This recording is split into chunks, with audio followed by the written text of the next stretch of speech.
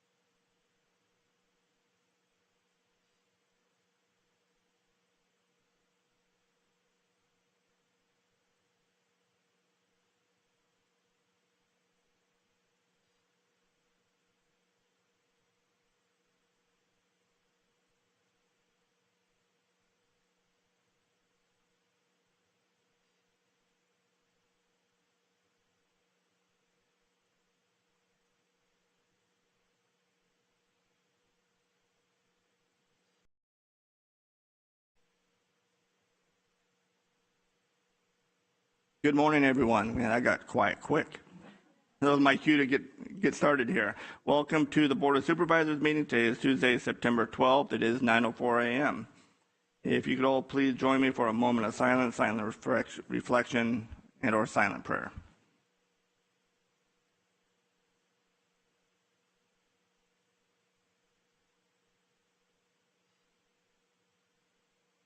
All right, thank you. Sheriff Withrow, I know I didn't talk to you before. I'm going to throw you to the wolves here. Can you please lead us in the Pledge of Allegiance?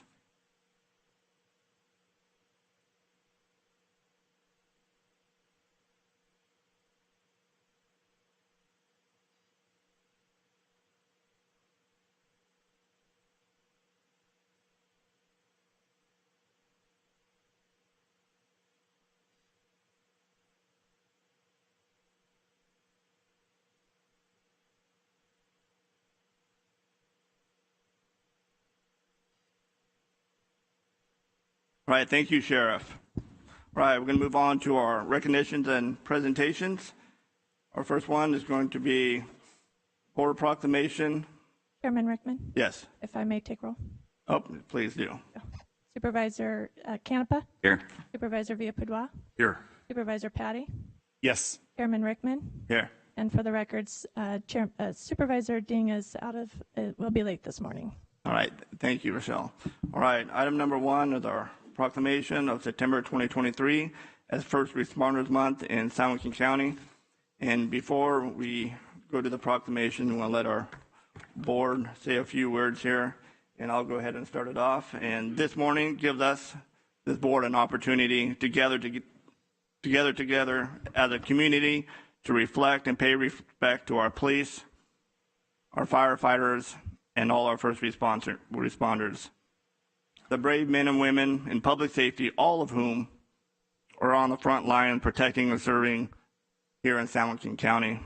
On behalf of San Joaquin County and the Board of Supervisors, I want to say thank you to all of you in law enforcement, our fire agencies, and our first responders for all you do for the community every day, and tell you that your courage, honor, sacrifice, dedication, and community service is inspiring. I'd also like to say thank you to all the family members of our first responders for your love, your support, and your sacrifices that you make for those who can pursue the noble path of a public servant. I know as a law enforcement officer myself, I can tell you, we couldn't do the job without our support of our family. So thank you. Few professions other than the military purposely and intentionally send our men and women into harm's way, many times knowing that the outcome may result in the loss of life. We are here today because we believe in our men and women in public safety. We believe in what they represent. We believe in what they do every single day. I sit up here with my colleagues and I see those who took the oath to protect those in our community, regardless of who they are, and to save lives. You took that oath because you want to do good in our community. Every day, our residents call upon you in public safety to respond to emergencies and to protect our families. We depend on you, and you know what? We expect nothing less. However, there are those out there who don't express that gratitude or the respect that y'all deserve, but you do your job anyways. This selfishness is not universal to everyone. Only a chosen few can walk the path that is laid out before you. It's a rewarding path, but it's also a path that can be, my God, heart-wrenching. Over the last year, we have mourned the loss of many of our bravest men and women throughout the state and this country. They remind us of the oath they took and their willingness to lay down their lives rather than swerve from the path of duty. I want to tell you, everybody in this room, that I am proud to stand shoulder to shoulder with the men and women in public safety.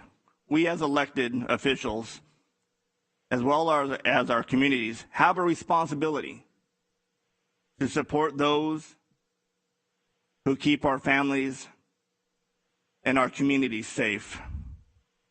To all the officers, firefighters, first responders, God bless you for your courage and your willingness to protect and serve, and we are deeply grateful for your commitment and dedication. We should thank you more often, but we will never be able to thank you enough. So again, thank you all for being here, and God bless each and every one of you. And I'm going to turn it over right now to our Vice Chair. Thank you, Chairman. Hard to cover what the Chairman said, but I think he expressed it well. You guys are truly our heroes. You guys wake up every day with a mission to take care of our community and rush to emergencies and take care of people and save lives. It's a challenging life, and your families put up with it, and God bless your families. You guys are some amazing individuals. You're my hero, and I think everybody in this room appreciates you guys. So God bless everyone in this room. Thank you. Supervisor Canepa. Yes, I just want to say a heartfelt thank you also, because I think a lot of people don't understand that you guys put our families first, and women, men and women both. And I think that's the most important role that you do, and especially in San Joaquin County, it's not the easiest place to be a first responder. So I just want to say thank you for what you do, and putting us in front of your guys' needs and your family's needs is really important to me. So thank you very much. Thank you, Supervisor Canepa. Supervisor Petty. Thank you, Chairman. Our chairman's very eloquently made some fantastic statements and appreciated and showed his true leadership in preparing such a fantastic statement to share today. I really have this distinct honor to stand and to sit in the position I have and to give respect and tribute on a day like today. And our chairman is correct. It's not often enough, but also my colleagues and how much they appreciate it, how responsive they are, and how they engage in this community. And they show their leadership and their appreciation. It's a privilege for me and for all of us to sit here and look out upon you, the representatives that you are of your departments, your divisions, of your family, but most importantly of yourselves. That character, the integrity that you each and every one of you demonstrate, how you rise to the occasion when others will run away, as they should, for survival, and they're not trained. They don't know how to handle certain circumstances and situations, and they need to be out of the way. You guys step up and you go into those perilous, dangerous situations. Scary, but you've learned discipline and how to shelve that fear and those anxieties when it's dark and it's scary and you're hearing noises, you don't know what's about to happen, or there's danger all around you, and it's without the ability to control it. But yet you still have that discipline, that strength and character to rise to the occasion, serve your community, and you are our example. You are truly our finest and bravest. We thank you and appreciate that very much. Glad you're here today. Thank you, Supervisor Patty. At this time, I'm going to read the proclamation to the clerk of the board. Can you please do that for me, please? Chairman, the proclamation reads, whereas many residents across San Joaquin County have benefited from the courageous service of our first responders, and whereas law enforcement officers, firefighters, emergency medical services, and other organizations in the public safety sector provide our first line of defense every day, protecting our communities and ensuring our safety, regardless of the peril or hazard to themselves. And whereas lives are saved as a direct result of the extensive training, rapid emergency deployment, and coordinated efforts of our first responders. And whereas the residents of San Joaquin County rely on their dedication to preserving the peace and securing the safety and well-being of us all. And whereas in the face of the COVID-19 pandemic, homeless crisis, and increasing wildfire dangers throughout the state, our first responders tirelessly protect our community with courage and selfless concern for others as they carry out their duties. Now, therefore, be it resolved that this San Joaquin County Board of Supervisors does hereby proclaim September 2023 as First Responder Appreciation Month to honor and celebrate the contributions and sacrifices made by all first responders in San Joaquin County, presented this 25th day of September 2023. All right, thank you, Rochelle. The board, if we could go down in front there. And DA, Mr. Freitas, can you join the board also? Thank you. So at this time, I'll be calling each organization down to the well with the Board of Supervisors for a photograph. And as each organization comes down, we have commemorative pins that we'll be handing out, and each organization will get a proclamation today. So the first organization that I'd like to invite down with the Board of Supervisors is the American Medical Response.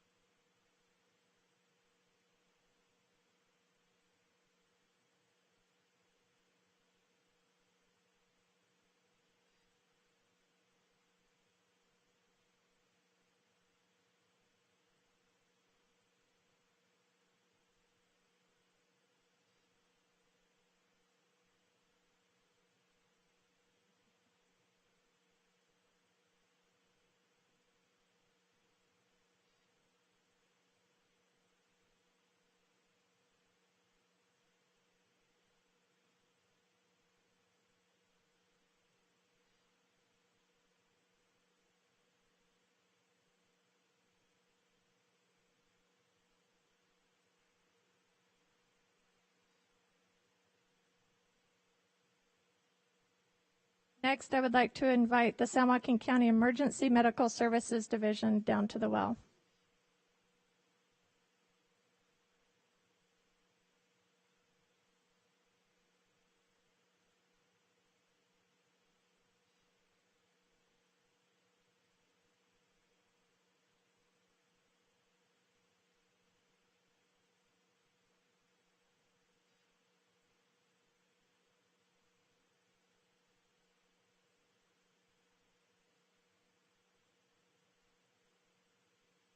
Next, I would like to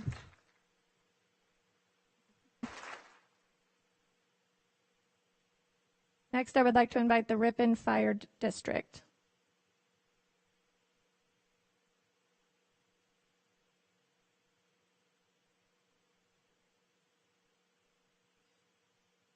Okay, next I would like to invite the Woodbridge Fire District.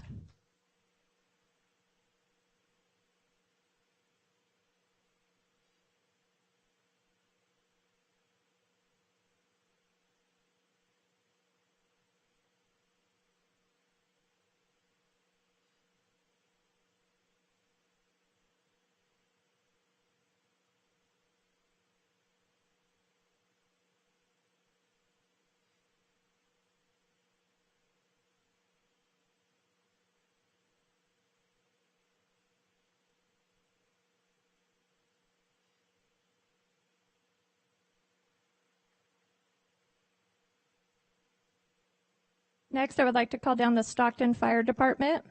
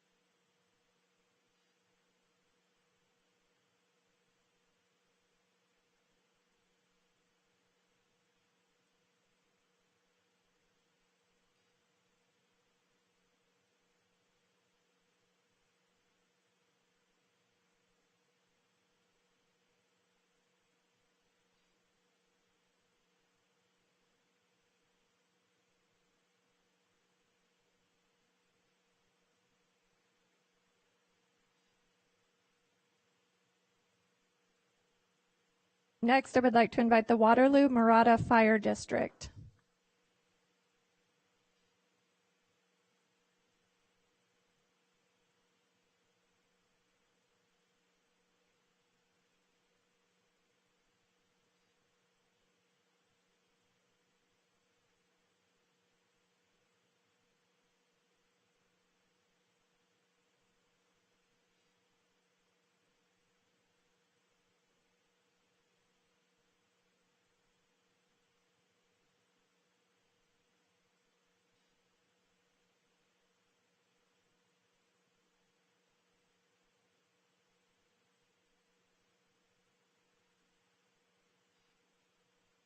Next, I invite the Montezuma Fire Protection District.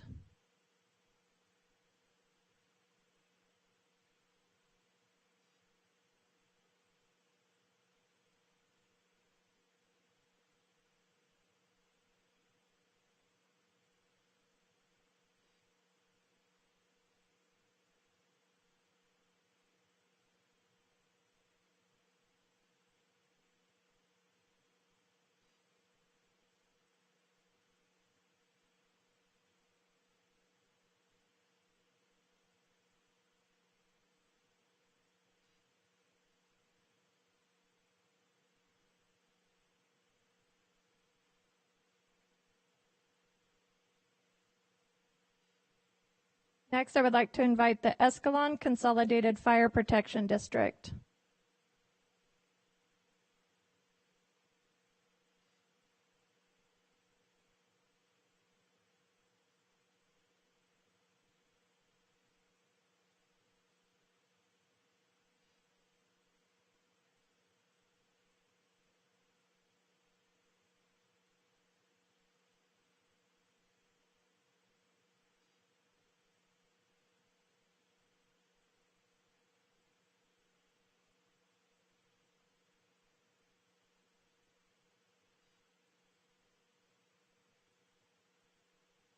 Next, I would like to invite the Lathrop Manteca Fire District.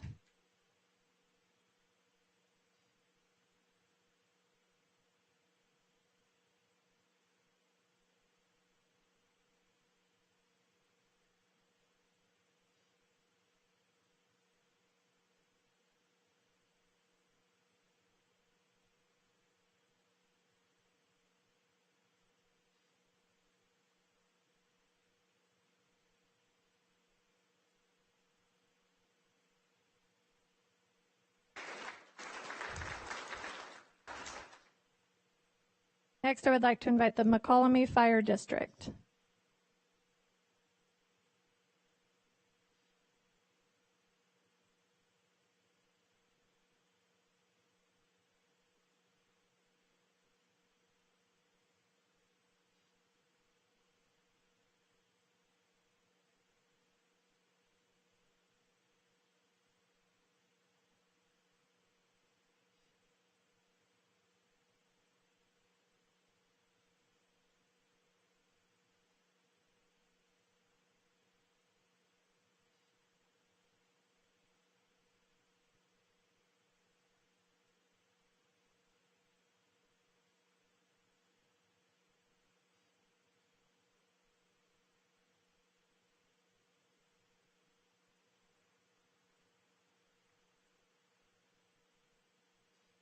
Next, I would like to invite the Manteca Police Department.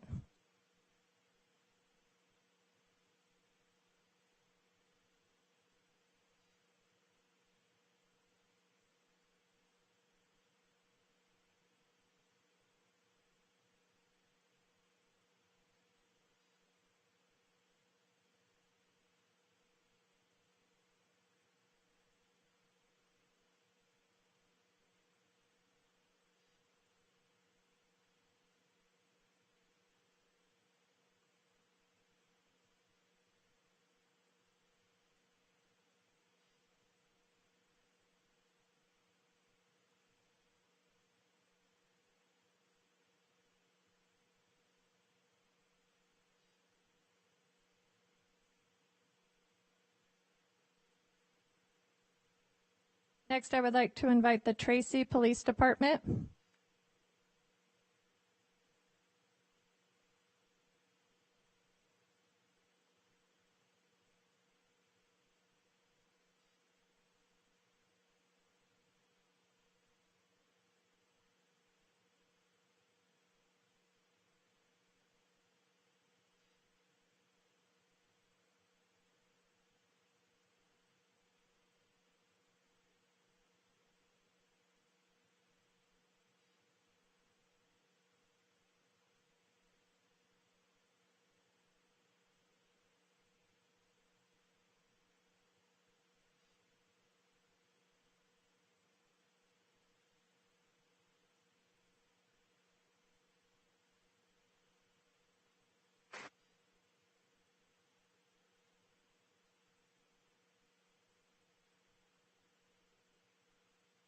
Next, I would like to invite the Ripon Police Department.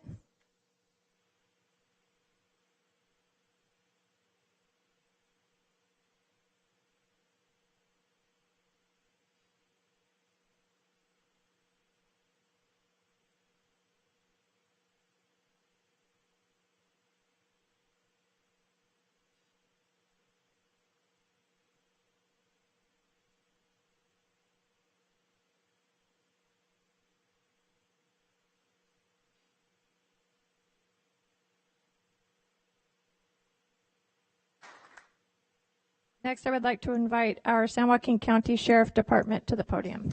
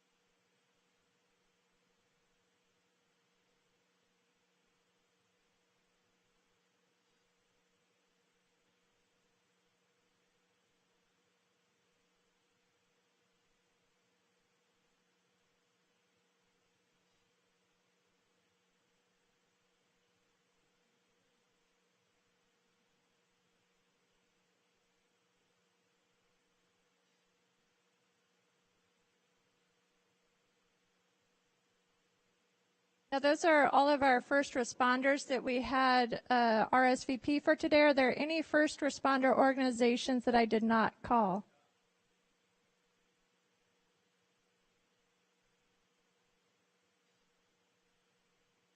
Okay, then I would like to invite down the Lathrop Police Department.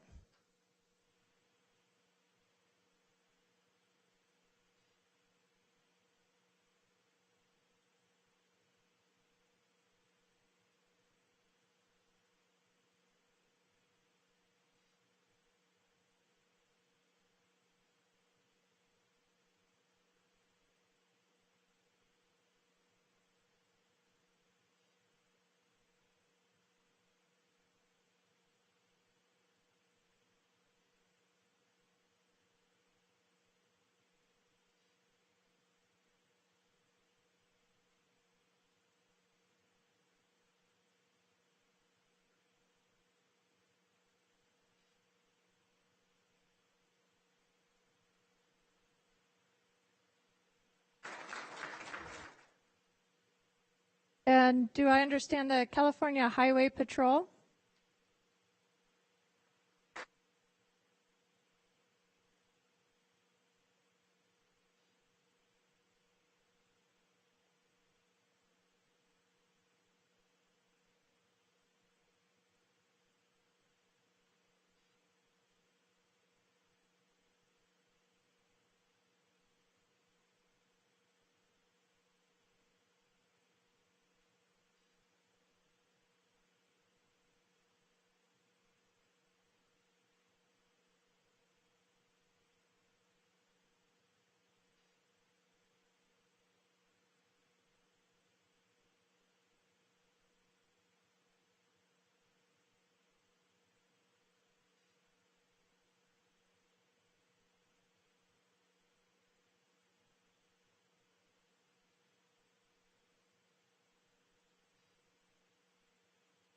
I'd like to invite the French Camp McKinley Fire District.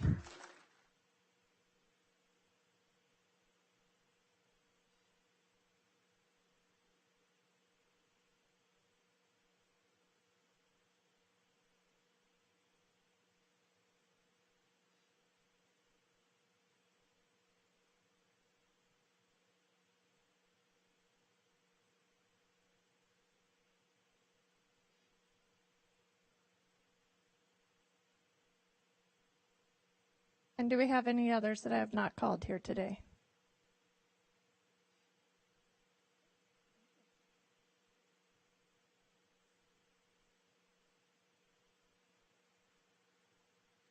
Chairman?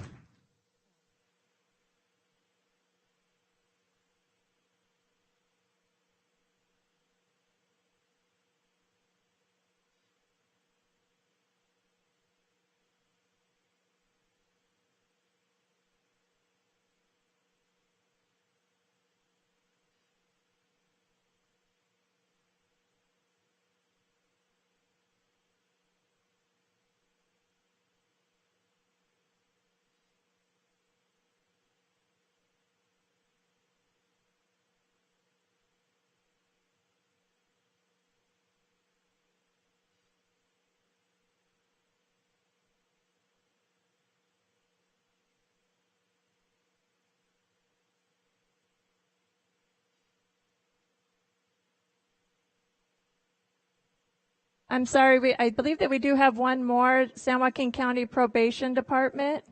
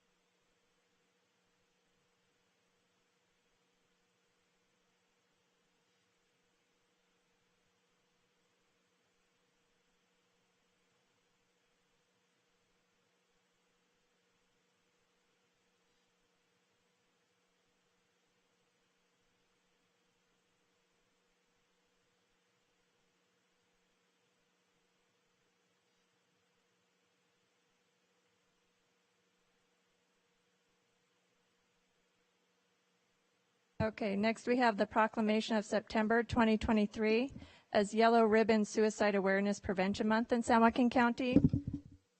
And I would like to invite Ashley Archangel, Child Abuse Prevention Council Mental Health Director, and Lindy Turner Hardin, Child Abuse Prevention Council Executive Director, to the podium as I read this proclamation. Whereas September is National Suicide Prevention Month, a time in which individuals, organizations, and communities around the country join their voices to amplify the message that suicide is a preventable public health issue. And whereas according to the Centers for Disease Control and Prevention, one suicide occurs every 11 minutes, an estimated 12.3 million American adults have seriously considered it, 3.5 million planned a suicide attempt, and 1.7 million attempted suicide. And whereas each day in California, on average, one person commits suicide every 2 hours, with twice as many suicides as homicides in California. And whereas between 2019 and 2020 in California, all age groups saw a decline in suicide rates, except for our youth aged 10 to 18 years old, who saw an increase of 20%, and suicide attempts and completion for young children have been rising in recent years. And whereas children who experience physical, sexual, and emotional abuse or neglect are at least 2 to 3 times more likely to attempt suicide, and adults who had experienced adverse childhood experiences were more likely to have attempted suicide in their lifetime than those who had not. And whereas San Joaquin County has seen a steady increase in the number of suicide rates since 2018, and as of 2020 ranks as the 29th highest county for suicide in California. And whereas the Yellow Ribbon Suicide Prevention Program is recognized as a symbol for awareness and prevention of suicide by suicide prevention groups, crisis centers, schools, churches, youth centers, hospitals, counselors, teachers, parents, and youth throughout the world. The heart and the center being for survivors of loss. And whereas suicide prevention requires a collective effort to raise awareness, eliminate stigmas surrounding mental health, and promote access to appropriate support and resources to ensure that no one feels alone or without hope in times of distress. Now therefore be it resolved that the San Joaquin County Board of Supervisors does hereby proclaim September 2023 as Yellow Ribbon Suicide Awareness and Prevention Month to encourage the people of San Joaquin County to play a role in suicide prevention and promote mental health and wellness as we strive towards zero suicides by working together to support youth serving child abuse and suicide prevention activities in our communities and schools during this month and throughout this year. Presented this 12th day of September 2023. Chairman? Thank you, Rochelle. Can you read that one more time? Good morning. Thank you very much for being here, you and your team, I see. You'd like to say a few words? All right, all yours. Good morning, Chair, Supervisors, County Council, CAO. Genevieve Valentine, your Behavioral Health Director. I stand before you today in support, solidarity, and partnership with the Child Abuse Prevention Council, fondly known as CAPC. What we would like to do today is ask our Board of Supervisors to proclaim September Yellow Ribbon Suicide Awareness and Prevention Month. As a niece of an uncle who committed suicide when I was a child myself, it personally and professionally has led me down my own mission. I ask you to remind the community that every single day that behavioral health is committed to suicide awareness and prevention, not just in September, but also to walk alongside our partners humbly as we bring awareness to this community. I now stand next to our Mental Health Director of CAPC, who's going to share some statistics and some other information regarding Suicide Prevention Month.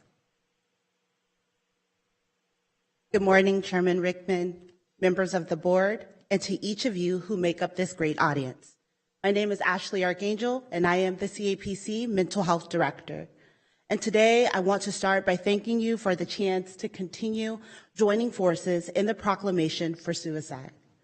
We understand that none of this would be possible without you. And to our BHS partners, we appreciate you so much for your advocacy along the way and your ongoing commitment to mental health programs like suicide prevention here in San Joaquin County. Suicide rates expanded by approximately 36% during 2020 and 2021, claiming over 48,000 lives. That's right. I said 48,000 lives. In a matter of 1 year, there were 48,000 deaths in the United States of America. In other words, every 11 minutes of an individual's life was lost due to suicide.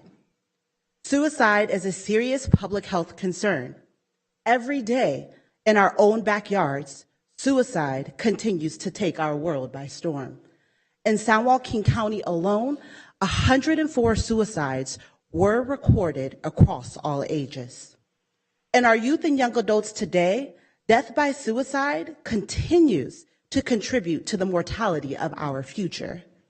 Suicide is currently the third leading cause of death, specifically in individuals ages 15 to 24. Suicide among our young continues to warrant concern as it has begun to devour our pre-adolescent age children, ages 10 to 14. That being the second leading cause of death in this specific population of people. A young person dying because of overwhelming hopelessness and or frustration, that's devastating when suicide can be prevented. This statement also rings true for that of our adults. For instance, our veterans who are at a 50% higher risk of suicide than their peers who have not served. The messaging is very clear. Our work is not yet done. We have not yet finished our course as a community. We must continue to call attention to the needs and the realities of our youth that surround us. No longer can we see what we want to see and ignore the causes and warning signs of suicide. But instead, we must prepare and provide a foundation of support, safety, advocacy, and collaboration. We owe it to the youth of our community to build bridges that can withstand storms. For the past 8 years, we at the CAPC have been afforded the chance to deliver awareness and suicide prevention services within our community by way of mental health screenings, yellow ribbon presentations, gatekeeper and safe talk training. During our last fiscal year, 5,947 students received yellow ribbon messaging. 271 community members were provided that same message. 328 mental health screenings were provided, and at every school site whereby our staff were assigned, identified persons were trained as gatekeepers. We are on our way. We aspire to continue serving our community with resources of hope and life-saving knowledge. The mission is to empower our children, our family members, neighbors, and peers to break this perpetuating cycle of silence when saturated with pain by asking for help. So today I ask that you all help me by committing to take action, by being informed and serving as an ally, a listening ear, a network of resources, and a voice of impact. Alone, we can do so little, but together, we can do so much more. Today, we leave behind a few things. First being our yellow ribbons. We ask that you wear them proudly, that you wear them boldly, as we continue to take a stance and campaign to raise awareness about the importance of suicide prevention. We also left behind a yellow gem, and that gem represents one of the 104 individuals that lost their lives to suicide in San Joaquin County. Remember, the epic story of tomorrow can't be written if it ends today. Again, thank you all so much for your continued support and commitment. We are truly grateful. Thank you both. And thank you, very passionate. I appreciate it. And I'm going to turn it over to our board members. I'm going to start off with Supervisor Ding. First off, I want to say thank you. And those numbers you've read are those that have been ID'd as suicide. the numbers are actually a lot higher than that. They could write it off to fentanyl overdoses, drug addiction, alcoholism, what have you. The person in their mental illness has decided it's just not worth going on. So I applaud you. I'm looking forward to wearing that ribbon proudly. And we got to make sure that the policies of this board, as we deal with mental health, match that statement. I've had quite a few. I had a conversation with you yesterday, and thank you for your help. How do we get responders out to them before the ultimate situation occurs from the ground level up? So thank you. Thank you, Supervisor Ding. Supervisor Patty. Thank you, Chairman. And we accept the challenge. Whatever you say, we challenge you. Say, yeah, what more can we do? Because we know it's all hands on deck, especially as it relates to those in our community that we can touch, we can reach out to. And you look at some of these perilous difficulties that people face and when they're by themselves. We also, some of this is self-inflicted. We are messaging to our kids the end of the world, the environmental, catastrophic, global climate change. We are allowing them on social media platforms. There's a lot of bullying and a lot of kids are being driven to not only high levels of anxiety, but also suicide. So, what is actionable? What can we do? It's not something that people walk down the street going, hey, you think about suicide lately? Let's chat about it. So we need to be available, but we also need to reach out to that youth and let them know that, some of this messaging, some of these self-inflicted images and the damage we're putting on our children is completely unnecessary. So we're game, whatever we can do to help, and we thank you for the work that you're doing. Thank you, Supervisor Patty. Vice Chair. Thank you, Chairman. Well, I want to thank you guys for coming today and recognizing suicide awareness, because it's something that people don't wear it on their sleeve. It's something that's hidden inside, and it's especially right now with what we've been through with COVID and tough times economically. People are facing challenges that we don't know about. So it's dear to my heart. I lost a family member to suicide, and I appreciate everything you guys do. Thank you, Vice Chair. Supervisor Canepa. Thank you. Outreach is the most important part, because the thing that is it's a stigma of the people actually reaching out. And I mean, that's the thing for us, is that how do we advocate for, being mentally, healthy?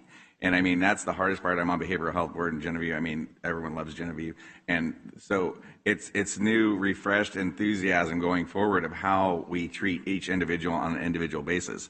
I mean, COVID has exacerbated this problem. I mean, not only the young people, but the teachers that are involved and all the frontline workers doing counseling and everything else are at risk also because of the stresses of dealing with what we have now. Society has changed, and like they're saying, it's not easy growing up. So thank you for what you guys do, and definitely if you need advocacy on our behalf, and I think we're doing that. We're trying to do the mental wellness, the task force, and actually get some tangibles out of it so that we can make a difference in people's lives. So thank you for what you do. Thank you, Supervisor Canepa. And I'll conclude here with, again, thank you very much, and thanks, looking out to see it yellow. Thank you all for being here. It's such an important topic, as my colleagues talked about. I mean, I can tell you that this board has mental health on its mind as one of our top priorities. And, if you've seen the funding that we have spent, some of the programs, campuses that we are bringing forth, and, even hiring folks, making sure our mental health facilities, our mental health professions are up to par, and we have the bodies to help people. As Supervisor Canepa mentioned, and I know this board mentioned back in, when we were in the midst of COVID, and what the isolation, keeping our kids home, away from their peers, away from, the classroom, what it was doing to their mental health. And you saw that once, we progressed through more and more months of isolation, you saw the suicide rates jump dramatically. And one thing that was that you could see was among young women, it affected more. And we have to do better, not just here as a county, but as a country, and take care of our youth and provide the services that is so needed. So again, thank you very much for being here today. Thank you, and everybody here, for bringing awareness to this issue. I mean, if we're going to help somebody, we can't help somebody if we don't have the tools and knowledge to do so. So again, thank God you guys are here, and God bless each and every one of you. So if you would love to join or like to join us right in front here, we'll have the board come down, and we'll take a quick photo, and I'll issue the proclamation.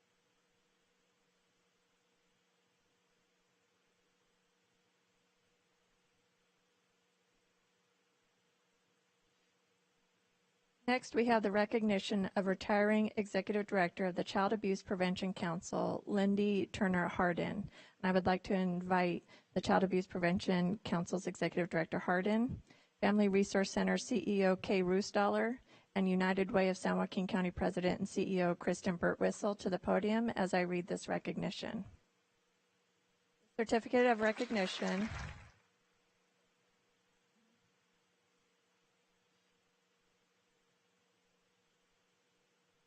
The certificate of recognition is presented to Lindy Turner Hardin, Executive Director, the Child Abuse Prevention Council, in recognition of your retirement. With unwavering dedication and commitment, you have provided outstanding service to the citizens of San Joaquin County for over 20 years, advancing the cause of protecting children and making a lasting impact on the lives of countless individuals. Your profound compassion, tireless work ethic, innovative approaches, and remarkable leadership have been an invaluable asset to this community. The San Joaquin County Board of Supervisors thanks you for your many years of exemplary service, presented this 12th day of September 2023. Chairman Rickman. Thank you, Rochelle, and congratulations. And, but before we hear from the board, I think we have a couple of talking points, speeches, and some great things to say, right? I'm going to turn it over to Kristen. Thank you, Chair Rickman. Thank you very much. We're not going to roast you today, Lindy, I promise that. But where do I start? Yes, you do. I know you do. I recall when you were hired over 20 years ago. I was a member of the CAPC board, and immediately, your inspired leadership, your emboldened attitude, your uncompromising way of leadership took CAPC from, I believe it was about 30 FTEs, 30 employees, to a 200-plus agency, to a multi-million-dollar strong engine, all designed to help children and their families live a better quality of life. You did that. You're a fighter, you're a strategist, you're an uncommon voice, which has elevated a program that lifts up all our kiddos, as you say, families, and our community. I'm going to call you today the godmother, the true godmother, again, of CAPC, and you deserve this unbridled recognition, and I really cannot imagine a community without CAPC, a county without CAPC, because you have really taken it to that next level. And all I hear in my head is the voice of Judge Sandra Butler Smith, who was the original founder of Child Abuse Prevention Council, and how proud she would be of your achievements. I think of the thousands, hundreds of thousands of children who have daycare, thousands of parents who have support, thousands of programs that you've initiated, thousands of gifts that are offered to, again, families and children at the holiday season, and thousands of hugs from your amazing staff at CAPC. None of this is possible. And on a personal note for myself, earlier in my days with Kaiser Permanente, you created the first ever countywide SCAN teams, suspected child abuse and neglect teams, which has saved so many, again, children from horrific situations. So I thank you, and also on behalf of the nonprofit CEO Leadership Collaborative, which you are a part of.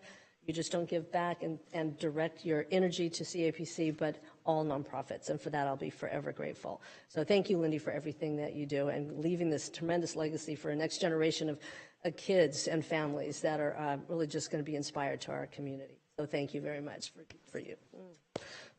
Okay. Good morning, Chair and Supervisors. I first want to thank you for honoring this leader, Lindy Turner Hardin, for her exceptional service in the prevention of child abuse in San Joaquin County as the Executive Director.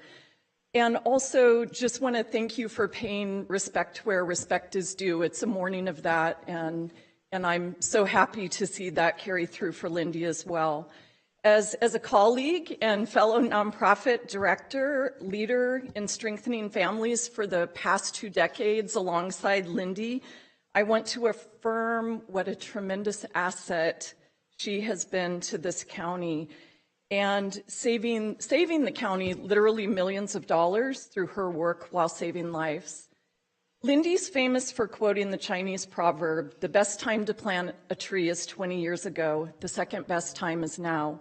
I want to assure you, Lindy, that you have planted many trees. As one of the co-founders of the San Joaquin Children's Alliance 10 plus years ago, there have been millions more dedicated to children in San Joaquin County via private foundation funding and ARPA funds. Thank you.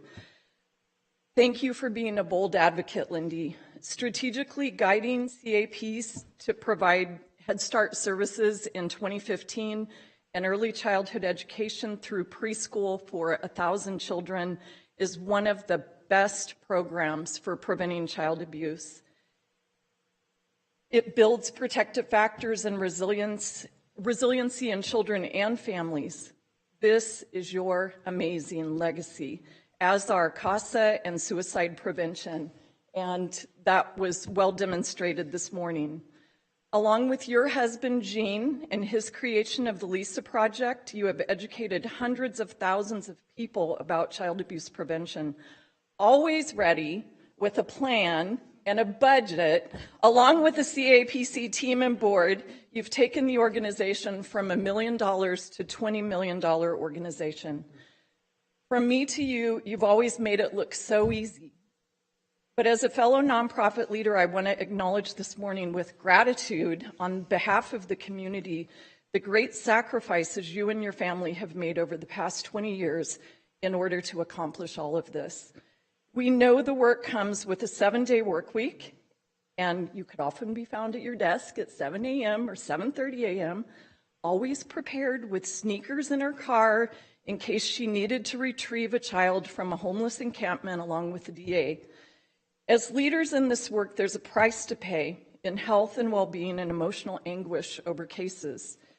And yet, Lindy would step back to the plate with joy and grace and fortitude to bat for kids. Thank you for your strength and courage, Lindy, and being a voice for children. And before she tells me to stop talking and get back to work, I want to just say that we know this work is never done. So I am going to wish you all the best in your semi-retirement, because Lindy, in a few days, you're going to be a free agent. And I'm excited for this chapter of your journey. So congrats on a job well done, and I'm wishing you and Jean the very best.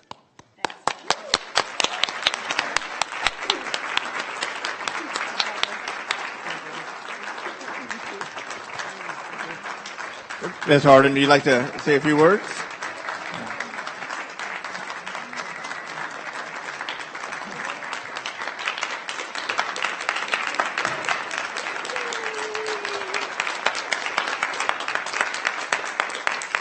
Don't you all have a job to do? Thanks, everyone. Kristen and Kay, very generous words. Thank you. It's all yours.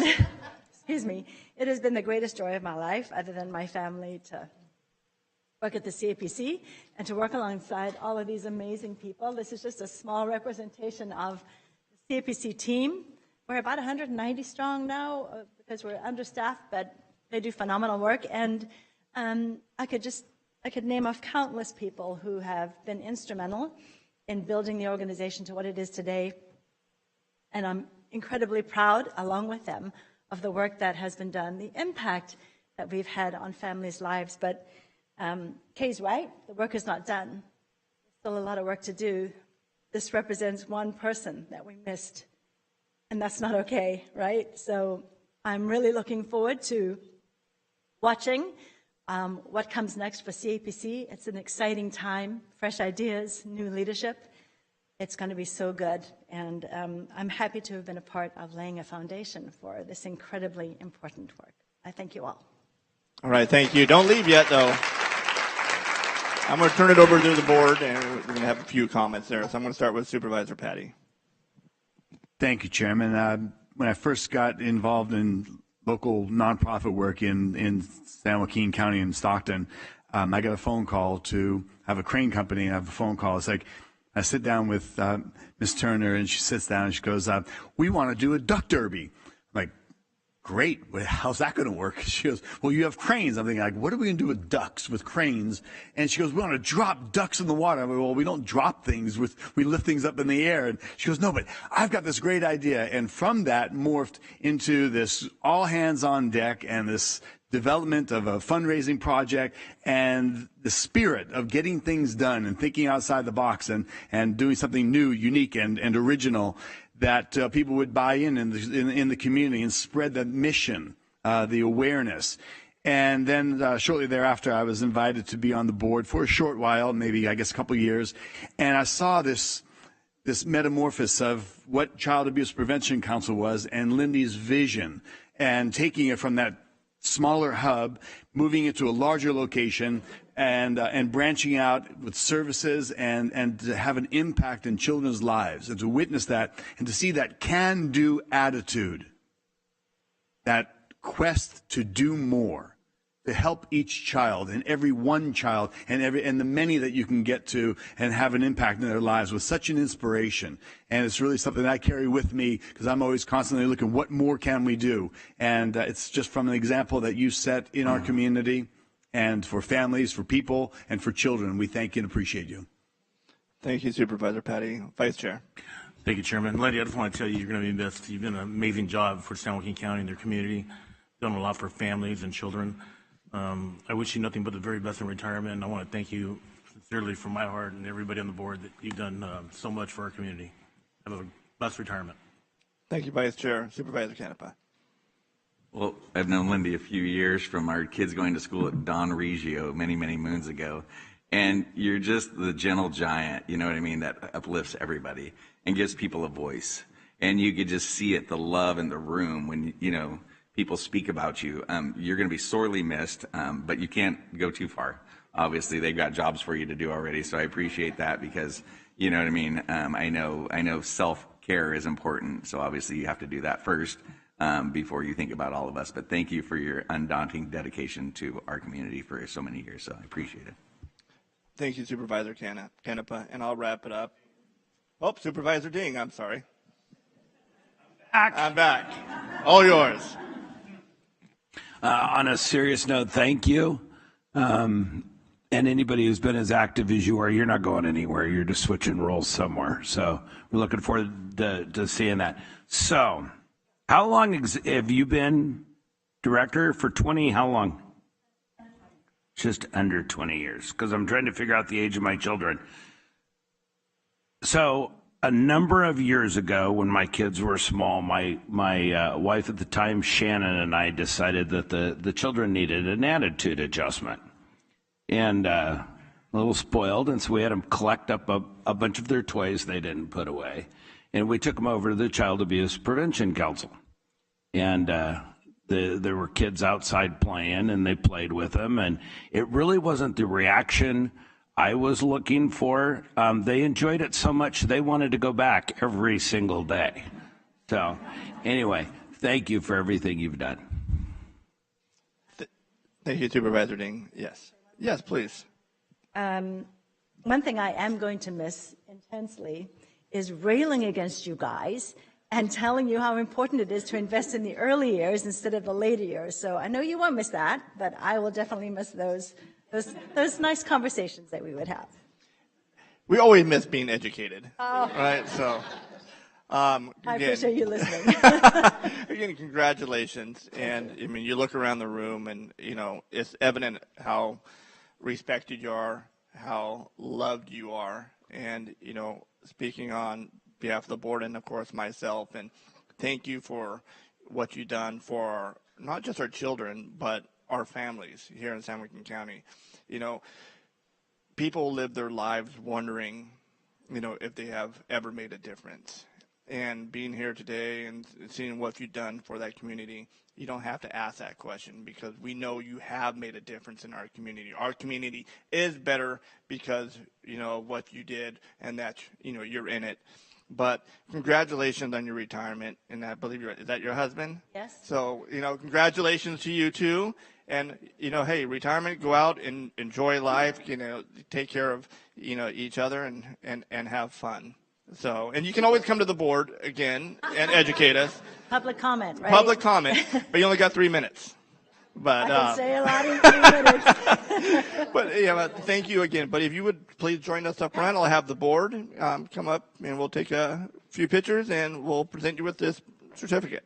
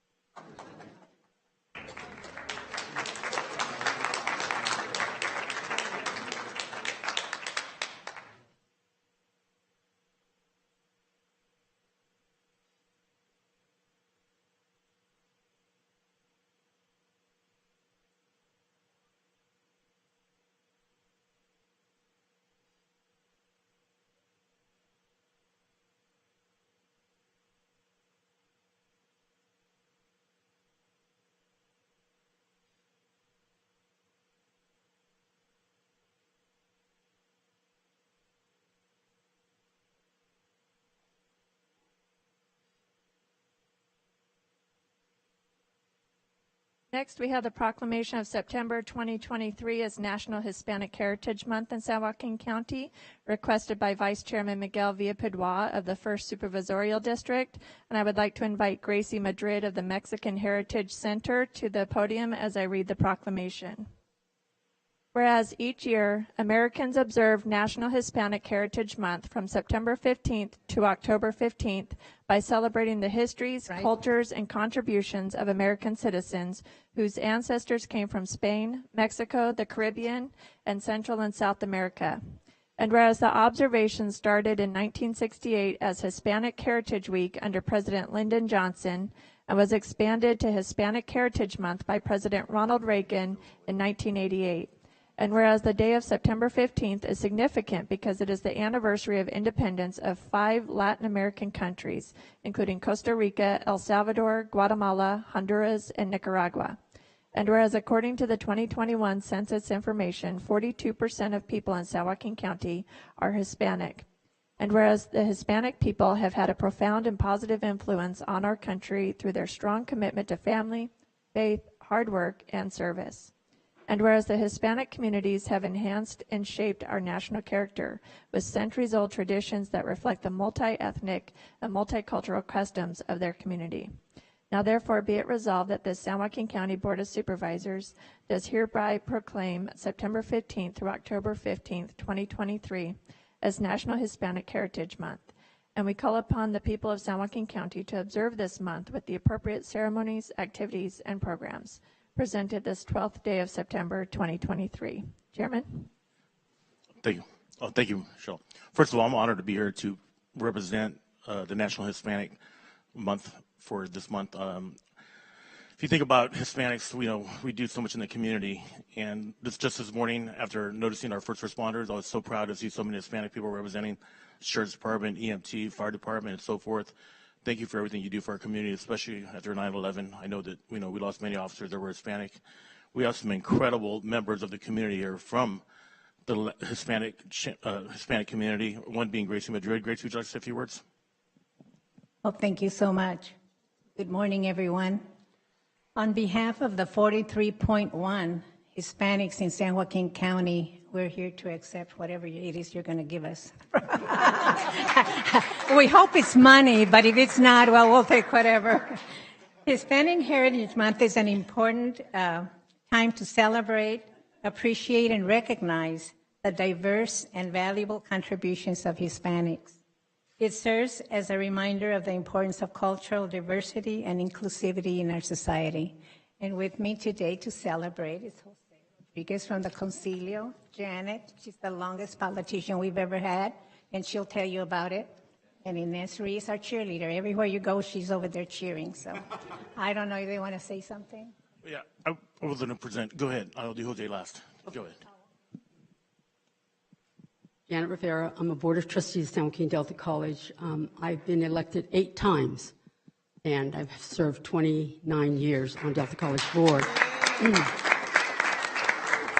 I'm the second longest Hispanic serving Board of Trustees in the state of California, the first in Northern California. Very proud of that. My family's been here since 1823. My great-grandfather started the Comisión Honorífica, which is just down the street. My other uncle started the LULAC organization, and then another uncle of mine started the El Concilio organization. So I have a long history of family in politics. But I want to say that I thank you for recognizing this holiday. There are so many Latinos. I believe that there are more than the 43.1 that have not been counted in our county, and we continue to grow. One day, in the next 20 years, if you don't have a Hispanic in your family now that you're married to, a cousin or relative, you will in 20 years. You will in 20 years. Thank you so much for the recognition. Next week, I want to say a few words about Jose. Jose, you're next. I just want to recognize Jose as being the force behind El Concilio, who does an amazing job for Hispanic families, for children, for people who want to immigrate to the United States. Jose, you've been an inspiration to us all, and I'd love for you to say a few words, and I just want to thank you for coming today. Well, thank you so much, Chairman, Supervisor Villapura, former Chairman. I just want to say thank you to the Board of Supervisors for this resolution. I think it's a great coincidence that you're celebrating National Hispanic Heritage Month at the same morning that we're celebrating the first responders. Because when I think of the contribution of the essential workers that kept us going during COVID, they were predominantly Latino. So I don't want us to forget that term so quickly, the essential workers who kept us going during COVID. So rather than looking at it as National Hispanic Heritage Month, I'd like to look at it as National Hispanic Appreciation Month. So thank you very much for this. Well said. Thank you very much, Jose. Thank you. And there's one more speaker. I have one more speaker. We have our new district attorney who's done an amazing job for San Joaquin County. He's been in office 8 months. He's Hispanic, and I'd love to have Ron say a few words. Mr. Freitas, I'm sorry.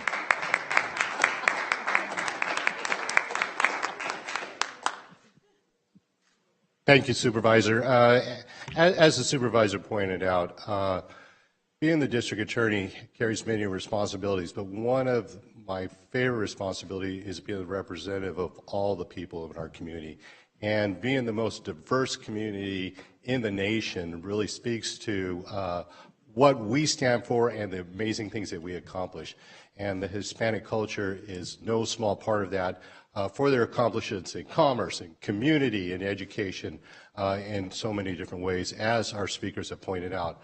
On a personal note, though, I'd be remiss not to talk about my mother-in-law, 100% Hispanic, was on every single committee, I think, in the county and volunteered for every single organization, and is no longer with us, but set a very high standard that my family and I try to still live up to. So congratulations on your accomplishments and in this small recognition for all your achievements. Great, thank you so much. We have a few comments from our other supervisors. I'll start with Supervisor Ding.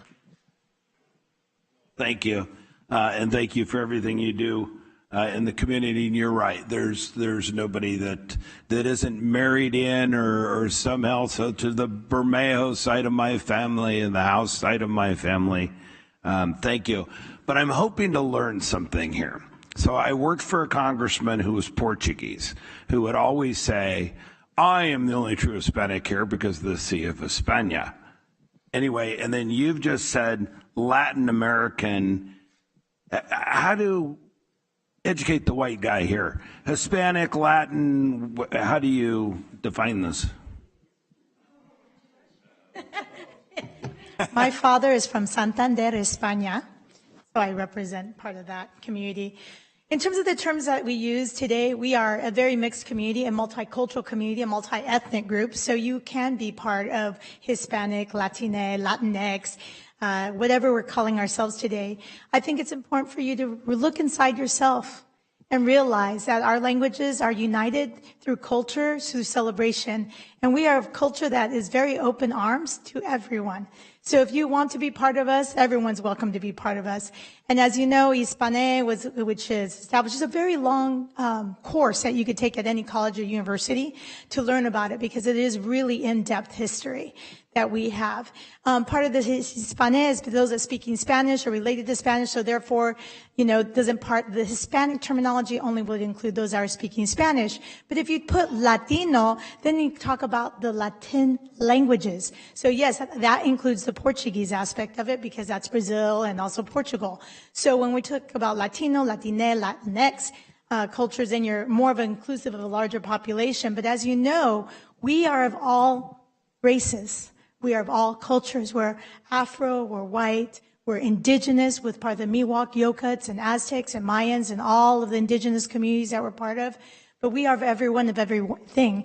As you didn't know that there was German, Irish influences in all our cultures. So when we're celebrating this month, we celebrate everybody here, because we're all inclusive community, and we're in a community of culture that is very welcoming to everyone. And that's who we represent, and that's what we like to include with the celebration. And that's why we take half a half. We take September 15th to October 15th, because October, if you didn't know, is German, Portuguese, Filipino Heritage Month of a whole bunch of cultures. But we take a both because we want to be inclusive of everyone. So thank you for that opportunity. Thank you for that explanation. That was wonderful. Up next is my half-brother. I know he's half Mexican. I know he is. Supervisor Tom Patty. Thank you, Vice Chair Villapudua. So being Italian, we are Latin-based as well, and it's all the same Mediterranean bloodline. And I really, truly have to appreciate not only the culture, the history, the building of America, the influence, the impact. I had a friend of mine, Tony Montanez, who's no longer with us, but his uncles had died in World War II in fighting with General Patton. And he shows the articles that was in the front page of the Stockton Record at one point. There's a tribute, and it's like the magnitude of the impact throughout our community, from whether it be agriculture, the working, the building of the community, but also the influence, the fantastic food. The boxers were legendary. Stockton, known as Fat City, the Hispanic fighters and the Filipino fighters, and the wars they would have at the Civic Auditorium were just amazing. And as a young boy, that's one of my impetus to get into boxing, was watching these great fighters, but they fought with such pride, and they had a community behind them, and that was really what you saw, and that's what these celebrations are. And Gracie, that you have the Culture Center open and available, and you're serving food and coffee and doing some events for art and just in celebration of the great diversity and the influence for the Hispanic community and the Latins that we have. We thank you and appreciate all of you. Thank you so much. Next is Supervisor Paul Campbell, who has some of the best Mexican food in Stockton. Mi cocina. He's married to an Hispanic lady, and she's amazing. So go ahead, Mr. Campbell. Last but not least, today's like heavy hitter day at the County Board of Supervisor meeting. I mean, it's a joy for me to be a part of it, to be able to celebrate first responders and mental health. And the Hispanic community is a huge part of Stockton. And so, yes, my wife's maiden name is Castro, so I'm one of those people that have commingled, you know what I mean? So, and my Spanish isn't all that great. I speak more Spanish than she does, unfortunately, but it's okay. Still love her to death. But I mean, and that's the thing, and you nailed it, essential workers. And you know what I mean? And it's so true, because whenever there's hard work to be done, whatever it is, unconditionally, folks stand up, and most of the time it is people of Hispanic heritage that stand up and do the work and help, and are so vital to our economy and in the community, and the well-being and the culture that is brought from all different aspects. So thank you for being so inclusive. Thank you for being so diverse. Thank you for doing what you do, and thank you for putting so much love back into our community, because that's what all four of you do, is put love back into our community, and I appreciate it. So thank you. And last but not least, our chairman, Supervisor Rickman. Thank you, Vice Chair. Again, thank you very much for bringing this forward. Thank you all for being here, and some of the great Yeah, we'll give you 1 second, and then the history. And and it's funny that you mentioned, I thought my family was here a long time, from the 1890s or so, and you have me beat. We have Portuguese descent and the Portuguese culture. My wife is half Spanish. So what makes our community in San Joaquin County so great is like you mentioned, the celebration of our different cultures.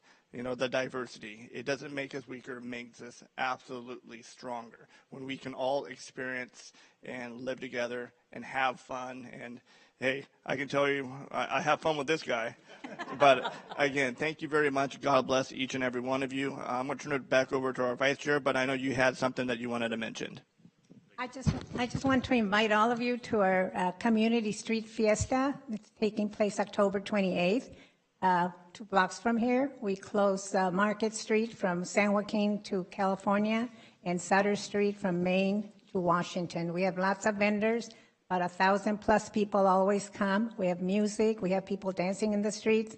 So Tom Petty, if you go, I'll dance with you. I'll show you the samba or zumba or rumba. Anyway, it's a lot of fun, so I hope you will be able to make it. And I have brochures, so I'll leave them for you. Thank you. Okay. Ron, please come join us for a photo, please.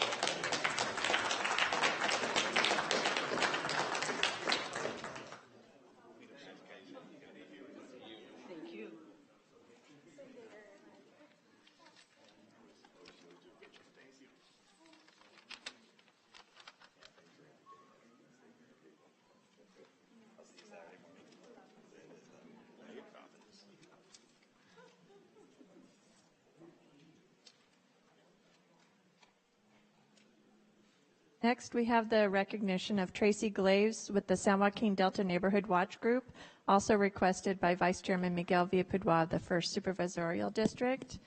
And the recognition reads as follows. This is presented to Tracy Glaves, the San Joaquin Delta Neighborhood Watch Group, in recognition of your exceptional leadership and dedication. We commend your outstanding contributions to our community and environment. Your collaborative efforts with state waterway officials to improve the Delta's ecosystem, securing grants for our Sheriff's Office to retrieve submerged vehicles, and establishing a $1 million partnership with the Army Corps of Engineers to remove debris from various waterways has significantly enhanced our citizens' quality of life and saved taxpayers an estimated $1.6 million in cleanup expenses. We extend our heartfelt gratitude for your outstanding devotion to San Joaquin County, presented this 12th day of September 2023. Vice Chairman. Well, Tracy, I just want to thank you for coming today, and I'm so happy to honor you because you are truly one of a kind. In San Joaquin County, you are no doubt the leader of the Delta. I mean, cleaning the Delta. You're always you're passionate about cleanups. You're passionate about keeping our water safe. You're passionate about keeping the homeless off our waterways. You've been an inspiration since I've been in office. Every time I see you call, I do get fear. I go, oh my God, Tracy's calling. You know, she's just you have a big heart. You're very demanding. I love that about you. So I want to thank you for coming today, and we, we'll do anything we can to try to make you happy in your venture of making San Joaquin County the cleanest, safest place on earth. I know some other supervisors would like to say a few words, but I'm going to let you say a few words first. Thank you. On behalf of San Joaquin Delta Neighborhood Watch and myself, I want to thank you for honoring us with this recognition. I wouldn't be here today if it wasn't for our San Joaquin Delta Neighborhood Watch heroes and our Delta Dream Team, which is made up of our members, San Joaquin County, City of Stockton, reclamation districts, and state and federal agencies who have supported and worked hard to get us where we are today.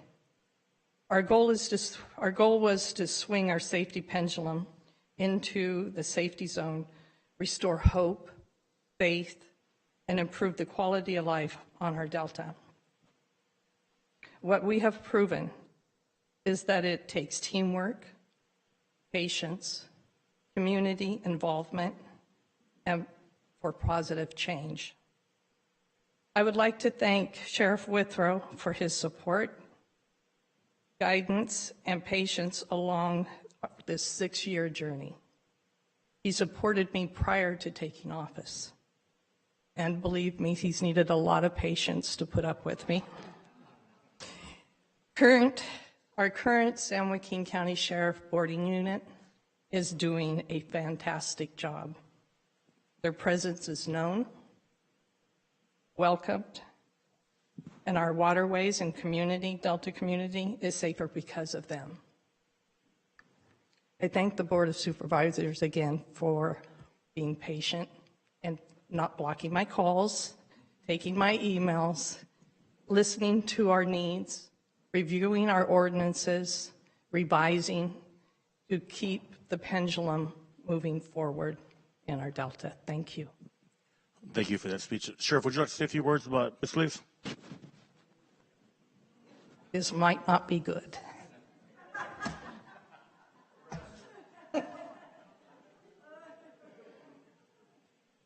Just confirming, we have a beep button on this that can beep out some of these words. No, I mean, Tracy's amazing, as we know. You said it perfectly. She's got a huge heart and yet never takes no for an answer. And but I just wanted to bring to everybody's attention, she and her group out on the Delta, one thing they never do is ask for something for themselves. It's always for the betterment of the entire community out on the Delta.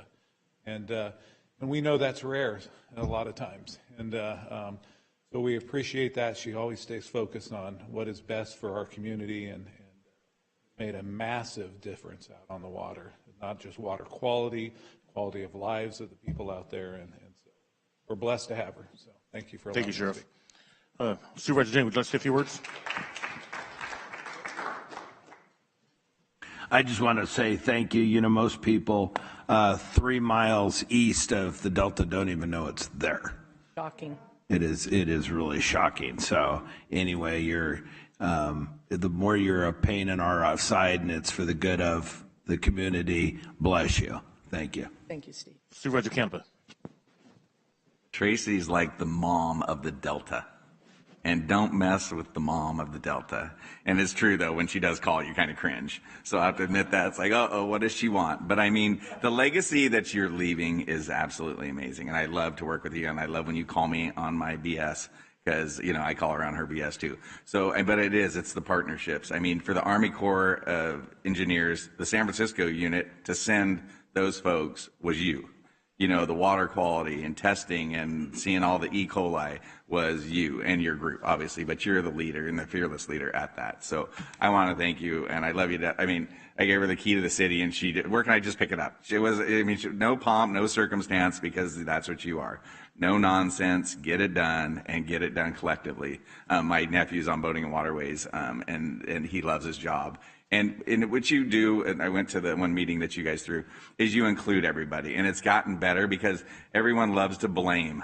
Yep. And you know what I mean? And like you say, if we can't work together, then, you know what I mean, quit complaining. We call that the jurisdictional rodeo. Yeah, the jurisdictional rodeo. So I applaud you personally because I know, I watched you, the work that you do, and it's unconditional. You don't want praise, and I know you're cringing being up here. But thank you from the bottom of my heart because I know you, and I know how hard you work, and your diligence is appreciated. So thank you. Supervisor Patty.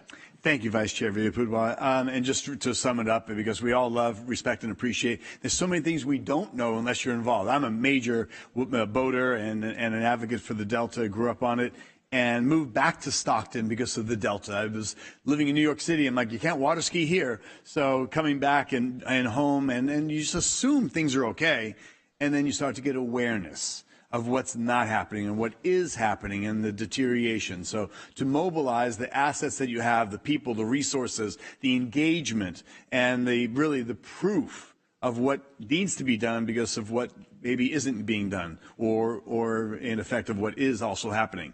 So we thank you, we respect and appreciate that. A little bit of accolades. We know you're not done, so there's to be more working together, and we're thankful for that. So congratulations on this recognition today, but let's keep working. Thanks, Tom. Chairman Rickman. Thank you, Vice Chair. Congratulations. And my colleagues are, they all hit the nail on the head, but thank you for being an advocate. Thank you for being a steward of our environment. And, a lot of people complain about getting things done. It takes people like you to get things moving, to, contact elected officials and take care of your surroundings. So thank you very much for all you do and all that you will continue to do. District Attorney, I'm afraid to let you say a few words.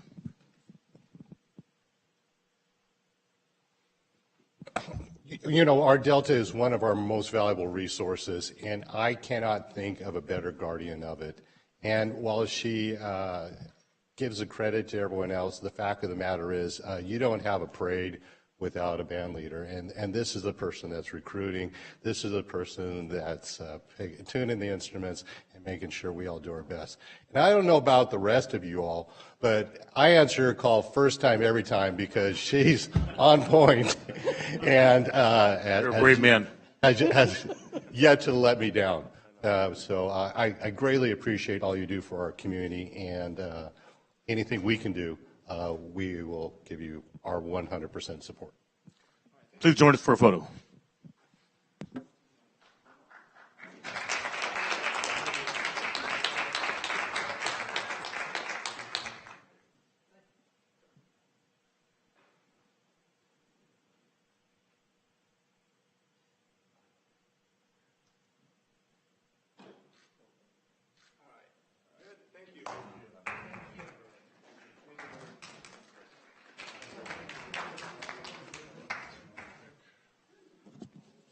And we have a final one that I'm going to jump into real quick. We have a proclamation because today is a recognition of our construction industry and construction appreciation. What is it, a national? This is the National Construction Appreciation Week, September 18th through the 22nd. Thank you, Madam Clerk. So whereas the foundation is the foundation of any thriving society is built upon the dedication, skill, and hard work of those in the construction industry. And whereas those in construction contribute tirelessly to the development and maintenance of our cities, towns, and infrastructure, ensuring the safety, functionality, and aesthetic beauty of our built environment. And whereas this week provides a unique opportunity to recognize and honor the contributions of architects, engineers, contractors, tradespeople, laborers, and all those involved in the construction field. And whereas the construction industry exemplifies teamwork, innovation, and resilience overcoming challenges to create the landmark and structures that define our nation. And whereas we may use this week as a platform to promote careers in construction, fostering the growth of skilled trades and inspiring future generations to embark on rewarding paths. Now, therefore, be it resolved that San Joaquin County Board of Supervisors does hereby proclaim September 18th National Construction Appreciation Week. So, Mr. Beckman, please come on down. I should have called you down first. So maybe say a couple words on behalf of the construction industry, and then we'll take a photo. It's been a long morning of recognitions, but we'd love to hear from you. You're the director of the Building Industry Association. The BIA. So thank you, John. Yes. Well, thank you. And it was appropriate to have all of the first responders and the essential services here because during COVID, home construction was an essential service, and our guys continued to build homes throughout the entire pandemic because of the critical infrastructure needs we have of homes in California. We're roughly 5 million homes short, and we need a lot more construction workers out there building those. We need a lot more home units, and we are still an essential service. So thank you for the recognition. Thank you for the support. Thank you to our supervisors, Mr. Chairman. We appreciate all that you guys do to help us continue to build homes and build communities and make it a lovely place to live here in San Joaquin County. Did you say we're 5 million short in the state of California? State of California is 5 million units short. That is why we're so overcrowded. That's why housing is so expensive. That's why we need a lot more folks in the construction industry. You need to keep helping us build homes. That's a bigger number than I thought it was. Thank you very much. Just turning to our board real quick. Supervisor Canepa. Thank you. This is another one of the great things that we have in our valley. I mean, obviously we need more investment, like you said, affordable and market rate. So, I mean, the need is here, and we've seen it because of COVID and people working virtually. So now a lot of more people are causing them demand in the valley to increase. So how do we keep up with that demand and not push our folks that, are on the cusp of not being able to afford housing to be, put on the streets? So keep up the great work. It's great. I mean, it's, today has been a great day honoring folks in the community. I think we touched on pretty much all of them. So, I mean, it's a great day. And I think a lot of people don't understand the vital role. And we always say people need to go to four-year colleges. We need people to build up our economy. And that starts with building homes and businesses. Thank you. Supervisor Vice Chair Villaputra. Thank you, sir. Mr. Beckman, I want to thank you for your hard work and trying to create jobs and build homes for all the, in Californians, we're such shorter homes, and you're trying your best to accommodate everyone in California. So I appreciate your hard work. Thank you. Supervisor Ding. Thank you. Congratulations, John. Special thanks to Ronnie Lozano, who's fixing my plumbing at the hair salon right now. Justin Harmon is fixing the electrical in the restaurant right now. We all have a part to play in construction. I just want to remind county staff that one of the most costly things in building is time. And it's the amount of time things, because the money is borrowed, and that's what drives up the prices of our homes. And we can talk about affordable housing all day long, but that's something that we actually have a handle in, so something to keep in mind. Thank you. Thank you, Supervisor. And yeah, just real wrapping up real quick, I'll hand it back to our chairman. But yeah, supply and demand needs to be met, and we appreciate it. And the laws, the regulations, the fees make it all that much more expensive. But we in the county are partners, so we look forward to anything the building industry needs. Thank you very much. And thank you. You join us here, and hey, thank you for all you do. And I mean, construction jobs are great jobs, and Oh, absolutely. And hey, that's how you raise a family. So again, thank you.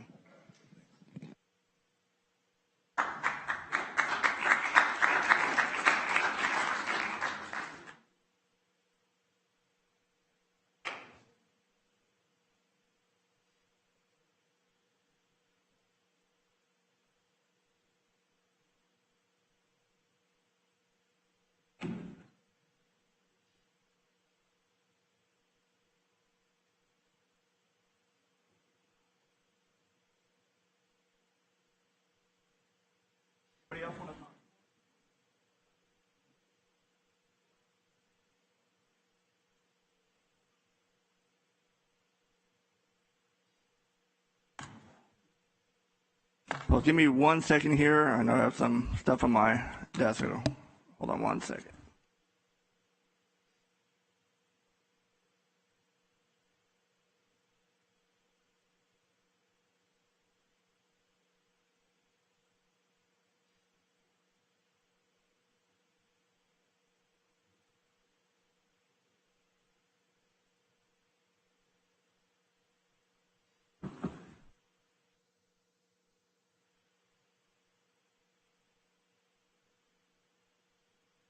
All right. Thank you, everyone. I know that we had a lot of presentations and recognitions here today, but it's great to see this board and this county recognize some of the outstanding individuals and groups that we have here in San Joaquin County. So thank you for everybody who brought those forward. But now we're going to jump into our public comments, our consent items. Now the time for public comment on matters within the jurisdiction of the Board of Supervisors that are not listed on the agenda and minutes, consent calendar, and closed session item. We request that you fill out a public comment form, which is in the back there, right by the doors. They look like this. And just to remind everyone, there is a time limit of 3 minutes for these comments. So with that being said, I'm just going to go off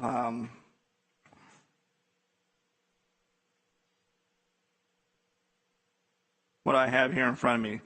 Now, Molly Watkins, it says election committee. You want to wait till the item?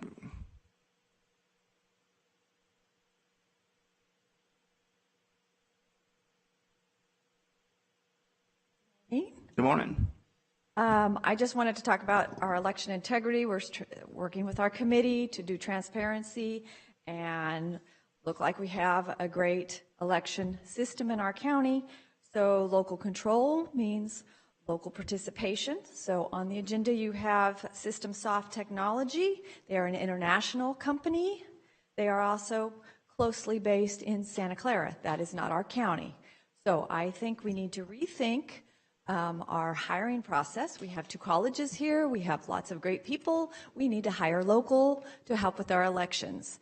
Whatever the skill set is, I am confident that we have great people in our county. You just heard about all the Hispanic people, all the first responders. They have a lot of days off. They can come work the election. I think we can find people right here that can do the job for us. So please rethink that. Thank you. All right, thank you. Grant Cook.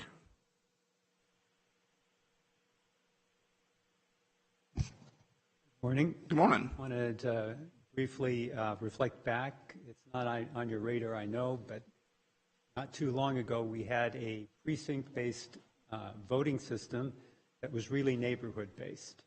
It had built-in very good verification process. It had a local counting process that took place right after the polls closed, and it didn't involve any of this very expensive equipment that we're adding more and more and more, it seems, over time. And in addition, even though it's been a problem probably as long as voting, ballot stuffing, ballot box stuffing processes are harder to do when it's locally controlled in the precinct in the neighborhood. People that the local community knows and recognizes. So I would very much encourage to consider that in the long term, out the drop box ballots, limiting it as much as possible and phasing back towards this old system that worked very well. It was developed over generations of time, lots of experience, and cost-saving measures as well. Thank you for your time. All right, thank you. Gavin Klein.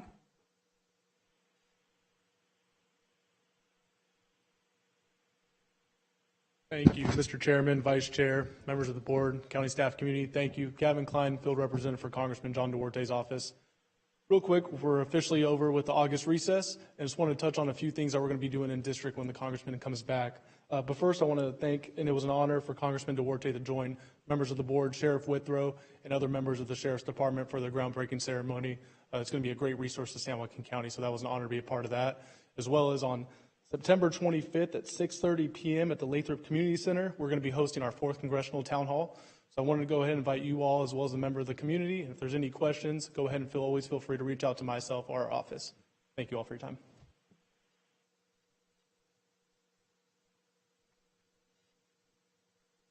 My mic, there it is. Yeah, thank you for coming and giving us a quick update.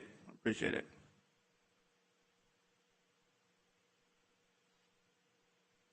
Carla. I'm going to try to say your last name. I butcher it every time, so.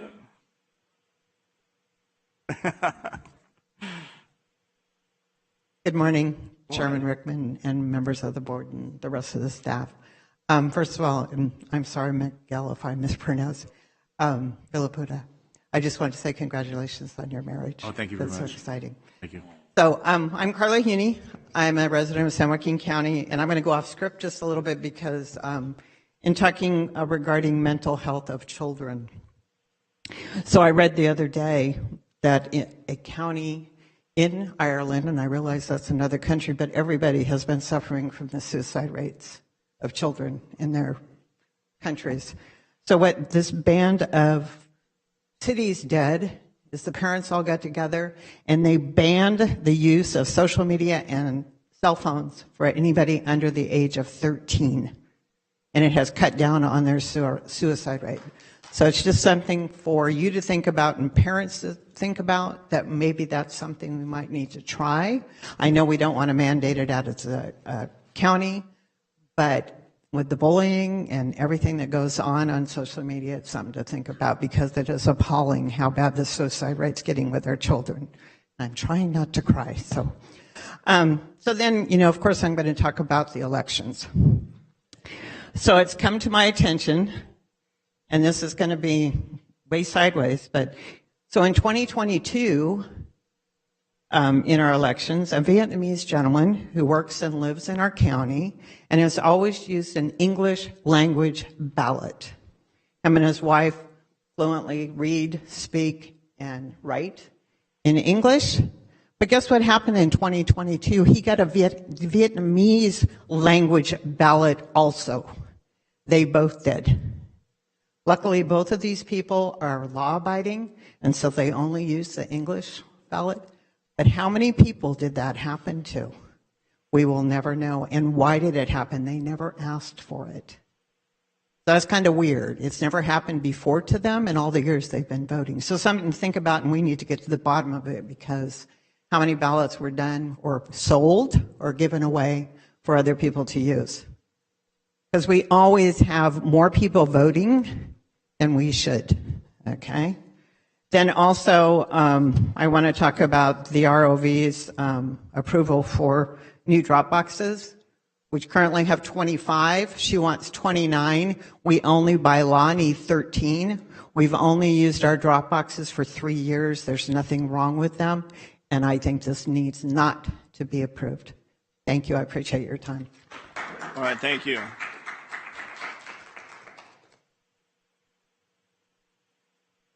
Lauren Cardinelli. Cardinelli?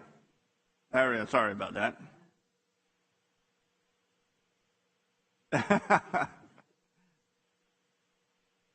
You'll have to excuse my voice. I was calling bingo. In the name of the Father, and the Son, and the Holy Spirit, amen. Vade retro santana. Memorare. Remember, O most gracious Virgin Mary, that never was it known that anyone who fled to thy protection, implored thy help, or sought thy intercession was left unaided. Inspired with this confidence, I fly to thee, O Virgin of Virgins, my mother. To thee do I come, before thee I stand, sinful and sorrowful. O Mother of the Word incarnate, despise not my petitions, but in thy mercy hear and answer me, amen. As a Californio, my family line has been here for 247 years via the Deanne's expedition, and I know my history. Family, faith, hard work. As a mixed-race Hispanic Mediterranean American, the government of the United States has ruined my family's ability to work for almost 250 years. I also have an indigenous bisabuela from Sinaloa, Mexico, and I speak Spanish fluently and some Latin. Take whatever you're going to give us is a pretty good saying, if I do say so myself. And I'm going to take back my freedom as a de Bojorquez from the Deanne's expedition. What can we do better? We can uphold the Constitution. Currently, our county has an ordinance that says that you should follow the Constitution. I couldn't find the number because you guys keep changing the online resources. And that we shall follow what you guys say, which is a violation of my constitutional freedom. We need to update that ordinance. The Constitution shall be our governing document. I see the grotesque overreach of the government for the last 3.5 years when I had a baby at 6 months and she never saw a day of school. She's now 3.5 years old. There is no such thing as essential work. It is an idea of segregation and discrimination against trade work that was designed to create a centralized control of government. The CDC has no business telling me what to do with my body. There is no such thing as a COVID error. There is a violation of FEMA's health, safety, emergency, and emergency planning program. I was taught to read in San Joaquin County, and I'm pretty tenacious at it. When you extended the contact durations, no matter if the president, the government, or the World Health Organization said so, you violated the stipulations of the guideline. You, in turn, put those violations on yourself. Any principal that passed out a COVID test is in violation of making medical practice. There are grotesque violations of civil rights, child abuse, and it's a violation of HIPAA to try and tell me what I have to feed my children. There's a violation of parental rights. In closing, as a site health and safety officer, when you put a mask on someone's face, you cause an oxygen deprivant environment. It is less than 19.5% oxygen and greater toxicity than 23.5%. In closing, if we return to an era of government overreach, we will be taking legal actions against every one of you as individuals, including parents. All right, thank you. All right, we have one from Rhea Jones, but that was for discussion item number 5, so I'll hold on to that. Anybody else from the public wish to address the board on an item that is not on the agenda? If you just state your name for the record, we appreciate it.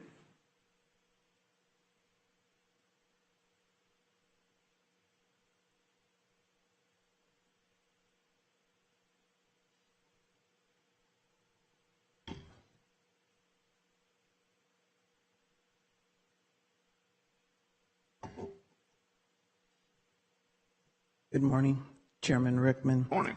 Board of Supervisors. I'm Melanie Knott, and I'm a resident of San Joaquin County. The election integrity and transparency topic is important to keep before us. We are heading into another election season. Without doubt, our county elections have fraud, and our county hasn't done enough to fix or resolve the fraud. While the Citizens Election Advisory Committee has been implemented, they've had one meeting where they heard a significant amount of information regarding serious discrepancies, irregularities, and vulnerabilities from presentations from our sheriff's office and a dedicated volunteer group of San Joaquin County citizens looking into and identifying issues, specifically in our county elections. From both the presentations, the election vulnerabilities identified were online registration, dirty voter rolls, universal vote by mail, ballot drop boxes, and election systems hardware and software, otherwise known as election machines. Another vital key takeaway is how widespread the fraud goes. It's subtle, difficult to detect, frequently hard to prove, and very effective at changing the outcome of an election. Another loud, dissenting voice out there says, there's no significant election fraud. Election officials and courts have found no evidence of fraud whatsoever. I'm frustrated, and I won't apologize. I ask you, are you listening? Are you looking? Are you even investigating?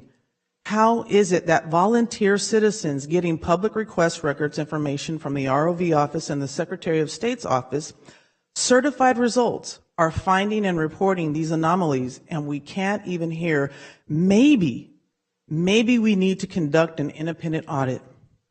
How come the ROV office or even the Secretary of State doesn't catch or work to prevent or secure our elections from fraud?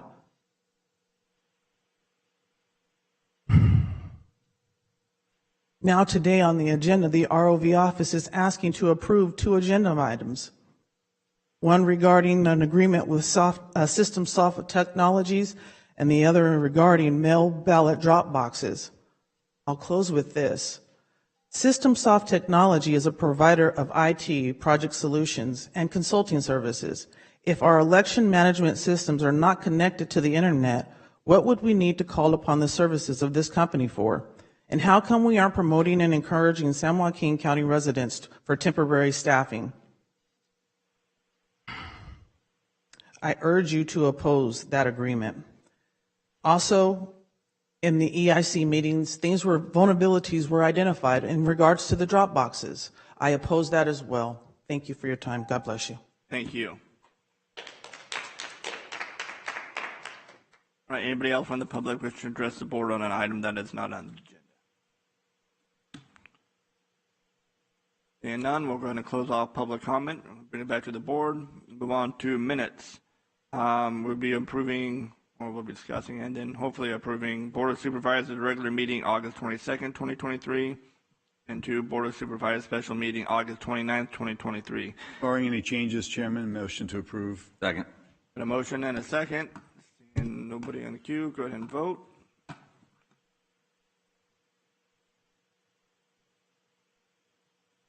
All right, it's adopted or approved, 5-0. Move on to consent items. We have consent 1 to 30. Anybody from the board wishing to pull anything from consent? Mr. Chairman, I would wish to pull 10 and 11. Supervisor Ding, 10 and 11. Anyone else?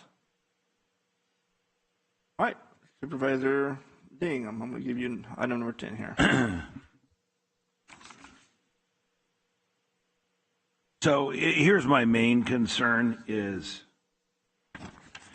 when this board takes action, or, you know, are we just spinning our wheels and just trying to placate people? We had talked about an election advisory board. They meet this Thursday. I don't think we need to get on a big rant and rave about this, but and then we'll get into the discussion item on drop boxes later. It's almost if we're continuing through the path and we're going to let them go, you know, yeah, blah, blah, blah, we're not going to pay any attention to what they're having to say. I do have a concern with hiring a company that's, you know, Tom and I have been very focused on local hire.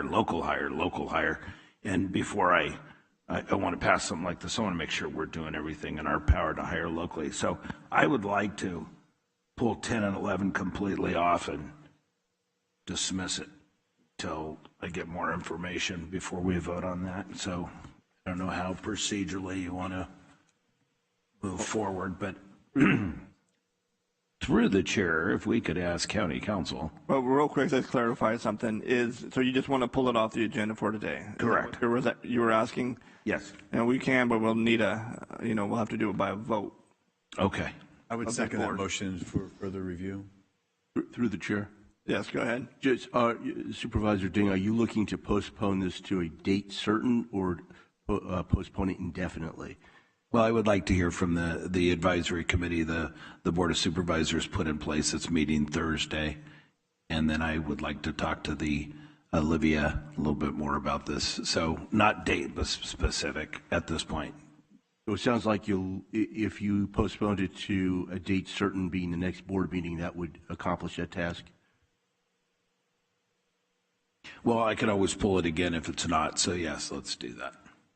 I'd second that. Clarify, you asked to postpone consent items 10 and 11? Well, in fact, hold on.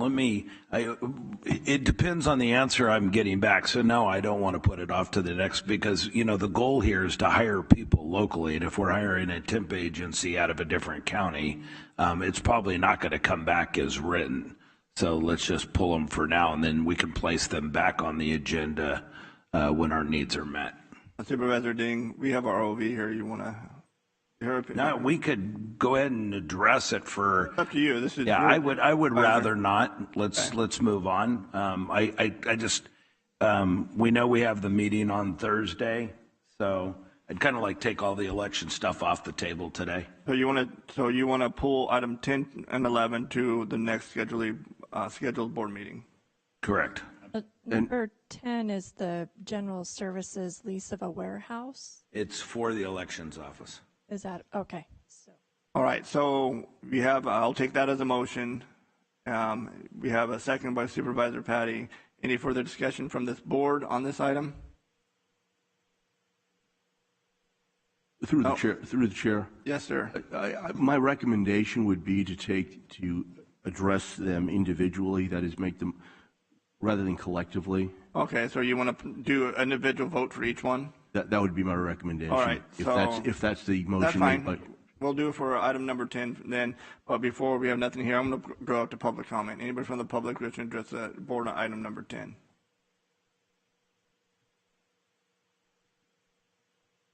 Through the chair, these two items are not on the agenda for Thursday's meeting. I'm Josh Bronco, Deputy County Administrator assigned to the ROV. So if you're wanting their input, I mean, there's not even another meeting scheduled for them to give input on these two items. Who isn't scheduled? These two items that you're wishing to pull from this agenda, they're not on the agenda for Thursday's meeting. So how is the advisory committee going to give input on them?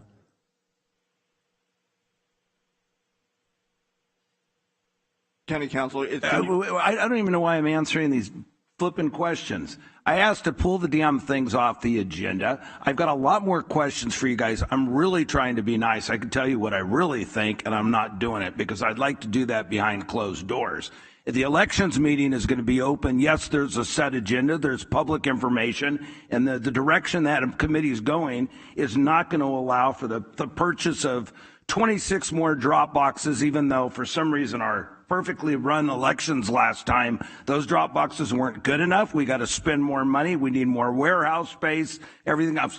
I really don't want to do this right now. I would rather have a conversation with you and Olivia behind closed doors so we can talk about after the meeting on Thursday, what the process is. Where are we going? Are we going back to more precinct locations while following state guidelines? We will have the prerequisite of drop boxes. I want to know, about the temp services. Why are we going to Santa Clara? What's going on with the staffing? And I really didn't think that was the time to do this now. But if you'd like to proceed, I can go on. Or we can simply pull it off and you and Olivia and I can sit down behind closed doors. We can figure this out for more information. We can hear from the committee we put together that the supervisors felt strongly about that. Right now I'm getting to the point where I just feel like staff just really doesn't give a shit what the Board of Supervisors want. Just move on about your merry way. So can we please move forward with my motion? We have to do public comment here, Supervisor Ding, and then we will. Okay? Anybody else from the public who should address the board on this item? Yes, please. State your name for the record, if you would.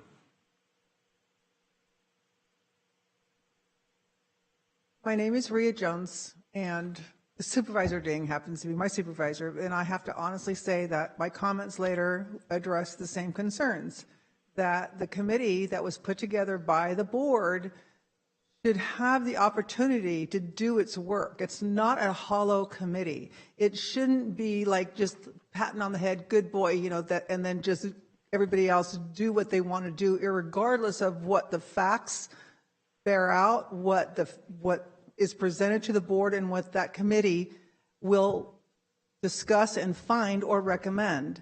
I think that committee needs to be given the opportunity to do its work. And if there's going to be another issue that comes up, there's no reason why we can't set another meeting in a week or 2 weeks. It doesn't have to be months down the road. I think that committee needs to be given the opportunity that the board said that they could have. Thank you. All right, thank you. Anybody else from the public wishing to address the board on this item? And none, we'll bring it back to the board. And Councilor, is it possible for this to be discussed on agenda for the election committee? I would think they could agendize it. It may not be on Thursday, okay. But it certainly could be agendized. And just for clarification, my understanding is the current motion is to pull number 10 indefinitely, which would mean it wouldn't necessarily be coming back at the next board meeting. And so obviously, okay, if that's the case, you could agendize it for the advisory committee. That's what your motion is. And sure. All right, and then we have a second by Supervisor Patty. All right, we don't have any further comment, I see. So I have a question. Yeah, Supervisor Canepa, if you guys could please use your, so I can know who's going to talk ahead. You're next in line to speak. Malfunctioning. I've got my button. Sorry. Thank you, Chair. So then the question is this time sensitive? I mean, is the lease? That was my only concern. And then my only other concern is that then we too have to get this information somehow. So I mean, when it does come back, that's, but I was just wondering on the lease if there's any time sensitive on contractually. Thank you, Chair. All right, is there anything time sensitive?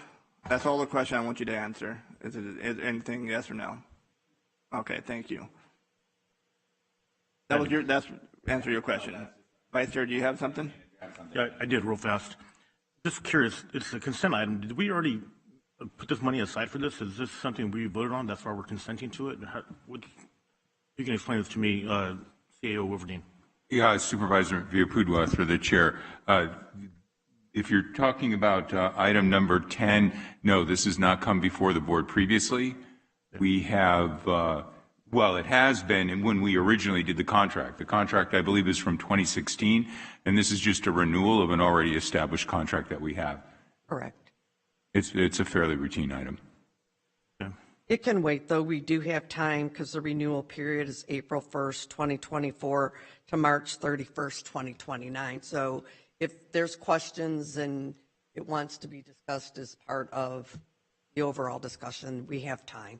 All right, Bring thank it you. back again.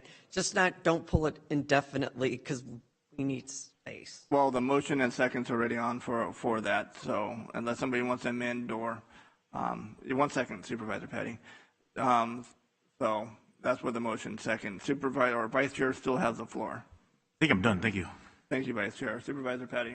Yeah, Chairman, I believe actually when asked, Supervisor Ding said that when County Council said, do you want to postpone it to the next meeting? He said yes, and we can always postpone it again thereafter. So we're not tabling this indefinitely. So my motion, and I said I would second that so that we are scheduling the next meeting and if we need to postpone it.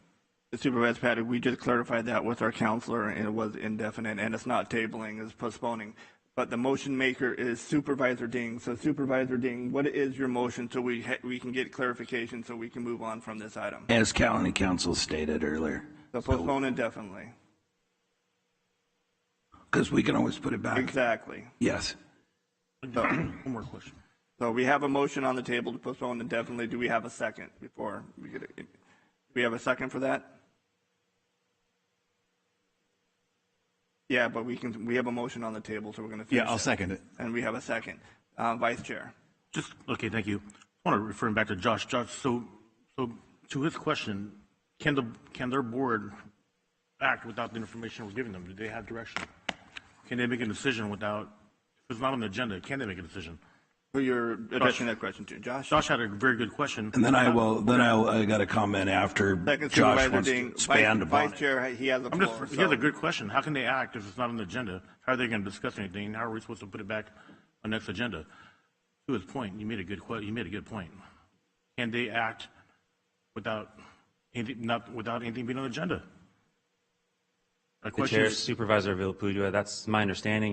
It's not on the agenda for Thursday, which is why I wanted to bring it up. If we're going to wait for their input, it needs to be agendized for them to give their input. And these are, as much as maybe it's not time sensitive, we need to make a decision today. These are normal operational items that we do need to approve at some point to be able to conduct the election.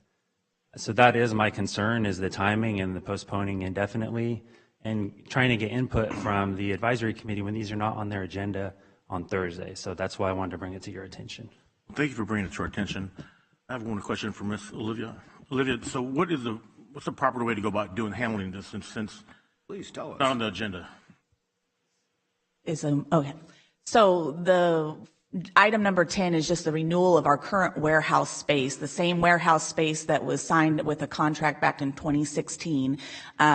We had General Services leasing agent look into it to see if there were any other available properties out there for us. The longer we extend this particular company could increase the cost of our contract. And so the per square footage of what we're paying for a contract right now could go up significantly. And so we want to lock in this rate and get this sustained so we know that we're going to keep our warehouse facility. Otherwise, we have to be out 26 days after the election, which would be in the middle of our certification. So it is, in my opinion, a sensitive item that we should move forward with. It's not something new or anything that's a new piece of business that we're proposing here. Okay, well, thank you for that explanation. Josh, thank you very much for coming forward. Go, Vice Chair.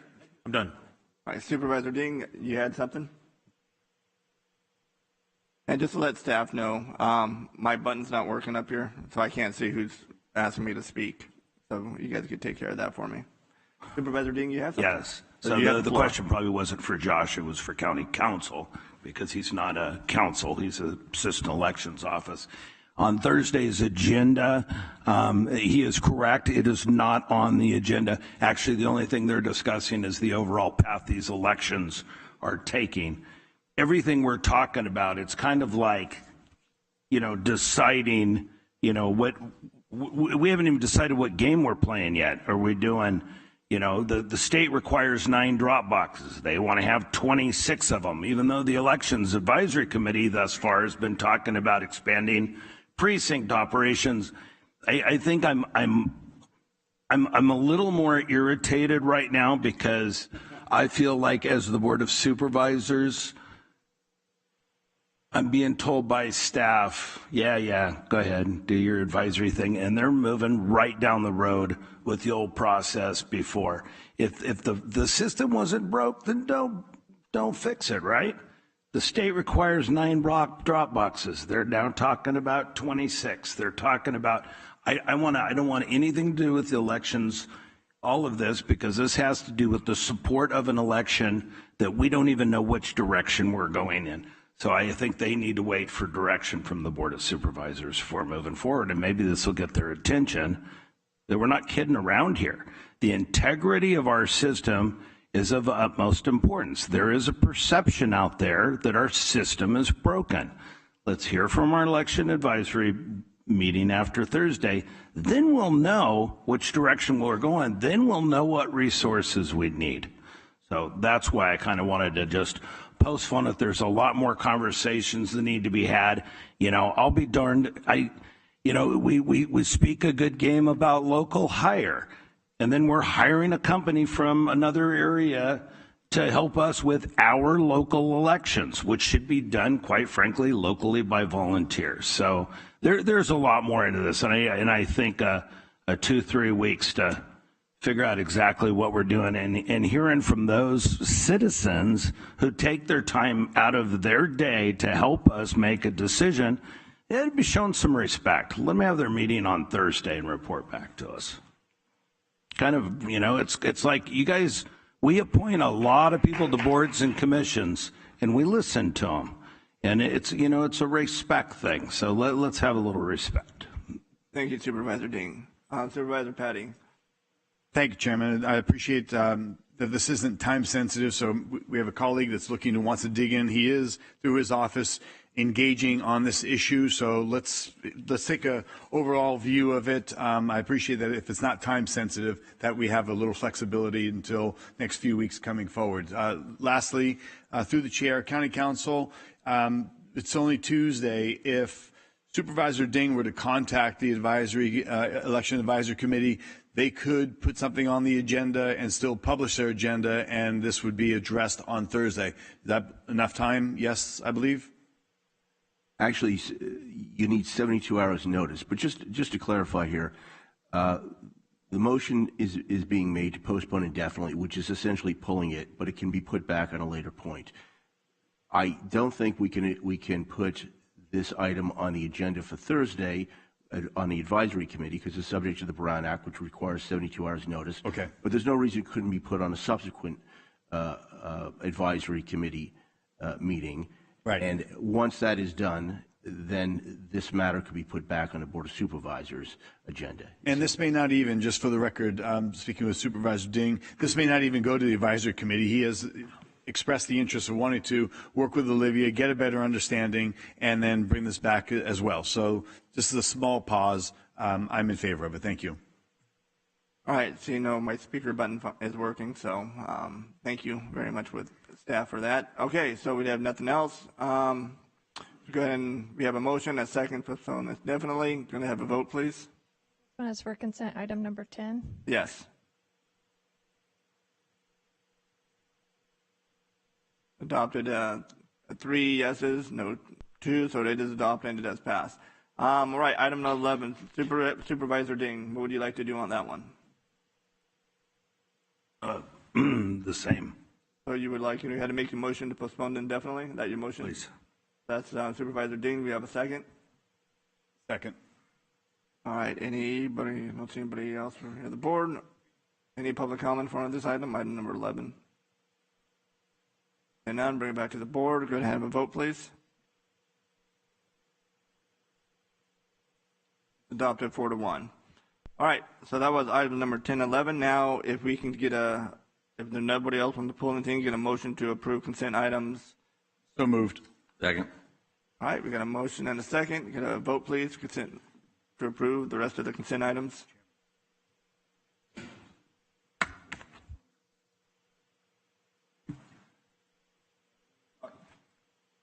Oh, there we go.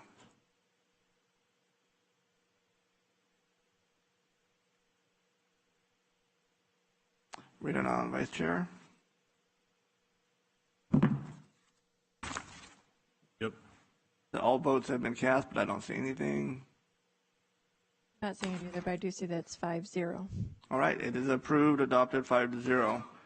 So that is our consent items. And Supervisor Patty, you made a request for item number 2, Chairman, to be put in front of item number 1 in discussion. We have representatives from this company, Denton's, on the phone in Washington. They have a busy schedule, and they're fitting us available to the board to answer any questions, but we're going to lose them.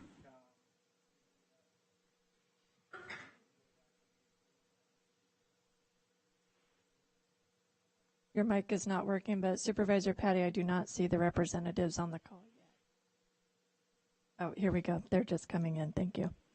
Okay, there we go. All right, there's no objections by the board, and then that is fine. We'll move item number 2 to above item number 1, and this is D3, Supervisor Patty. So I'm going to turn it over to you, Supervisor Patty. Thank you, Chairman. Just briefly mentioning this and open for discussion from the board, but this is considering contracting with Denton's, a consulting company out of Washington, D.C., regarding federal funding resources, grant opportunities, and creating strategic plans to leverage potential additional funding opportunities and directing purchasing agent to negotiate a contract for services for future board consideration. This is, again, just to briefly inform the board, we currently contract with Carpy and Clay, and they've got a track record with the county. We do get political updates, and they also do engage and they're helpful with securing some funding through their channels in Washington, D.C. We have a prior congressional representative, Mr. Jeff Denham, Congressman Jeff Denham, is very much aware of our region, and in conversations with him, he felt that in conjunction with Carpy and Clay, that engaging with his company, Denton's, they would be quite beneficial to San Joaquin County. To read a quick synopsis, we've actively monitored for notices of funding opportunities and eligible programs to ensure that your team is well aware of the deadlines and award announcements, providing feedback and development of applications, to connect us with the qualified grant writers and assist in the program-specific basis. What they're seeing is that there are some things that they're very much involved in that we are missing out on. So I would recommend to the board that we engage. We are up for an RFP at the later part of this year, of next year, I'm sorry, to renew with whomever, and Denton's, of course, would be available to apply. But between now and then, we've got about 8 or 9 months, and I cross-checked with Denton's. They did a reference on what we've done. We've reviewed, and they still feel very certain that they would be able to deliver some additional funding opportunities in our county. So, Chairman, I'll throw it back to you. Any questions from the board and from Denton's? They're available to answer. All right, thank you, Supervisor Patty. Anybody from the board wishing to speak? And now we'll open up for the public. Anybody from the public wishing to address the board on item number 2? And now I'm bringing it back to the board. We have Supervisor Ding. We actually have 2 federal lobbyists. Is that correct? We do have a secondary federal lobbyist, and I don't know the name of them, Supervisor Ding, off the top of my head. F. Yeah, Ferguson's, I believe. Ferguson Group. Yeah, I worked with Ferguson when I was back in D.C. too. They pretty much focus on water. That's correct. Yeah, policy, et cetera. Paul has been our federal. I guess I'm trying to understand, Supervisor Patty. The renewals come up in 8 months. I believe about 8 or 10 months. I believe our CAO could probably answer that. Okay. I believe it's the end of this fiscal year, which is June 30th of 2014. And then it goes, and then the contracts go out for RPO, RFT. They will be RSSP. What do you call them again? RFP. RFP. Okay. And so these are how all these contracts are done as RFP. I believe they're 4-year contracts, if I'm not mistaken. I would need to ask. Hillary, you look like you want to jump, sit. Come on down. Dun, dun, dun. Good morning, Board. Good morning. I'm Hillary Crowley. I'm our Legislative Coordinator, Deputy County Administrator. Joining me as our Purchasing Agent Director, Adrian Brown. So yes, we will be going to request for proposal for new federal and state advocates in the new year. So that process will start in early spring, if we don't have a lot of storms, probably independent of that, January or February. We'll go to RFP and invite all qualified vendors who are interested in providing those services to apply through that process. And that'll give us several months to run that process and then ultimately come with a contract to your board for approval during the budget cycle. Specifically, Supervisor, what are we trying to do here? Were we going outside the RFP process here, or is this an add-on existing budget? I'm a little confused. Yes, please. Yeah, thank you. Through the chair.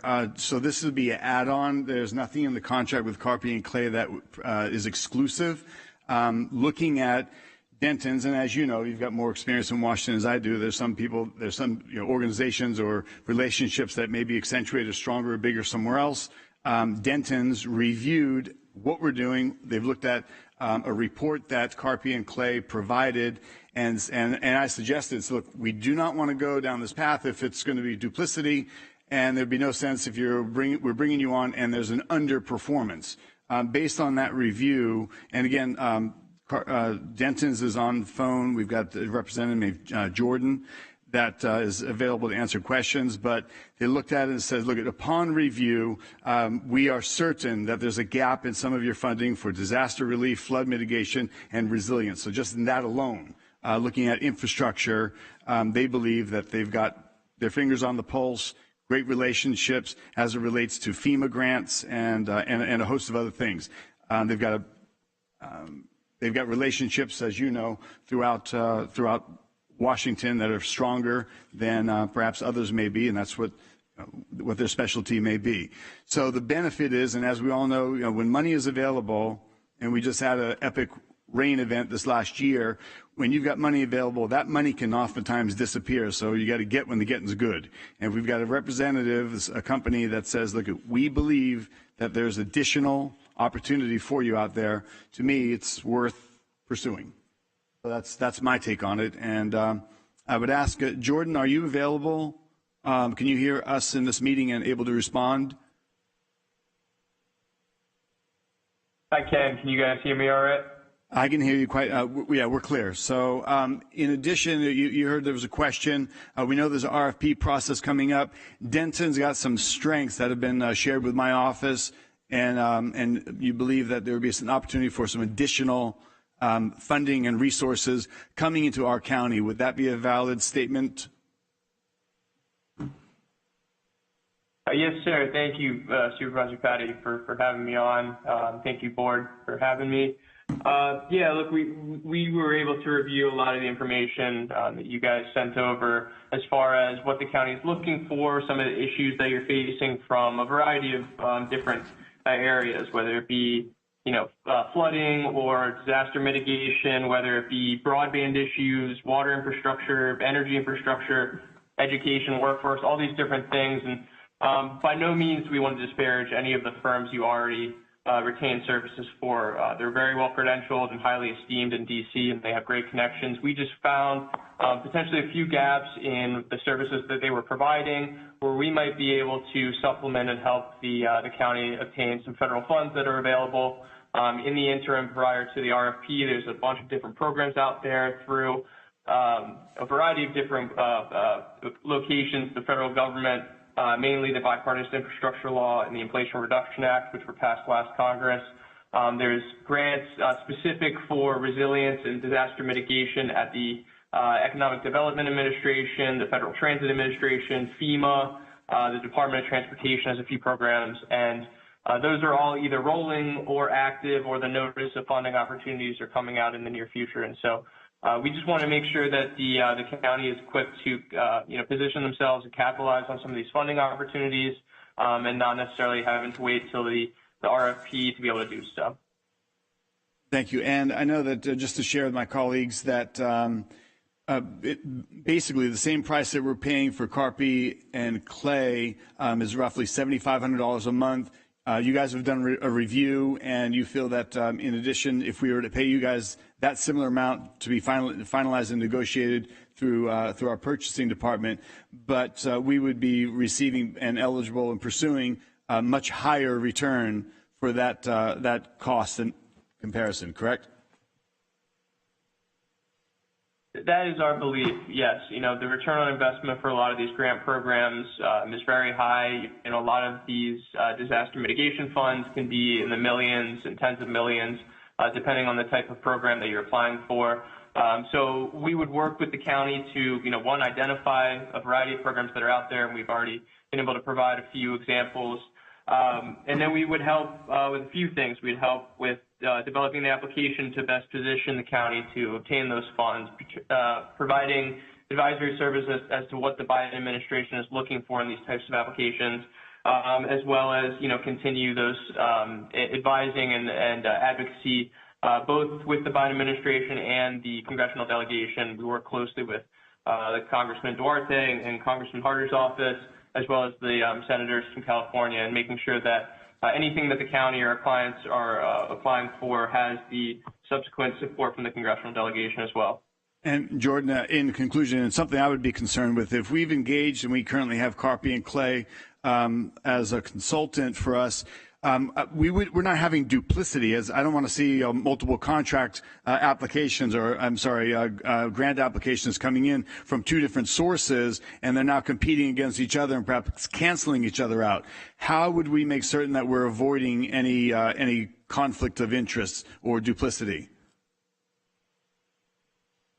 That's something we'd be happy to work with the county on to make sure that the services that they are providing would not be the same services we are providing. We would be targeting different buckets of funding, different opportunities for the county in different, areas that you guys are facing issues with. One of those being disaster mitigation, flooding, things like that. But I know there's a whole variety of different projects that the county is looking at getting investments for.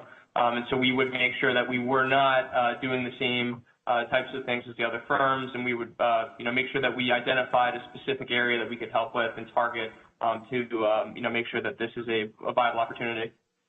Thank you, Jordan. Chairman, that's all for now. Well, Supervisor Ding, you still have the floor on this, so I think you asked a question. God, I just should have stayed in bed today. I feel like I'm King Dickhead.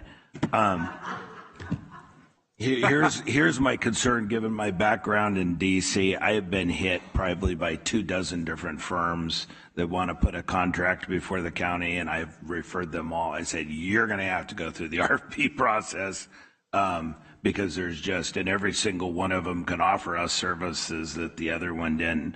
My main concern is, as a board, I'm really hoping that we've done some restructuring in the county with Office of Emergency Services and some other things. I think that our grant writing department, I've got some suggestions that tie into our federal representatives. I've been on the phone with Paul quite a bit lately, going over some of the grant applications. If I had my way, I'd take Miss Crowley and I'd make her a full-time grant writer, but that's not my decision. Anyway, it's a sticky wicket opening this thing up and doubling your federal contracts with one firm because you've got, I mean, I would rather wait. And that's a very selfish thing for me. I really don't feel like getting the crap kicked out of me by 20 other firms right now that I've told you have to go through the process and wait. That's just my 2 cents. All right, thank you, Supervisor Ding. Supervisor Canepa. Yes, the effectiveness part. I mean, there's obviously policies and procedures that we have in place for this type of RFP process. So, I mean, that's the concern. I don't want to leave money on the table. So, I mean, you're damned if you're doing, you're damned if you don't. So, I mean, is there validity to leave in, millions of dollars is the alarming part for me. I mean, I think that we need to stick with policies and procedures, because if this is how it goes, then, I mean, you're opening up a can of worms for any RFP that we have, because somebody's got, a fancier car, a fancier whatever that they're selling.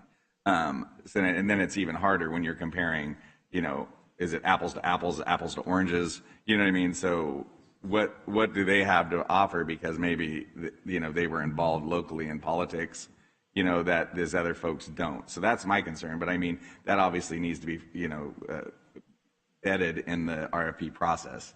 You know what I mean? So in the last, it's the armchair quarterback. In the last, if your competitor, you're playing the game and you have privy information, I don't think that that's fair to the process either. So if you could speak to that, I mean, as far as that there's low-lying fruit in the valley because of all the water issues that could be pointed out that they aren't doing. I mean, you know what I'm saying? I hate to leave money on there and say, no, I don't believe that they should wait till the RFP, and then some of these grant fundings go away by the time we have a new person. You understand the question? Or is there 12 questions in there? The question or a statement? Yeah, I don't know. It's probably a little bit of both. So what was your question? That's my confusion. That's the confusion that I have. Yeah. Is how well, I mean, is there some things that they are missing? Supervisor Canepa, through the chair. So the process of prospecting funding opportunities for our county is independent of our county deciding to go for those opportunities. So that's outside the scope of whomever we contract with. So we do it or they do it? We do it. They're like, here's some funding opportunities that look competitive. We think they might be applicable to Public Works, Office of Emergency Services, the airport, et cetera. But that's where that service ends. So they point you in the direction, say, and you deal with that. So they say, here, this grant opportunity is here. Here you go, fly with it. It's the county's call. And there's a whole process for determining, like a department or a program determining if they want to take the time to pursue a grant opportunity. A competitive federal grant will take 6 weeks to write. So if I could continue, just the perspective on this. That'd be great. Yeah, I just need some clarity. I mean, this sounds great, but I mean, there's also processes in place that we have to abide by. You know what I mean? And your county staff worship at the altar of process. So, Mr. David Wetmore, our advocate, did provide the board funding opportunities. He has provided the county through me since January, and that document came to 21 pages. I believe it is highly doubtful that our county is missing any federal funding opportunities, and if it's pertaining to water, we have a dedicated contracted firm, the Ferguson Group, who exclusively does that and works very closely with our Director of Public Works, Fritz Buckman. I also am looking at David Wetmore's report that I asked him to, compile for your board's review. I think the proposed services already provided by Carpy and Clay. We received this information already. And finally, I do feel confident of this because the funding sources are the same for all prospectors and are publicly available through grants.gov. The agencies themselves, if public health wants to pursue a Black infant mortality grant, they're going to look at the Health and Human Services Department. Same with SAMHSA, having come from behavioral health and written a lot of grants for them, primarily to the state. And that's another thing to note. A lot of the grant applications written by your county departments are to the state. They're not, granted, there's a lot of federal funding, but for the non-formula grants, those are those are a lot of like state applications. Not saying we shouldn't. I love getting money. It's one of my favorite things. But back to where these funding sources come from, we all go to the same places, like the grants.gov, NACO. We're members of NACO. I know you all are involved in those conferences periodically. Even our state firm, CSAC, we get lists of federal funding opportunities through CSAC. And then the relationships that our program-specific departments that go for grants, they have relationships with federal contacts within those very niche funding areas. So I don't see where there's sources that we aren't already made aware of through the trade associations we're currently involved with. Thank you, Chair. All right, thank you, Supervisor Caniff, Vice Chair. Thank you, Chairman. For the record, I always thought Carpenter and Cleveland did an excellent job, but, as Supervisor Patty says, I don't know, what they're not covering, but it sounds like they're doing a great job. I'd like to hear from our purchasing director. Do you have any concerns about this?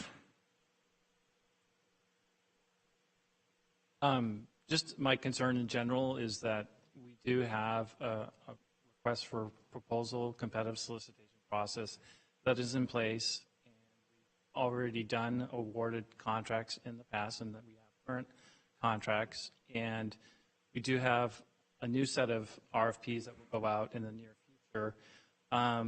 And essentially, you would be giving a contract to another vendor who didn't go through that process. And granted, there might be one or two grants out there that the current firms may have missed, but I highly doubt that. I believe you probably have really good contractors in place that are capable of finding you those grants. Thank you for that information. All right, thank you, Vice Chair. I'm going to open for the public. Anybody from the public wish to address the board on this item? And none, I'm bringing back to board for discussion and a motion. If Supervisor Patty. Yeah, thank you, Chairman. And through the chair, Jordan, basically the board and staff is recommending holding off for the next RFP period, which is something that I had questioned and asked if that might be most suitable for this situation.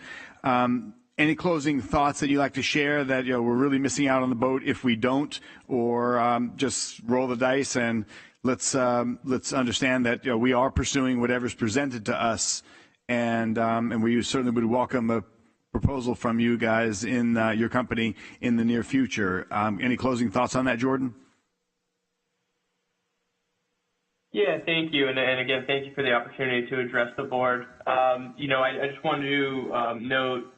I don't think that your other firms are necessarily missing any opportunities or, not providing you any of the available opportunities that are out there. What I think we can help with as Dentons is, not just identifying, but also going through the process of helping the county apply, getting the necessary support, talking with the program officials at the various offices, the federal agencies, and making sure that, it's a full suite of services and closing the deal as compared to just identifying. So I guess that would be the delineation between what we're offering and what I believe the county is already getting. As far as, waiting for the RFP, obviously that's at the board's discretion. I do think there's a lot of funding opportunities out there right now, and there are funds to go and, capitalize on, millions and millions of dollars that are either open now or opening soon that might be closed by the time the RFP comes around. And so that's all what we pose is, an opportunity for the county that we don't want you guys to miss out on. Thank you, Jordan. I don't know if there's anything that's been decisively convincing, but the board, I think, wants to follow the normal protocols, what I'm gathering on this, and our staff is recommending that as well. So I think we'll finish that discussion on this, and I don't know if the board wants to take any action, but thank you, Jordan, for the review, the proposal, and the opportunity, and we look forward to, I think, Denton's coming forward and possibly representing us as other companies may want to as well. Thank you, Supervisor Patty. I don't see anybody else wishing to speak. There's no motion on the floor, so we will move on to item number 1. This is from D1, discussion and consideration of hiring a consultant to analyze and consider revisions to the County Board of Supervisors Code of Ethics and related conflict of interest policies. Vice Chair, this is all yours. Thank you, Chairman. Well, For the first 6 years of my term, I know that we've had several issues with the Code of Ethics with County Council, and I know that other supervisors, we've spent a lot of money on the Code of Ethics with the accusations and such, and I was wondering if this board would like to discuss if we're happy with the Code of Ethics, or if we'd like to discuss with County Council to maybe look at it again and bring it back, and just throwing it out there. Maybe we can all discuss it and figure out what the best Code of Ethics is for this board, because the last board, we obviously had issues.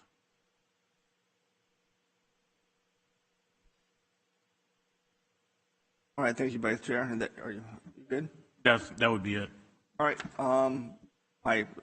My speaker button is working now, so I can see who wants to speak. So with that being said, Supervisor Patty. Thank you, Chairman. If we look back on the history of our ethics code, and we have 2 new supervisors that weren't here and a third one that came in kind of late in the game, but we had an ethics code that was originally created by a couple of members of the Board of Supervisors and County Council at the time, and there was pushback. There was, why this rush? And they put things into it that, upon analysis by one of the the ethics attorney at the FPPC, said, you guys have things in here that are rife with abuse. He actually writes different codes of ethics up and down the state for counties and cities, and he felt that it was unconstitutional. So we, last couple of years ago, we hired someone else, and when they were all done doing the research, they handed it to the Board of Supervisors, and again, a couple of supervisors put in things that automatically created this Pandora's box. So I think we need to review that, but also deeper to the point, we need to take from the top-down view of what we've done in San Joaquin County, what our Rule 20 provisions are. We need to look at how we're doing investigations. I know that Supervisor Villapudua, and I thank him for bringing this forward from his office, but being on the receiving end of multiple accusations that were levied against me, and having received a report that was unconstitutional, that was completed and brought to this board for judgment, I've been on the receiving end of absolute malfeasance and abuse, and it's not with this board.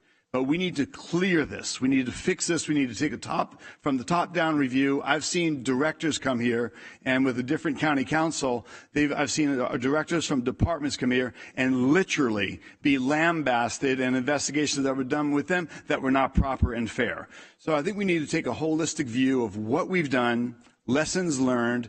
We had an instance in the this last year and a half where I was accused of something that was just grotesque.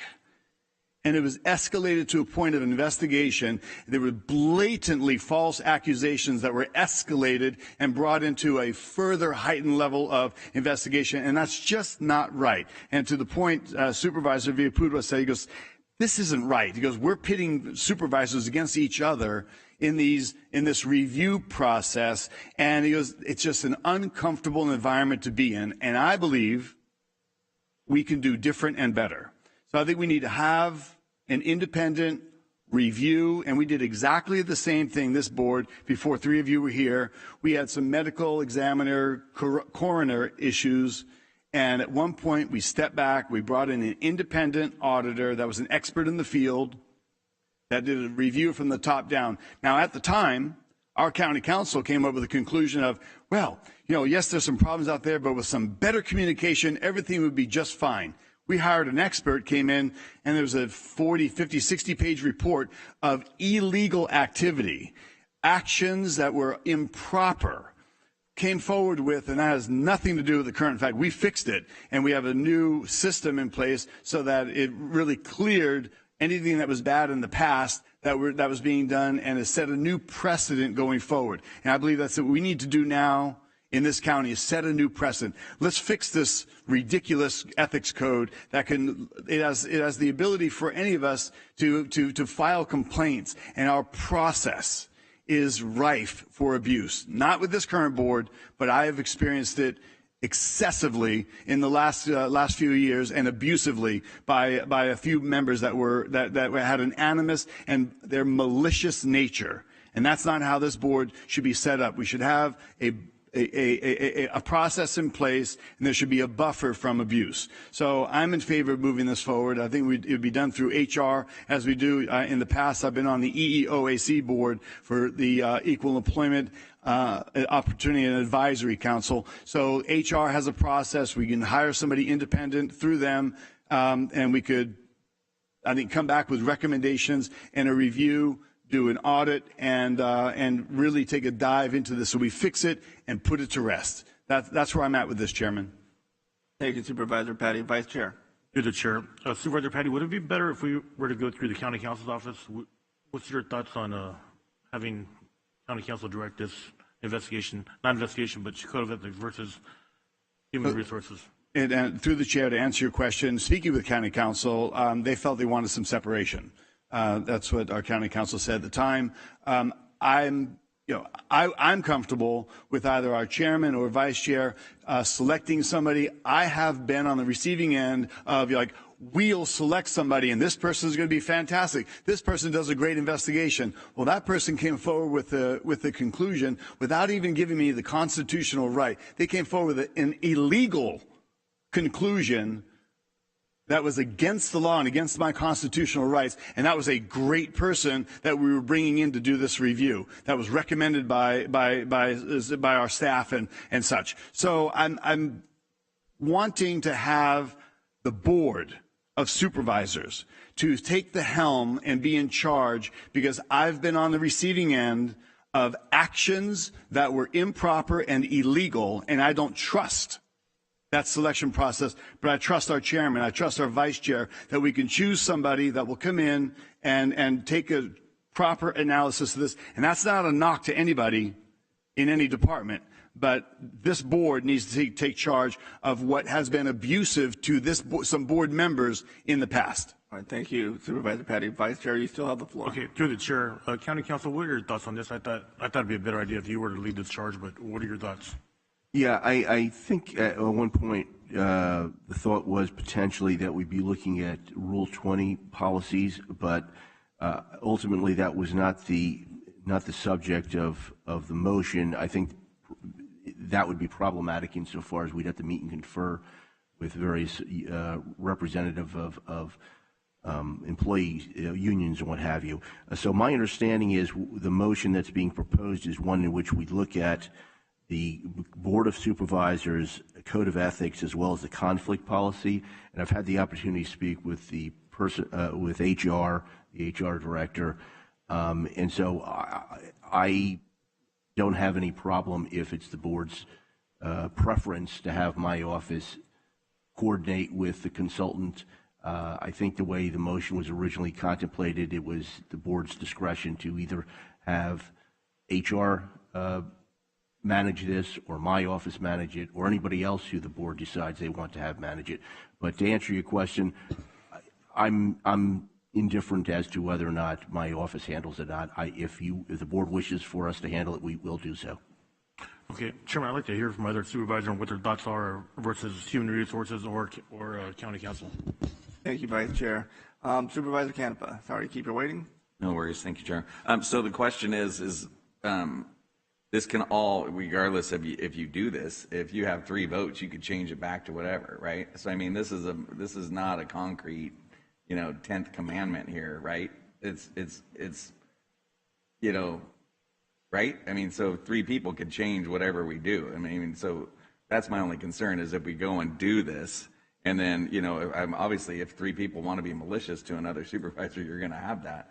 You know what I mean? So how does that get addressed? Because we're collegial, and I mean, that's the part of it, that when the collegiality goes away, what's there to protect everybody? So, I mean, it is important, but at the same time, if we're going to spend all this money and figure out a way to do this so that, that the past things that have been done aren't corrected or could be put back, then that's my only concern. Is that we're going to do this, we're going to spend this time and money in doing this, and then if you have a change of board members or a change of power, then they can go back and change it to however they want. And that's my concern. So I don't know how we address that, because whatever we do, if the 5 of us get along somewhat, most of the time, but I mean, I understand the importance of it, but I mean, are we doing something to fix the wrongs of the past? Or are we going to fix something in the future is my concern. Thank you. Thank you, Supervisor Canepa. Supervisor Ding. Yeah, just for the record, Supervisor Canepa, the 10th commandment's already been changed, so you're going to have to make it the 11th. I'm not arguing with him. We weren't here. The only thing I know is the rumors, innuendos, and political speak. So, we obviously want a fair process. And if Vice Chairman Villapudua and Chairman and Tom, there's an avenue to go here. Because, I mean, in the end of the day, we're here to serve the community and get work done. And we want to make sure that whatever the rules are, they're black and they're white and they're not gray. So we can continue on and make sure that there isn't room for, political pot shots that could lead to, very expensive battles, on this board too. So I'm open to whatever you guys suggest. All right, thank you, Supervisor Ding. Supervisor Patty. Thank you, Chairman. Just to conclude it and to be clear about something. So first off, we only do what's in front of us. I don't care about what future boards do. We need to fix here going forward. And the three of you that, God willing, you're all reelected and you'll have control for the next 6 years to worry about that. After that, we don't know. What future boards can do, they can absolve the Board of Supervisors if they want. What I know is what we can do. And what we need to do is fix something that's broken.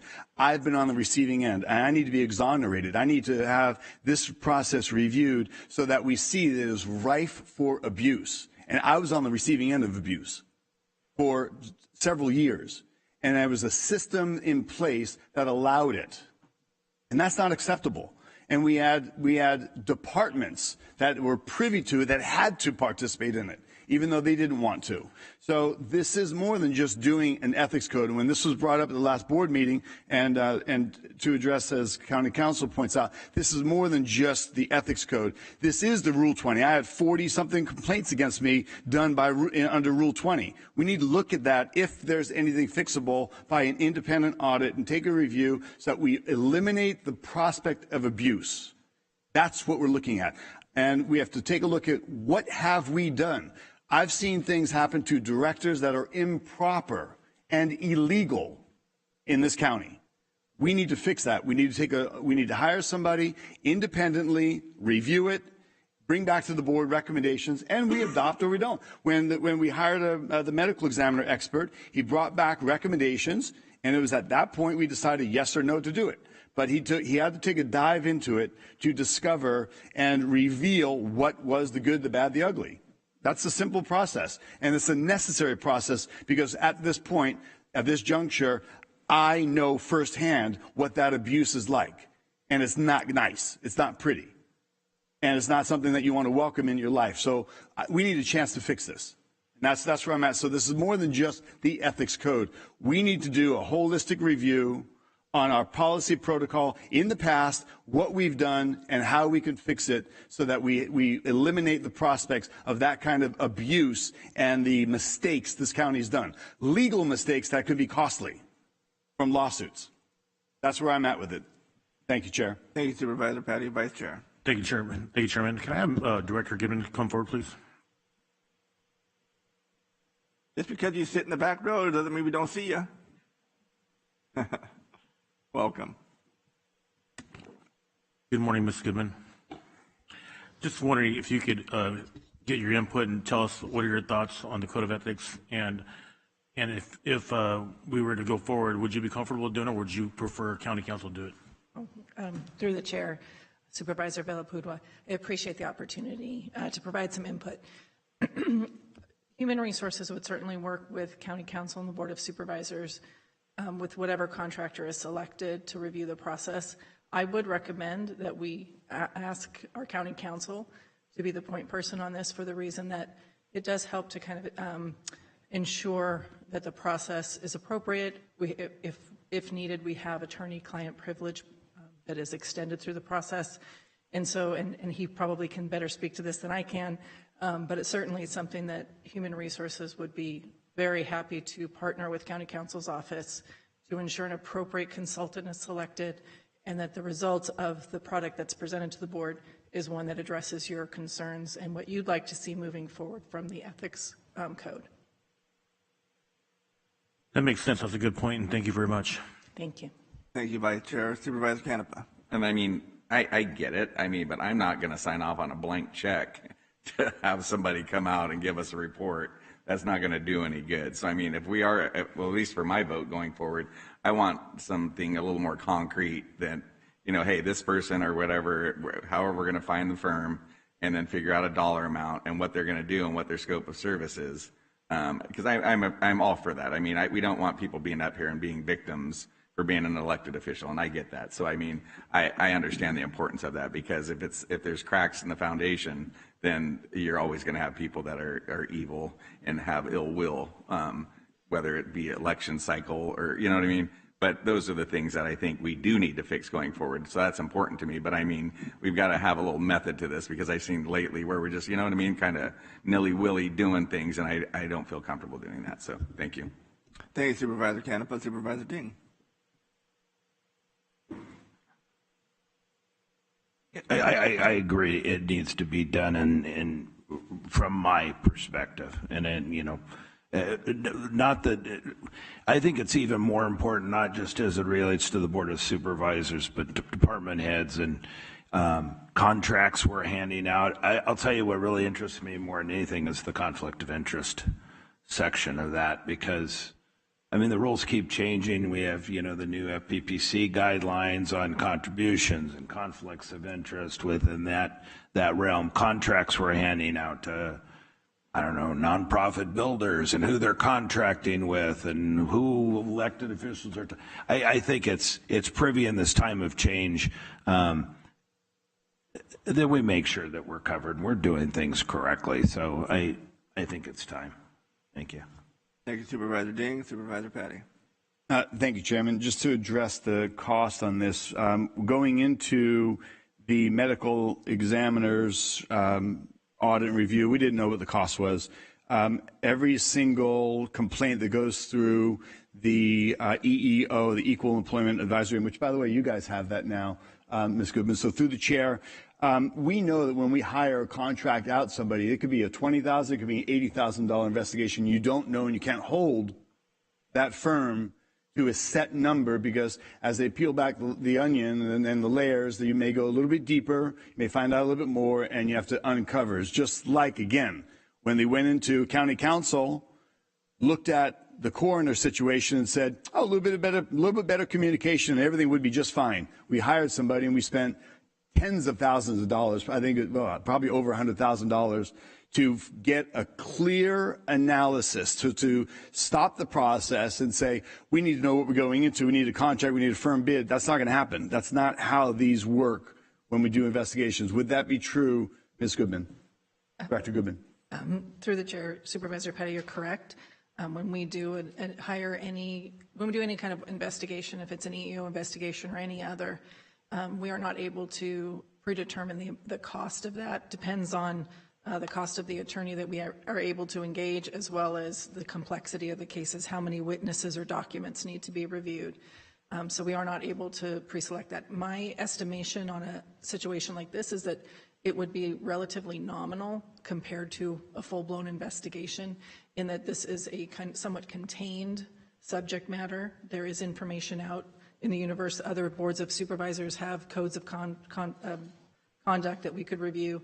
And I think, you know, it would be important that whoever is selected does engage with each of you to determine what it is that you're concerned about with the current code, so it can be addressed and make sure that it's a standard that's acceptable in the environment and something that could be brought to closure relatively quickly. This isn't something that should be a very lengthy process. Right, and it is, again, what I'm looking for, and when I seconded the motion, it's not just the ethics code and what do we want to change about the ethics code. We've already gone through that process, and then it was triggered again into some things. What we're looking at here is to take an overall view of what we've done. Let's look at the past investigations. What's that policy? What's our protocol? And how could we fix and amend it? Because as Supervisor Villapudua pointed out, this is a really uncomfortable, this is a terrible process. And credit to our prior county council, when we were discussing it, he said, he goes, beware of what you're doing because you're really going to be creating this ad hoc committee of investigation on each other. And he goes, that may not serve the board very well. So we need to look at our policy and protocol. We have to learn from our past mistakes. We have to review some of the investigations that were done and some of the conclusions that were made so we can clear this air so that we do the right thing. And if this happened to Supervisor Canepa before I arrived, if this happened to Supervisor Ding before I arrived, if this happened to anybody up here and you wanted to clear your name, you wanted to get a clarity and a better policy or protocol put forward, I would support it 100%. Because our dignity, our position, we have slings and arrows tossed at us all the time, the least of which should be done internally. And if there is investigations done, the last thing should happen is an illegal, unconstitutional conclusion where they come back with findings, and I'm never even interviewed to refute these blatantly false accusations that were put against me. That's what needs to be fixed, not just the ethics code. So we need to take a look at this, and I would embrace the idea if county council wants to be engaged, and we look at the Rule 20, there's not a conflict, but I would appreciate either chair or vice chair offers somebody for them to consider, and we have a little more oversight, because I do not trust a selection process that in the past I was assured the wonderful highest quality standard and the impartiality and everything else, and they came back with an illegal, unconstitutional conclusion. So I don't trust the system. So that's why I'm looking for the chair or vice chair to have a little bit of input in that selection process. Thank you, Chair. Thank you, Supervisor Petty. All right, this time we'll open up for public comment. Anybody from the public wish to address the board on this item? And no one, we'll bring it back to the board for further discussion. And I have Supervisor Canepa. I mean, I agree. I mean, I don't want to get into a pissing match over this because I think it's fair. And like Supervisor Ding said, it needs to be black and white and not gray. So, I mean, I'm for this, but I mean, I don't want to go on a witch hunt either. You know what I mean? Because there's always interpretations. So you can interpret it how you want, and then I can interpret it a different way. So, I mean, it's not an attack on you that I don't agree wholeheartedly with you. It's because I'm entitled to the opinion that I have. And sometimes if my gut's telling me, hey, this doesn't feel comfortable, then I got to go with my gut. So I apologize if it hurts people's feelings. But I mean, we're supposed to be stewards of taxpayers' monies.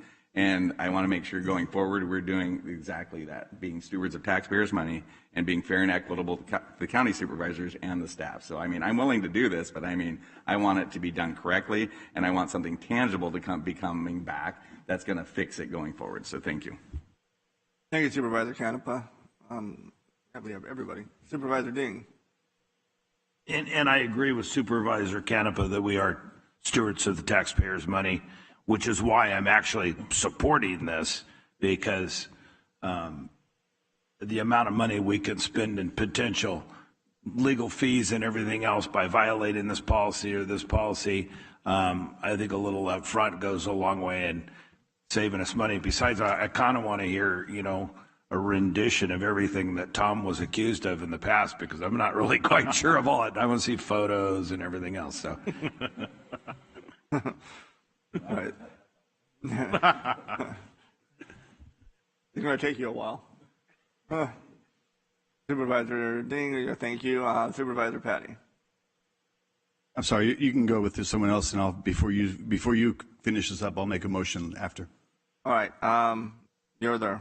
There's nobody else in the queue. We do not have a motion. I know I heard somebody kept referring to a motion, but I don't recall anybody having a motion.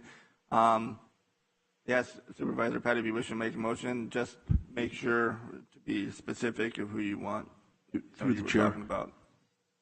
Yes, sir. I just, before a motion's made, I think what the motion ought to address are the following, if I can find my notes.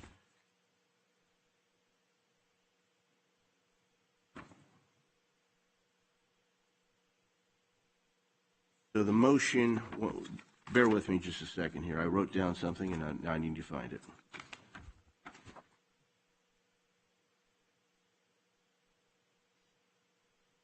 So what the motion should address is the contents of what the consultant should look into, specifically whether you would be looking into the code of ethics, the conflict of interest policy, and then I've heard reference made to Rule 20, which may have some meet and confer requirements if that were to be brought into the analysis. So those three subject matters. A fourth subject matter would be an investigation of how whatever the things that are being looked at have been applied in the past, and that might be appropriate insofar as to the extent that the consultant is saying we should make revisions. Part of the basis for making revisions might be, well, in the past these various things have been used in an appropriate or inappropriate way. And then finally, the motion should address who's going to be working with the consultant. I think it's been suggested my office or HR. As I've indicated, I'm fine if it's my office. I'm not lobbying for the job, but I don't have a problem with it. And then finally, who picks the consultant? Who picks the consultant? I think the last time this was done, from what I'm told, I obviously wasn't here. I believe, I could be wrong, I believe my office may have went out and looked for a consultant, but that doesn't necessarily have to be the process by which the consultant is chosen, but I think it's important that we make clear who has that responsibility. All right, thank you. That's going to be one heck of a motion. So, who would like to handle that? So I think, why don't we just break it down? First thing is, what is the consultant to address? We've got the ethics policy, we've got the conflict policy, and then we've had the Rule 20, if possible. Yeah. All right, well, whoever would like to venture into this, by all means, venture away. Chairman, I'll follow up. That is a heck of an order to follow here, so let's see if I get it, and we can maybe fill in any gaps through County Council. Thank you, Chair. So I would make a motion that we are reviewing our code of ethics, including not limited to Rule 20 provisions, so that we have safeguards that are fair and equitable for everybody, and particularly our employees, as well as our directors and staff. We look at the investigation. The investigation is to include our investigation process and our policy and protocol as it pertains to the review of allegations. And I would suggest that, working through County Council, I would offer that our chair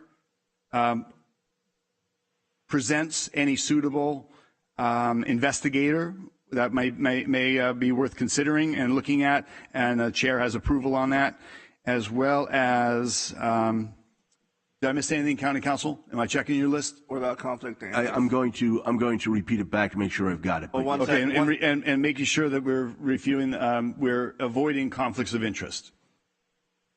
And then which department would you like to interact with the consultant? I think County Council is suitable. I know, and I'm sorry for the confusion. In the past, you had said it might go through HR. So, yeah, I did, but I then subsequently had the opportunity to speak with HR. Fantastic. No, thank you. I appreciate that. And this is a collaborative effort. This isn't anyone against anybody. This is the county looking at the county and what we're doing and how we fix it moving forward. So, County Council, through the chair, have I addressed pretty much everything that we've discussed? I think so. Through the chair, I'd like to repeat. What you've proposed is the content of the consultant's analysis will be the code of ethics, the conflict policy, Rule 20 policies, and then how those documents have been or policies have been applied in the past, which will be relevant to the issue of whether they should be updated or changed. You're further indicating that the chair should choose the consultant, perhaps in consultation with county council and HR. And then finally, you're indicating that it's county council's office that will be coordinating with the consultant. Yes, thank you. That does seem accurate. And not to be too wordy, but also throw in, I think, as I've talked about, reviewing our investigation process, past conclusions, lessons learned. About that. Yeah, that's what I Okay. meant to. I try to indicate that the consultant will look at how the policies that have potentially may be revised have been applied in the past. Okay, thank you. I think that's a pretty sufficient motion. All right, so we have a motion. Do we have a second? Second. We have a second. Before we can do a vote, Supervisor Ding, I have you here to speak. Well, I had one other thing to add, but I was going to ask county council, maybe we do it after the consultant is we talked about the subject matter, but we haven't talked about who it applies to, so I mean, in our minds, we're thinking supervisors, department directors, et cetera, but our, sub-vendors, subcontractors, agents of the county, are they covered? But I guess that's something we can address in the process of writing these bylaws as opposed to right now, correct? Yeah, currently our code of ethics applies to the Board of Supervisors and department heads. As to whether or not you wanted to have it apply to others, that's getting into the weeds, which, you could make that direction if and when we hire a consultant. Thank you. All right, so we have a motion and we have a second. Go ahead and we have everybody else in the queue. Go ahead and vote, please. It is adopted, passed 5-0. 5 yeses. Thank you, Chair. Thank you. All right, move on to item number 3. This is an item from CAO. Present the analysis of a potential trade port California Joint Powers Authority and provide a recommendation to the board. So with that, I'm going to turn it over to our CAO. Actually, you know what? You guys want to take a quick 5-minute break? Yeah, we're going to take a quick 5-minute break before we run to this topic because it's going to be probably kind of lengthy. So give us 5 minutes. Great, thank you. Yeah, 12:30. Go with 15? 12:30. 12:30. Okay, we're going to come back at 12:30.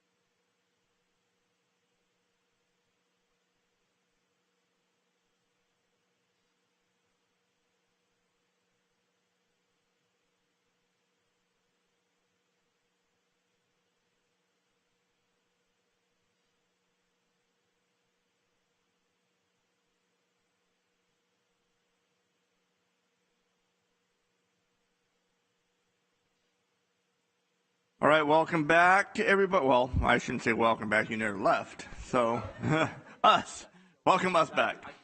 It's 12:35. If you, Counselor, can you have a seat, please? All right, we're going to move on to item number 3. I'll say it again. Present an analysis of a potential trade port, California Joint Powers Authority, and provide a recommendation to the board. All right, Mr. Woding, I'll turn that over to you. Thank you, Chair Rickman, and good afternoon, members of the board. And I am bringing this item back to the board in response to a direction that was provided by your board at the April 25th, 2023 board meeting. The discussion item relays the preliminary discussions I've had with various entities related to the formation of a Trade Port Joint Powers Authority, or JPA, along with an associated recommendation. The Tradeport California project started in 2020 when an advocacy group called California Forward developed and presented a vision of a sophisticated logistics corridor through the center of California involving a fully integrated system of ocean, rail, truck, and air goods movement. And I want to note that a number of these slides which were developed and distributed by Fresno COG, who has been the lead effort on this to date. So you'll see some of the Tradeport logo on some of the slides here. As anticipated, the project envisions 4 major hubs that go through the Central Valley, which align between routes I-5 and 99. You can see the little gold circles inside of the larger circle there. And to provide clean energy benefits, rail theoretically would be powered by hydrogen, and short haul, which are trucks, would be powered by electric charging stations scattered throughout the routes. Accordingly, hydrogen fuel and electric charging stations would need to be strategically positioned throughout the hubs that I just showed you on the previous slide. The information presented for this presentation was obtained throughout this process from a variety of entities, and I have them listed here.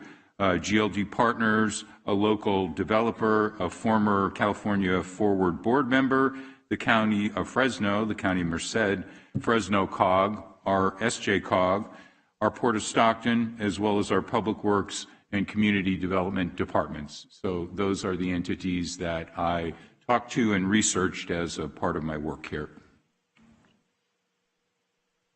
The U.S. Department of Transportation designated the project as a regional infrastructure accelerator, and any planning is to be by Caltrans and the U.S. DOT. GLD Partners, which I'm sure you've all talked to Adam Wasserman, have been acting as the project development consultant, and the Fresno COG has been acting as the public project coordinator on behalf of 8 Central Valley COGs and the Sacramento COG, and many of these slides have been developed by Fresno COG as a result. Excuse me. Fresno COG was awarded a small transportation planning grant of $1 million to get this project started. So that's how this whole thing got started in the planning process. This project has gone through multiple iterations since 2020, and in mid-2022, it was called the Inland Port Project. This version anticipated the former Sharp Army Depot as the central rail hub for our region, and it had spurs that were extending to the Port of Stockton and the Stockton Metropolitan Airport. The thinking at the time, which was last summer, was that the port would acquire Sharp Army Depot and contribute it to the project. It's my understanding that due to environmental contamination and related costs at the Sharp site, it was removed from the project, and the project was subsequently named Tradeport, which is what we're all calling it today. A process to vet and ultimately select the Tradeport sites was anticipated to begin in the first quarter of 2023, and I gave you a schedule of what things look like at the beginning of this calendar year here. And the intentions were to have sites selected and under control by the third quarter of 2023, which is where we currently are in the year. To accomplish this, a proposal for a, quote, phase 1 implementation was submitted in early 2023 to the California State Transportation Agency for Phase 1 funding. The funding request was for $50 million. It was a Port and Freight Infrastructure Program grant from Cal STA, which is what the request was. The funding was to be provided through various state and federal resources or sources, and it was to tie the sites together, and GLD Partners was proposing to do that a JPA be developed between the entities to support this master plan. So this is where the whole idea of a JPA came from, is there were supposed to be sites identified, partners identified, and then the JPA was supposed to bring them all together under the blanket of a master plan, and that was the thinking probably 10, 12 months ago. However, as of today, site selection had gotten, it sounds like got political in the process earlier in this year. Consequently, no sites were selected by the application date, nor were any partners identified. And the funding for the grants was denied, I believe it was the first week of July 2023, and that knocked off the master plan approach off track. It's my understanding that Cal STA was again queried about any funding potential on August 14th of 2023, and their reply was the same. They denied the funding. The reason was the same. There's no sites, there's no partners, and therefore there was to be no funding. So therefore, as I mentioned in the board letter, there's no JPA necessary because there's no sites to pull together and no partners to do it with, and we don't have any funding as a result of that. Consistent comments that I heard during my research mainly surrounded this possibly being a good idea, but all rough concepts. From what I learned, this is neither a bad idea nor a good idea from my perspective, but it's simply an idea at this point. Furthermore, it was often noted during my discussions that any JPA should only be done with entities which are stakeholders in this. We wouldn't do JPA just for the sake of doing a JPA. And at this point, there really aren't stakeholders with anything meaningful to contribute to this effort. It's my understanding that the lead person from Fresno COG is retiring at the end of this calendar year, and they're looking for somebody to do a lead to maybe get another $1 million or $1.5 million funding and planning money to try to keep this thing moving forward in some form or fashion. As a side note, I did find that during this process, the Merced County took a different approach. They did something off the grid that isn't in this master plan. And what they did was the former Castle Air Force Base had been designated as an inland port several years ago. And so Merced, who had initially hired GLD Partners to facilitate their involvement in the master plan project, terminated their relationship with GLD. They had said that they weren't successful in advancing the project, and they cut out on their own. And instead, Merced is doing a small independent logistics project with their depot in Castle Air Force Base, but it's not linked to any bigger project. It's independent, and it's only within the county of Merced. Not surprisingly, Merced did get funding for their project because it had the critical elements of a project site and an identified project entity, which was them. It's my understanding, going back to the Sharp Depot, that there may be Superfund money available to clean up Sharp Depot, and apparently one of our congressional representatives is looking into this possibility to see about getting us money to do that. Of course, if we did even get this funding and it were provided, it would likely take years to do the remediation work. It sounds like the environmental's pretty bad out there. And so this property isn't something immediately available for this type of a project. However, if we do want to consider something like this, it may be worth looking at that, establishing a future project, independent logistics project like Merced did. And if we took that approach, our hub would be positioned to be an early adopter in the event this master plan trade project eventually does come about. So if we did do something independent, similar to Merced, it doesn't exclude that we could some point down the road jump into a partnership with somebody once the sites and the partners were identified. I did want to put that on the table. And that was the last thing I had. And with that, I would be happy to take any questions from the board. And I thank you for listening. Thank you, CAO. I will bring it back to the board for discussion, or any questions, I should say. If not, I'll open up for public comment. Oh, Supervisor Patty. Thank you, Chairman. Just through the chair, CAO Wolverine. A few weeks back, we had a little joint conference call, and we were just getting a little bit of an update. You said you had spoken with one of the principals that's involved in this and looking for the JPA. It was, I believe the name is Alan. You said you had just spoken with Alan, and then you said you had spoken with Alan about this, about the progress, where it's at, and then we ended up getting off the phone call. We had a hard break from our chairman. So have you had the opportunity to engage and get an update on any of the process that's going in place with and through any of the entities that have been talking to us so far? Supervisor Patty, through the chair, I'm not sure of an Alan that... Alan and Albert and Alfred, A something, some name that you had mentioned. You mentioned the name. My memory didn't write it down. Yeah. You had mentioned the name. No, I haven't. The only Alan that I'm aware of is a Port Commissioner, Alan Sawyer. Okay, so we'll drop the name Alan. Okay. So the question is still the same, scratching the name Alan.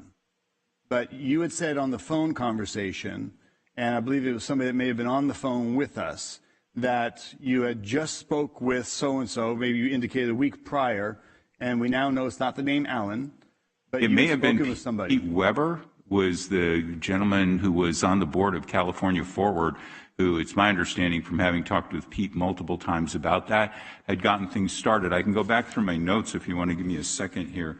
No, I'm just, I'm curious, is have you been able to stay up to date? And I appreciate your analysis. Sure. My last conversation was with Tony Boren, who is the director of Fresno COG, and Pete Weber, who was one of the primary individuals who actually was started with this thing and has, I guess, been working closely. I think it was Pete, or no, it wasn't Pete. It was Tony Boren from Fresno COG and Adam Wasserman were on the phone call. I believe it was Adam. At the end of August. Maybe it was Adam. I think it was Adam, now that you mentioned it. So my latest phone call with Tony and Pete was that they had a meeting with Cal STA on August 14th. So that was, almost a month ago, about why no funding. Because they got rejected again, as I said in my presentation, and it was the same thing. There was no sites and no JPA. So it's my understanding, and this is according to me, is the funding is getting rejected because you don't have sites and partners. And so, if we got a JPA, maybe we would get some funding. So you can't JPA with yourself.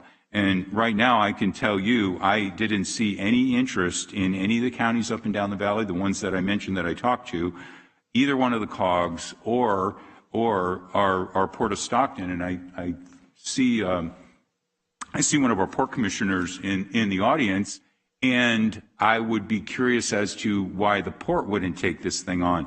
When I talked to our directors of community development and public works, the comments had been that being a logistics project, if we were to even bring this thing into the county, where would it reside?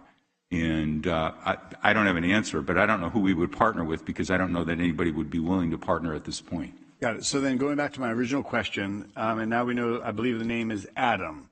So on the phone call we had a couple of weeks ago, you had said, Adam, I just spoke with you. I spoke with Adam recently about something. When's the last time you were able to speak with Adam to get an update from their purview of what they've done? Because I think we've met with them, they've come in, they've talked before, and they're trying to take the lead on this. When's the last time you had a chance to speak with them? I don't recall, Supervisor Patty. I don't recall the last time I talked to him. Just 2 weeks ago, you said you just spoke with Adam. So you're not updated with them at all then? I haven't talked to him probably in at least a couple of weeks from now. No, I have not. Oh, a couple of weeks ago? Yeah, a couple of weeks ago. Is this a difficult question? I'm asking, you don't recall when you spoke with them, and now you're recalling that you spoke to him a couple of weeks ago. So you got up to speed. This is a simple question. I'm not asking something impossible. You spoke to them a couple of weeks ago. You got an update on where they were. You've spoken with COG, so you have a full understanding of what's going on, yes? I think I have a pretty good understanding at the point where I put this on the agenda to discuss it. And the last phone call, Supervisor Patty, that I had with anyone regarding this was the County of Fresno yesterday. Or no, Monday. Yesterday was Monday. Okay. I'm just asking about Adam. You didn't, it wasn't Alan, it's Adam. And so you spoke with him a couple weeks ago. Maybe 3. I don't know. Within the last month. Pardon me? Within the last month? Yeah, it would be. You know when the last time I spoke with him was on the phone call that we had with you, which was August 31st. Okay. Well, before that, on that phone call, you said you had just spoke with him. I don't recall that. Okay. Well, that's something you had said, because I'm just curious how involved you are with the group that's talked to us, including, and perhaps Mr. Treswell has something to ask. I'm seeing how informed are we with what's the progress that's going on. You might be speaking with Fresno COG, you might be speaking with Sacramento, and you've done a lot of great research, and it's fantastic. I'm glad you've done that, and I'm glad to hear from you on what we've asked of you. Absolutely fantastic information. Thank you. I'm just trying to get an understanding of where and if there's any gaps in communication. So you've been in contact with them, and that's fine. I appreciate that. So one question I have is, do you have an update of what you mentioned that there's a Sharp Army Depot, ground conditions. We don't have an update on what that is. You mentioned that one local congressman might bring in some funding, but we don't really know that. Yeah, I do not. I don't believe that there's any new news on that I'm aware of. And that would probably be as of a couple weeks ago. Mm-hmm. Okay, fair enough. I mean, we know funding hasn't been allocated and nothing's been decided. So I just want to get a little update, and then we can hear from Mr. Trezza on anything that's different or relevant. But thank you for for the presentation. Thank you, Chairman. That's all for now. Thank you, Supervisor Patty. Don't see anybody else in the queue. Anyone before? All right, we will open up for public comment. Anybody from the public wish to address the board at this item?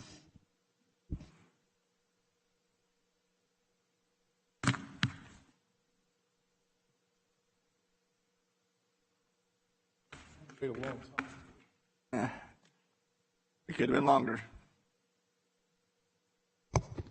Good afternoon, Chairman. Good afternoon. Welcome. Supervisors, staff, thank you for the opportunity. It was really nice watching all that greatness this morning. Uplifting. All the awards, the kind of entities we have in the county. That was a good thing. I enjoyed that. So, let me tell you why I'm so persistent about this project. I spent 50 years in banking, 13 years as a bank regulator, basically looking for risk and trying to stamp it out. 37 years as a banker, embracing risk to some degree because there's a reward on the other end. So I'm very tuned into risk and reward. That's the way I'm dialed. So when the last 15 years, I've been pretty active with the Business Council as well. And the whole purpose of the Business Council is to provide an environment where businesses can thrive and the people in this county can live a good life, meaning they have good, well-paying jobs.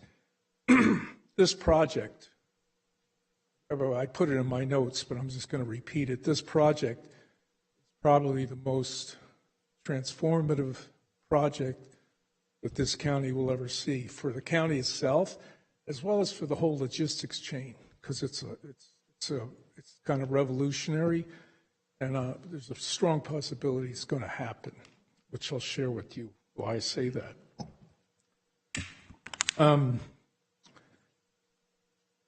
We disagree with county administrator's findings, and I'll tell you a few reasons why. It's true that the project did not get funding from the CalSTA grant because it couldn't name a property, okay? And that was the only reason it couldn't. And CalSTA is trying to compensate for that. But in any event, the USDOT accelerated grant, which means an accelerated grant, they like a project so much they want it to happen, they want to replicate it.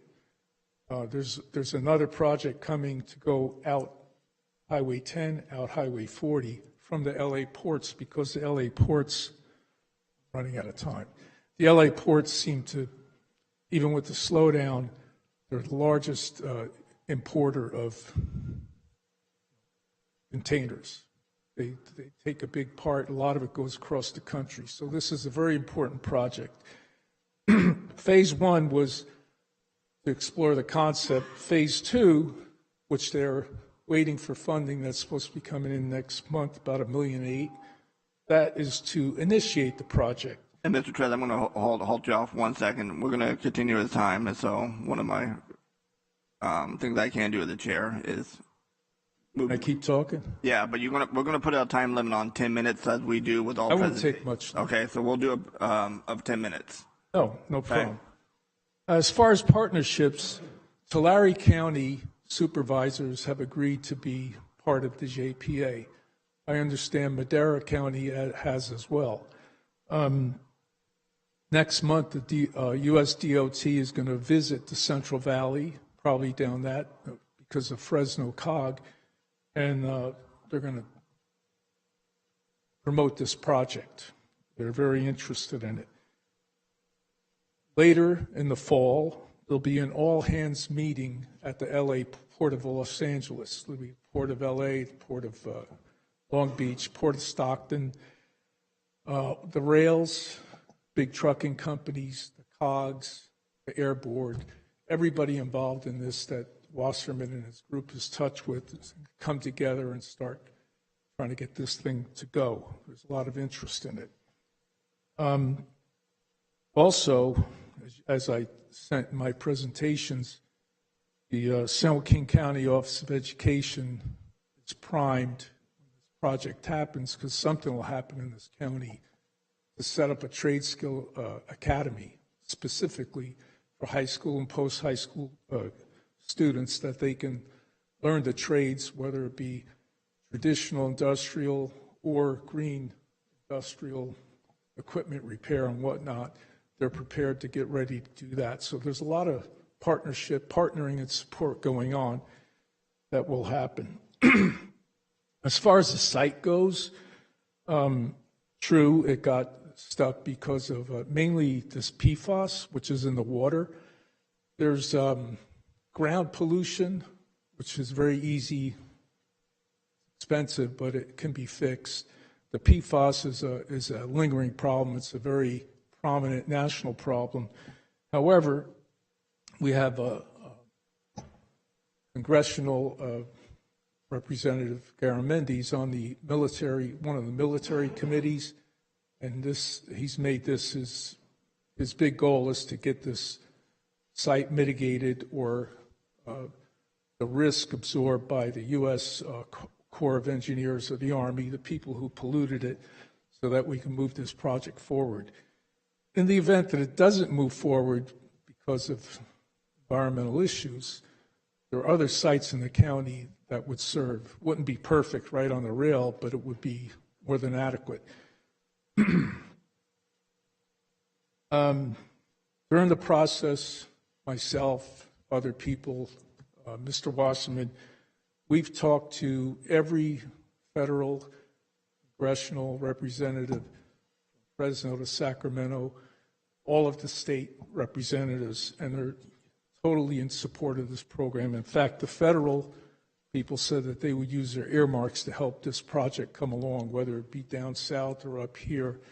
So there's pretty much broad-based support for it. JPA,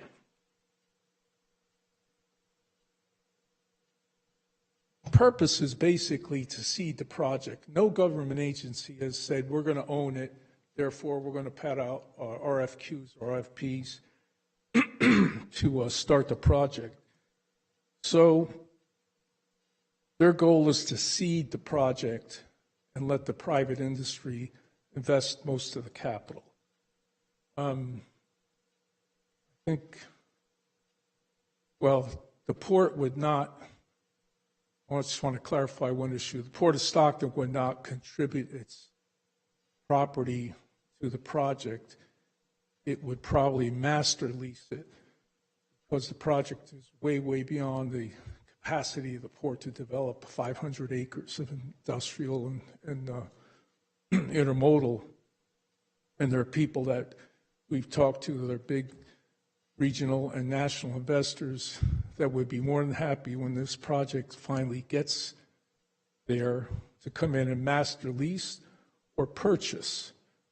They would master lease a place like Sharp because government owns it. They're not going to sell it.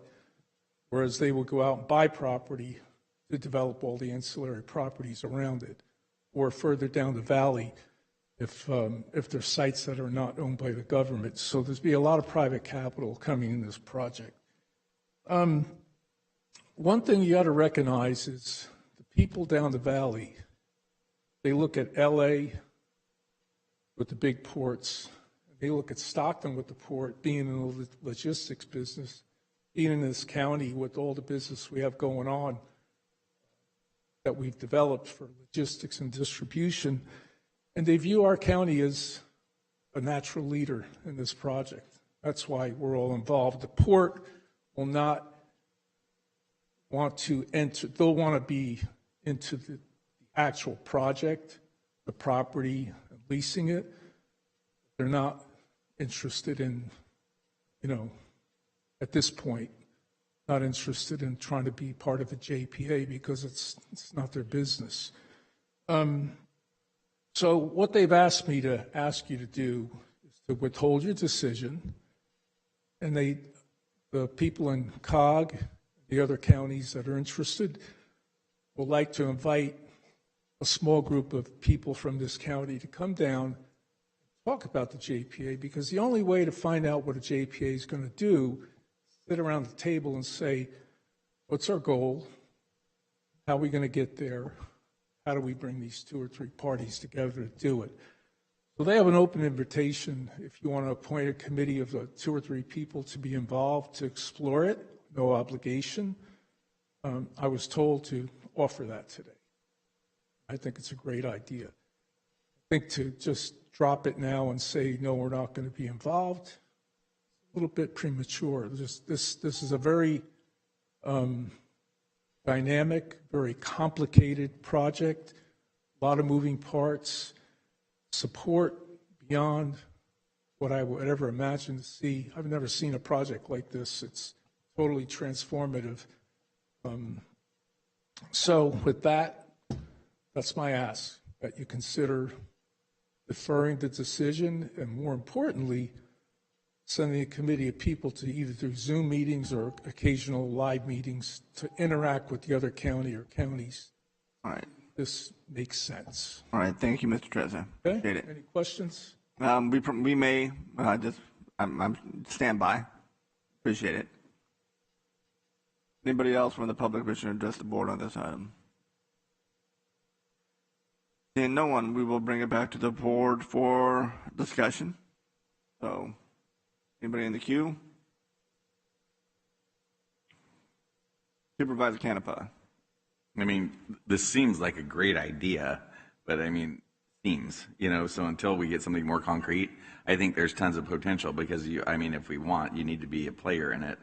But I mean, it seems like the property at Sharps is the most important part of it. So, I mean, going forward, I agree. I mean, I don't know that we poo-poo it today and then it, doesn't have legs, because if there's something that does come of it that has potential in the future, I think that's important to keep the hope alive. Thank you. Thank you, Supervisor Canepa. Supervisor Patty. Thank you, Chairman. I agree with Supervisor Canepa, and thank you, Mr. Trezza, for coming involved. I think our CAO gave a great overview of what he had discovered, but there's a lot of moving parts. There's some conversations happening. I think it's fantastic that the Los Angeles port wants to host a committee and a gathering. So you've got federal, state agencies, you've got private and public sectors coming together to review this. So while I appreciate the CAO's report, I think it's fantastic that we receive this analysis, and then I don't see any justification to accept it and decline any involvement in the trade port California. Why would we close that door? So I think it's great. We're not asking for any money. You're not asking for us to give resources. Perhaps the chairman would like to appoint a couple of supervisors or perhaps yourself to participate, go down to Long Beach, listen if that's the meeting that you're talking about, for us to get more educated and bring back to our county what we as a board have understand to be the best plans moving forward for our future. And obviously this isn't an overnight project. It may take 5 years to clean up the ground in Sharp Depot while they're building out the transit, stage by stage to get up this way. Whatever it is, but I'm one that would never look to close the door on opportunity when opportunity is knocking. How often trade ports like this come along? Once in a lifetime, right? So this is a unique opportunity. Thank you, Mr. Trezza, for remaining engaged in your retirement. You don't need to do any of this, but being a port commissioner and looking at economic development in what is now our home city and county, I appreciate this coming to us. And I think it's great that we accept this report. And I would ask the chairman to maybe appoint at least 2 people to participate in a delegation from the county. All right, thank you, Supervisor Patty. Supervisor Dean. Yeah, I as well like keep the door open and, have some meetings. Let's talk about it. And, is it are the odds against us? Yes, but most things in life that are worth, going after are. I do want to remind everybody that having a polluted site to clean up is a cash cow when it comes to funding. So no, it's not our cost at all. But it's like Rough and Ready Island. When we took that over, there are a lot of federal funds that came along with that project too. So that itself is a reason to keep it open. Thank you. Thank you, Supervisor Ding. All right, anyone else? Seeing no one, and you're absolutely right, Supervisor Ding. I mean, it would be great to clean that property up, and it would be a super fund project. And you've seen what happened in Roseville with the railroads and stuff. It does take some time, but I don't think we can, correct me if I'm wrong, Counselor, we can't appoint anybody today. Can we? I mean, I would think that would have to be a separate agendized item. We can make a motion to bring something back, correct? Can we appoint 2 individuals? I would agree that if that's the wishes of the board, we ought to agendize consideration of setting up a subcommittee. It's not on the agenda itself. So with that being said,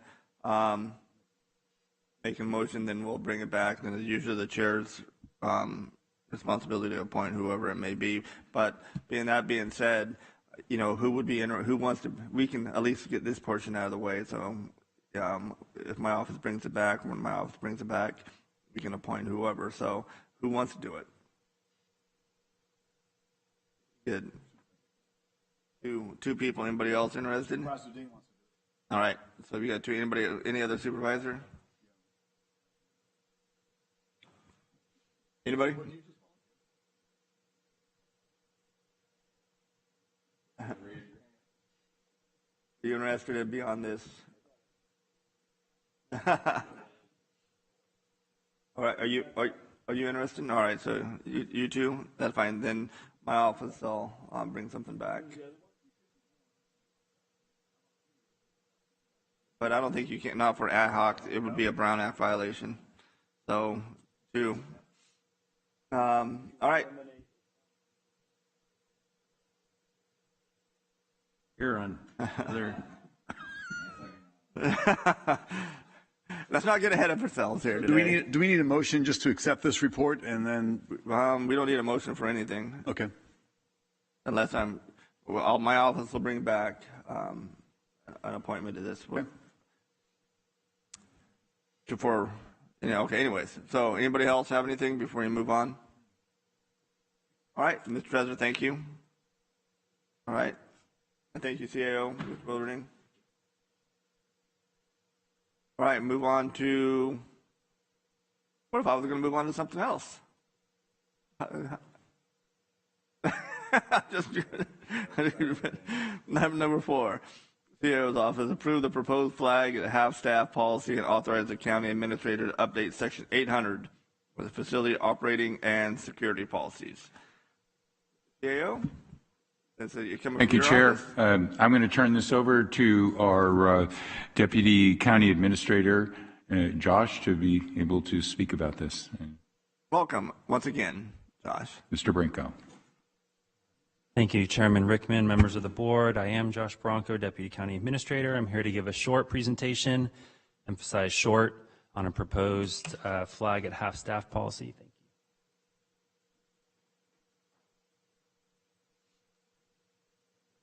So last year on June 7th, the Board of Supervisors approved a flag policy and it did not include any direction on when the flag should be flown at half-staff.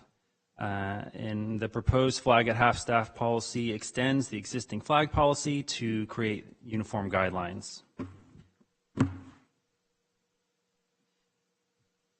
It's built on two federal statutes, U.S. Code Title IV, Flag and Seal, Seat of Government, and the states, and U.S. Code Title 36, Patriotic and National Observances, Ceremonies, and Organizations. These documents provide direction on when the United States flag should be displayed at half-staff, for example, national holidays such as Memorial Day, mandatory periods of mourning such as the death of a former president, and at the order of the United States President or the California State Governor.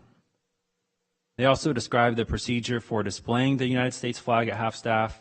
For example, the flag should first be raised to the peak of the staff before being lowered to the half-staff position, and the United States flag must always fly above state and local flags.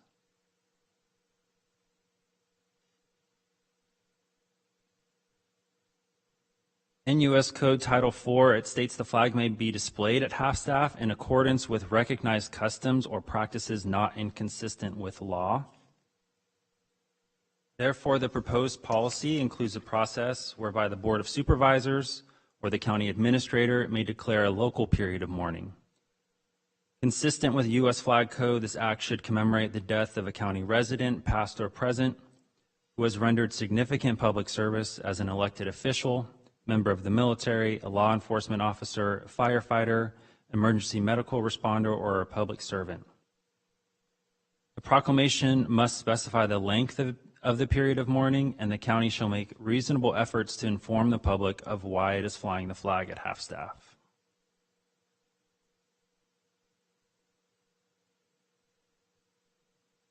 The public notice should be performed by the public information officer representing the department declaring the local period of emergency or local period of mourning, For example, the board's PIO would perform the public notice if the Board of Supervisors were to declare a local period of mourning, and the notice may include a media advisory, social media posts, and other appropriate means of communication.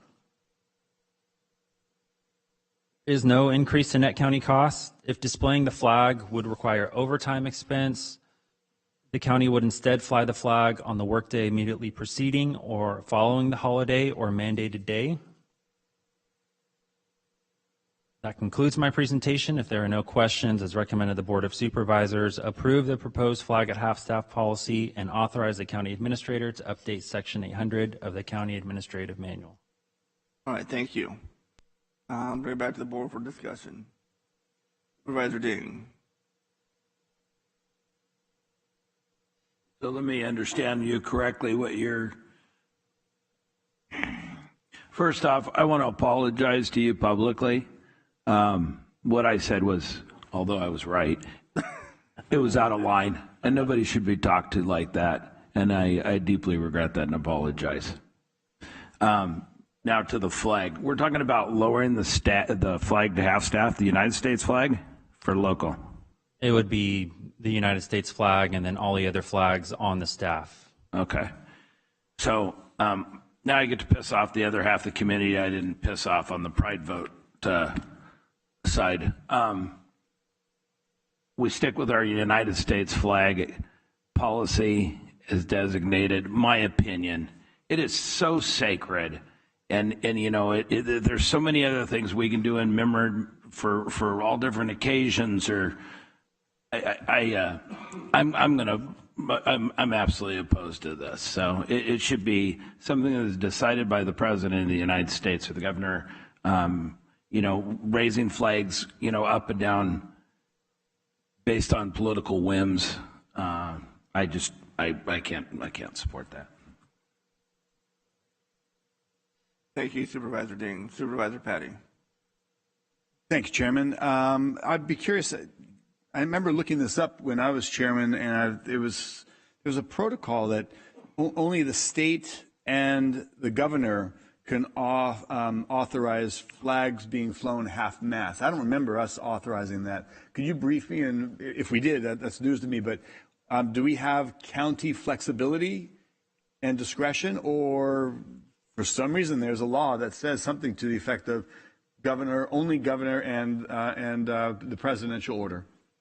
So it's that section in the U.S. Code Title IV where it says,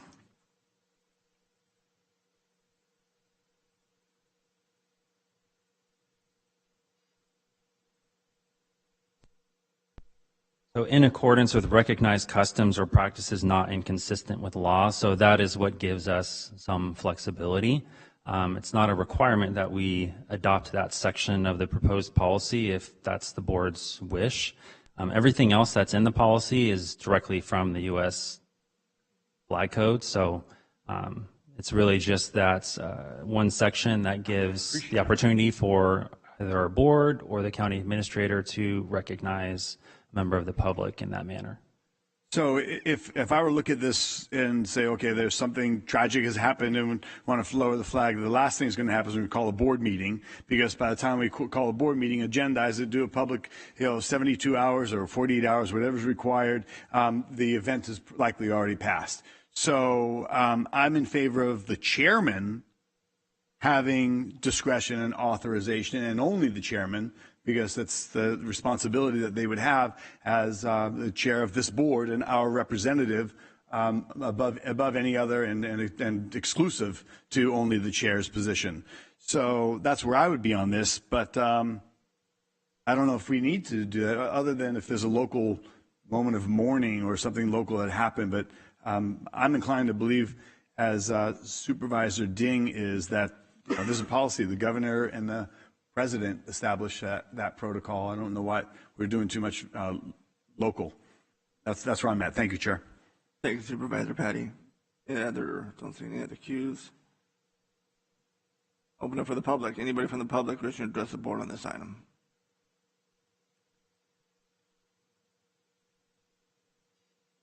And now bring it back to the board again.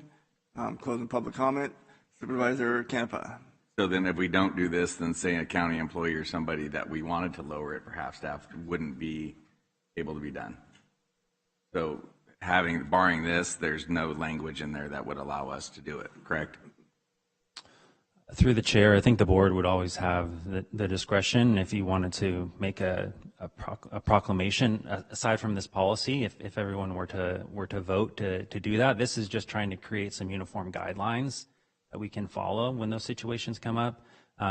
Some ideas around who might be recognized that are in line with the U.S. Flag Code, which is why it specifies members of the military, public servants, things of that nature, because that's generally the types of people who are recognized in this manner on the national level. So I think you would still have some flexibility to do that, but you don't approve this, or if you modify and remove that section from the policy, you're going to be missing that uniform guideline, which is what's being proposed. Perfect. Thank you. Thank you, Chair. Thank you. Supervisor Patty? No, thank you. I'll table my thought. Thank you. My question. I agree with Supervisor Ding and Supervisor Patty. However, one thing that I think we should have discretion on is, as it says in here, should a member of the military, a law enforcement officer, a firefighter, emergency medical responder, I would say that we should have discretion on, because I know when I was mayor at the time, and we have an officer was killed, and we lowered the city flags and the U.S. flag and the flags at City Hall to recognize the law enforcement officer. And if it were just letting the governor and the president, their orders dictate that, we wouldn't have been allowed to do so. So I think there are circumstances that warrant that. And I agree, it is it cannot be any type of playing politics with our flags, and so it has to be on an occasion that is very limited, and to members of the military, I would say military, law enforcement, firefighter, emergency medical, so it's very specific. And no, I do agree with Supervisor Patty that it should rest with this board, that it should rest with whoever the chair of the board is at that time, and so there's no that chair who's elected by this board makes that decision, so there's not competing visions of when and when not to do it. So that is my 2 cents to that. So with that being said, Supervisor Ding. Mr. Chairman, and I respect your comments, but I think there has to be some consistency. There are plenty of ways to honor, fallen leaders, military, police in this community. That United States flag is a one of a kind. It's the one idea. It's more than a symbol. It's an idea that represents all of us, and I think we're playing with it too much, whether it's flying other flags on it, lowering it, raising it. And I think in my view, I have to be consistent. I don't want, I had voted against the pride flag growing on that pole. I would vote against, a blue line flag, law enforcement flying on that pole. I think it needs to be respected and left alone, and there are other things that we could do to honor. And I would just, it's the one thing that the veterans, it's all of us, and I just think we need to leave it alone. So I've now pissed off the rest of my constituents. Thank you, Supervisor Ding. Supervisor Patty? Thank you, Chairman. And it's an issue that's difficult because obviously Supervisor Ding has brought up a very valid point, but also I remember when I was chairman, we had a fire captain killed, we had a police officer killed in the line of service, and I looked into it and found out that only the president, only the governor, absent local a local parameter to make a decision. So I'm inclined that the chairman of the board should, if on the county's flagpole, if something, this isn't something that happens every day, every week, and nor does it happen randomly, and it's something that's done very carefully and with all deference of respect to the flag and how high it is supposed to fly. But I'm inclined to believe, and I would make a motion to approve this at the discretion of the chairman of the board. That's where I'm at with this.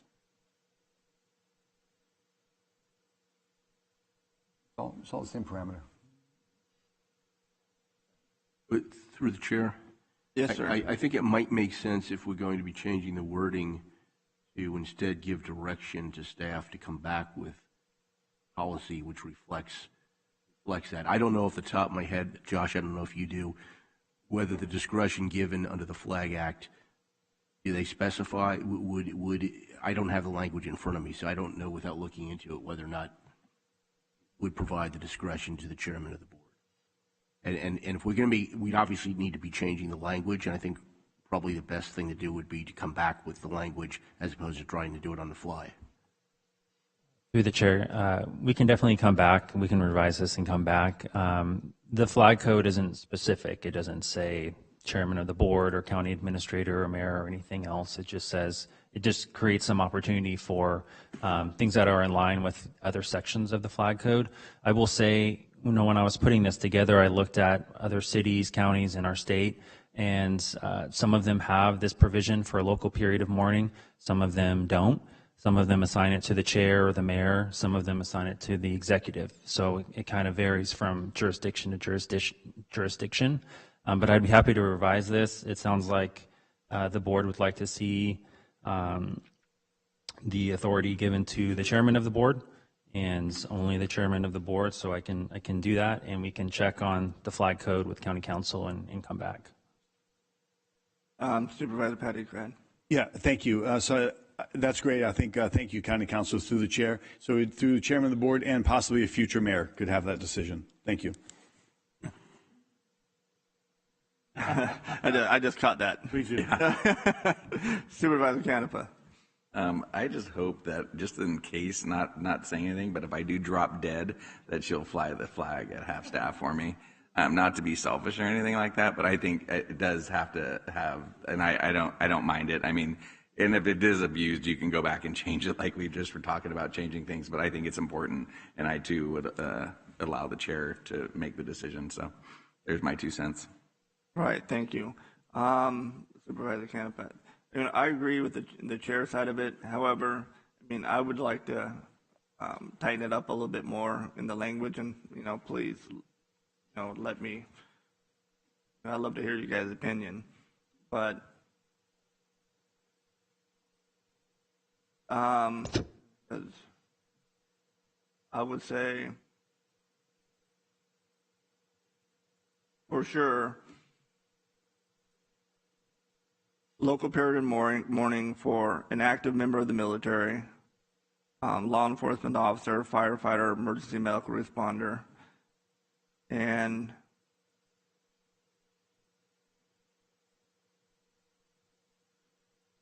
that's what that's where I didn't even think about it until you mentioned. I mean, do you limit it to elected officials, San Joaquin County elected officials, if we want to go that far, or members of the board? Yeah, I just want to make sure we tighten this up, because, but that's why if that's the case, then I mean, active members of the military and law enforcement officers, firefighters, emergency medical responder. I mean, well, you just like what we talked about today when we were the presentations. Now, law enforcement officers, firefighters, they serve their community usually, but you serve on a bigger scale. The United States, right? You have an oath to the Constitution and so on. We just celebrated 9/11. So, and this is the problem. This is the issue I have, and is. So you're telling me, and I'm not, I shouldn't say that you're telling me, and this is not for Supervisor Ding, but you have, and we just discussed 9/11, so you're telling me that you have firefighters and, NYPD officers and stuff rushing up that tower collapses around them, kills them, and that we shouldn't, as a city or a county, recognize those individuals with the lowering of a flag? I think we should. And, I think that's the least that we can do as a county. So with that being said, I would limit it to an active member of the military, a law enforcement officer, firefighter, emergency medical responder. Now I'll leave it up to the board if you want to consider elected officials. That's up to you guys. But we rep the county. I would like, Mr. Chairman, I feel like my remarks have been missed. I really do need to add this. Yes, please. Being someone who's half, 9/11 gets real personal to all of us. When you've got your boss sitting up on top of the U.S. Capitol, when you're waiting for the, I'm sorry, so when you bring up 9/11, 9/11 is a national incident, and yes, it should be flown at half stack every day on 9/11. And shame on this president for not ordering it, or the governor of California. But that being said, I think if you leave this at the local level, here we are trying to figure out firemen, and pretty soon it's going to be civic leaders and businessmen and people who own car washes, what have you. I just think that when you're subjecting the national flag to movement, it should be based on a national occurrence, not a local. So I do respect your opinion. I just wanted to clarify that that was a separate. I hope that's why I hope you didn't think I was implying I understand your point 125%. And I just feel that, hey, I've been there as a mayor. I've seen one of our members of law enforcement, and I know our firefighters too. And I think it was both incident of a firefighter, on-duty firefighter death, and a police death that resided in our city. And as a mayor, I ordered the flag to be flown half-staff. So, and I think that's, it's an obligation, and at least you can do for that individual and their families that represents your city or lives in your city. Supervisor Canepa. I mean, I think it needs to be written like this because we did it yesterday. We went to Mickey's Grove and brought the flag down to half-staff. So, I mean, I think we need to have the discretion regardless of what, what people say. Because I think there's in times, just like you said, that the president didn't order it and the governor didn't order it. Well, you know what I mean? So I think as electeds, we're given that authority to be, stewards of the people. So I say you leave it, because if there's somebody that has given to this, community that, and their loss is felt, then I think that's how you show it. So thank you. All right, then you know what? Then I'll make a recommendation, right? If we're not doing a motion, that you guys are going to bring this back, but lowering period of warning for past or present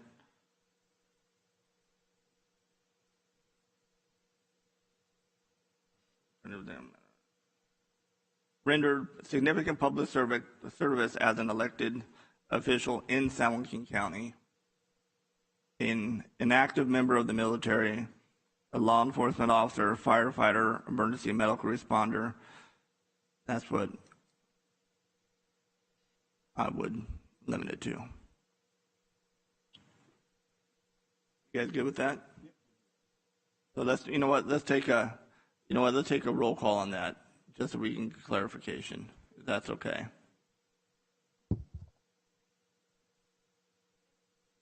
So, Supervisor Canepa? Supervisor Villapadua? Supervisor Patty? Supervisor Ding? Chairman Workman? Yes. All right, so there's the direction for that, and I think it was unanimous for the board chair, whoever that may be at that time. We all agree on that? All right, any further direction you need from this board? Just to be clear, Chairman Rickman, it sounds like the section we were wanting to strike is public servant at the end. Right. Okay, understood. And then elected officials in San Joaquin County. Right, and it says a death of a county resident. That's so just what I've mentioned, that small group. Cool. All right, we'll move on to item number 5. I know Sheriff Withow's been patiently waiting back there for this one, so we're going to take an hour lunch break before. Nah. All right, move on to item number 5. It's brought forward from ROV. Approve an appropriation transfer in the ROV 23-24 fiscal year budget number 1013 00000 of $194,516 from special department expense number 6226 0000000 to equipment number, why do we have so many zeros? Number 6451000000 for the purchase of a new vote by mail ballot drop boxes. So Olivia Hale, welcome, and I will turn it over to you. Well, good afternoon, Chair Rickman and members of the board. Today I'm here to discuss the approval for appropriations transfer concerning our new vote by mail drop boxes. Under normal circumstances, this would be a consent item, but I wanted to ensure that we answered any questions that the board may have.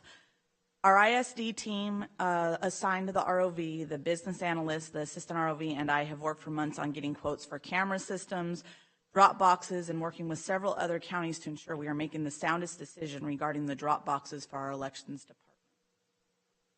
Today's agenda, we're going to talk about the current drop box solution, introduction to the new security enhancements, vote by mail trends, official drop boxes versus the USPS, fiscal or appropriations transfer, the fiscal impact, and then any questions that the board might have. The current drop box solution, our current system utilizes mobile drop boxes during each election cycle. We've taken multiple precautions to ensure the security of these boxes, ensuring that we meet and even exceed the Secretary of State requirements. However, after listening to public concern and researching as many options as we could find, we have determined that change is definitely needed. As we continuously strive for improvement, we're excited to introduce our advanced Vote Armor ballot drop boxes from LaserFab. Their robust construction ensure they're secure and will be bolted to permanent locations throughout the county. We currently chain our drop boxes to a fixed structure. While this is a secure method, it could be compromised by a dedicated individual with specialized tools. The current drop boxes are on wheels, so chain could be cut and they could be wheeled right away if someone so desired. To date, nothing like this has occurred in San Joaquin County, and these new drop boxes will help ensure that it doesn't. Their advanced security measures go beyond simple chains to ensure the utmost safety of the ballots. Utilizing internal bolts anchored to concrete, only accessible from inside the drop box. Furthermore, they come with fortified locking mechanisms, tamper seals, and decals that can be placed outside the box to guide the voters. During off-election years, these boxes will remain sealed to ensure their integrity.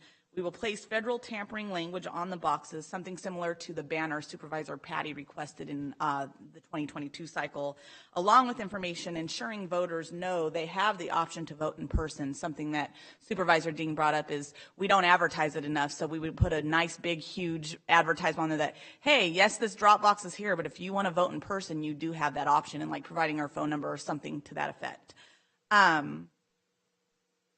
The boxes will stay deployed and provide continuous messaging to voters all year round. So we'd be able to utilize them also like a, almost like a billboard, if you will, at the locations they would be installed in at permanently.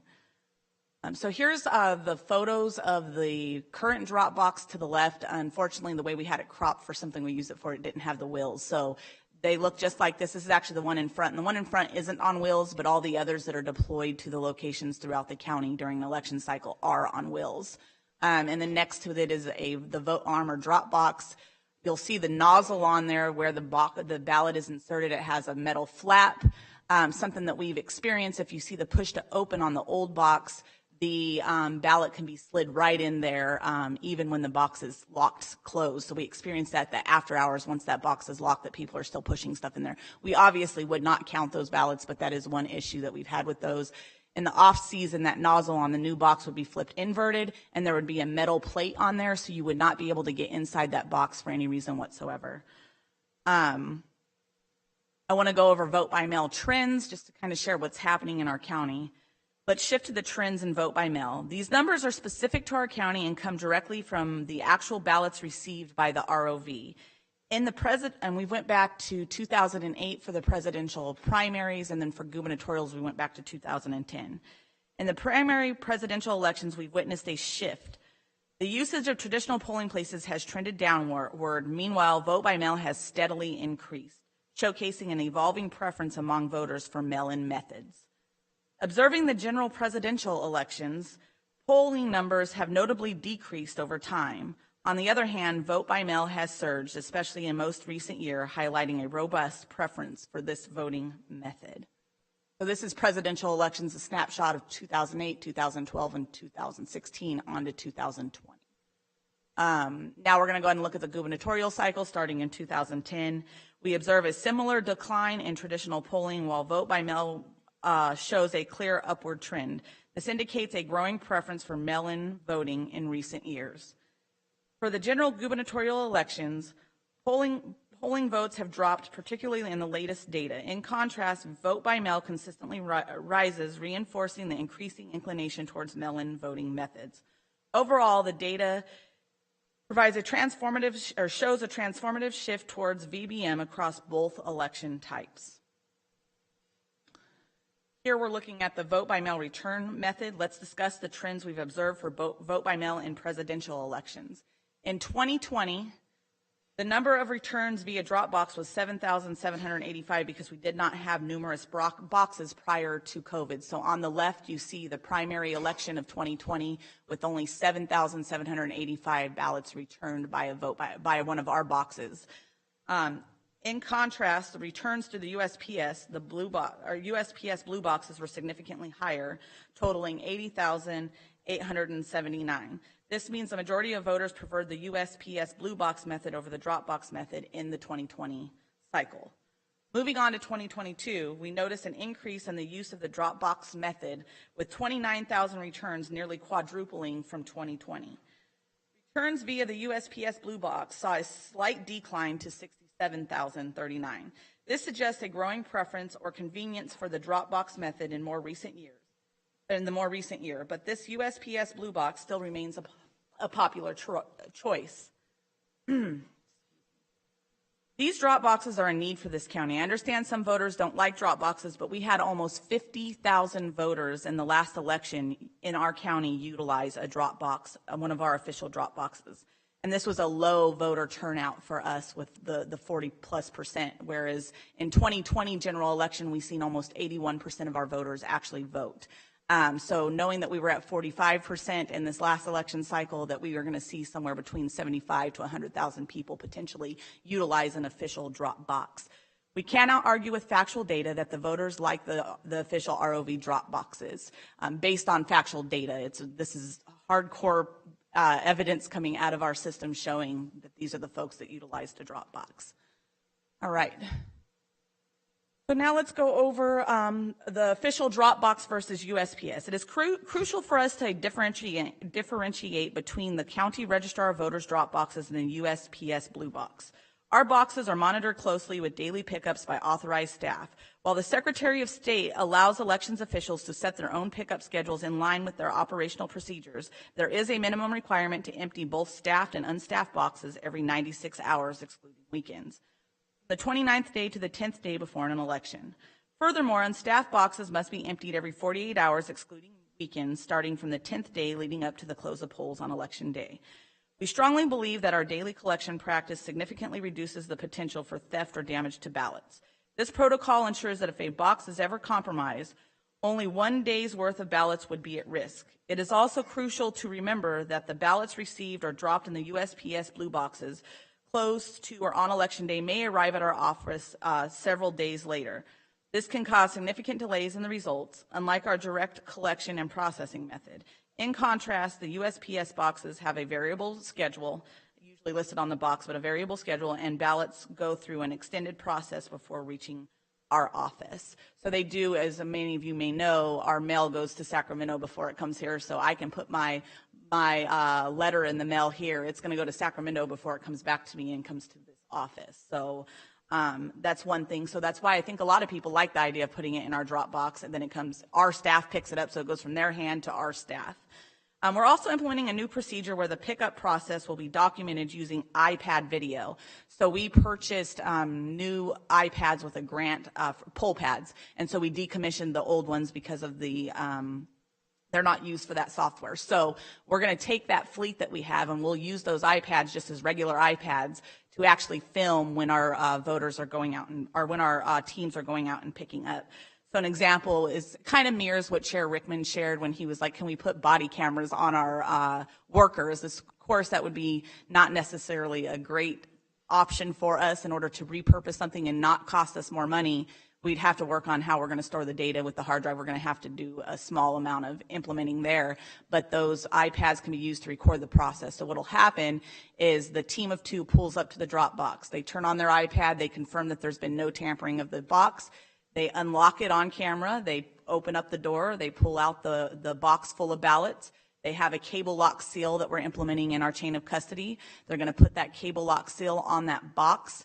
They'll put the empty ballot box inside. The full one will be sealed. They'll close the door. They'll lock the box, and then all that will be filmed on camera. That cable lock seal will be checked out by our vote by mail staff here at the Registrar of Voters office to that team of rovers. They will go pick their ballots up. They're going to utilize that seal. When they come back, a different team of 2 are going to verify that cable lock to the seal that was checked out to that team to ensure it was the same exact serial number that was issued, so we know that those ballots were never touched in transport.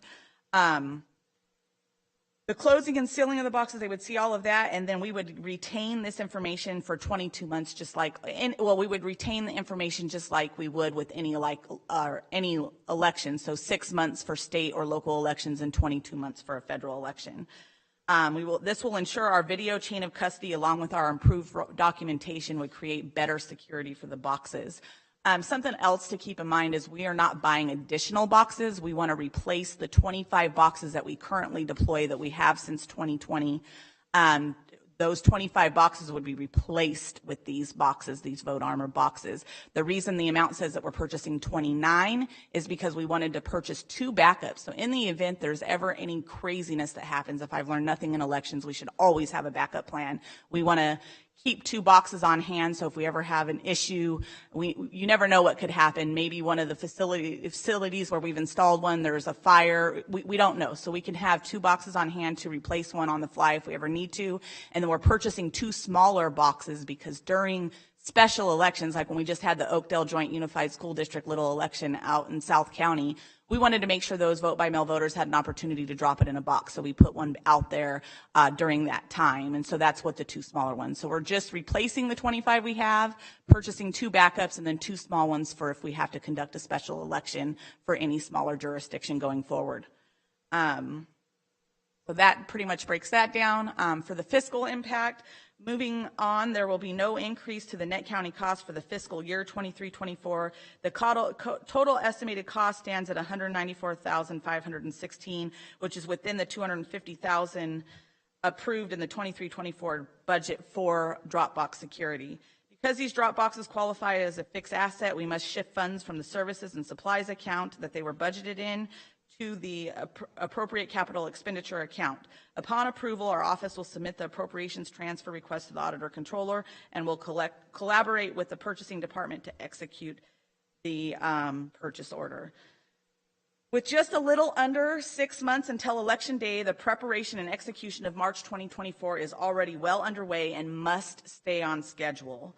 In closing, this board has my word that my team and I are working diligently to make sound, appropriate decisions that take into account the entire voting population of almost 400,000 voters. Right before I open up for questions, one last thing I wanted to share was just that we actually are required with our current population to have at minimum 14 boxes. We have the 25 so that we can service those rural communities that are used to having a drop box, and we're not providing a disservice because they're not located in the denser population areas. All right, and that's it. We're open for questions. Back to the chair. Thank you. All right, thank you, Olivia. Before I bring it back to the board, Sheriff Withrow, I know there was some concern about security, and we just discussed security. You want to address that?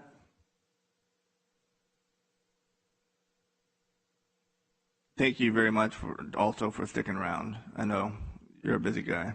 No, I appreciate it. I was contacted by some of our constituents regarding questions about the drop boxes and security and such. So we contacted, and Olivia and I sat and talked about some of those concerns. And I was surprised to hear that we had mobile vote-by-mail boxes that were just chained up, and was impressed that the boxes she's looking at will be permanently bolted to the ground, and that seemed to much improve the security of the boxes themselves.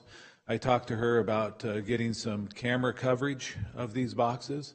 By chance, we did have camera coverage out in front of this building where we had a box, and captured some stuff on that.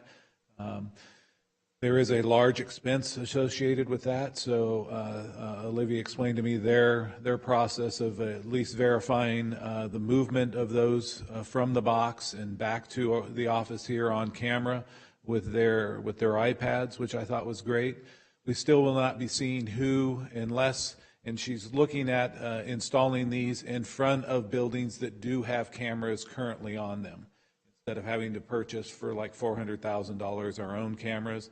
Just like this building captured somebody walking in and maybe putting multiple ballots in a box.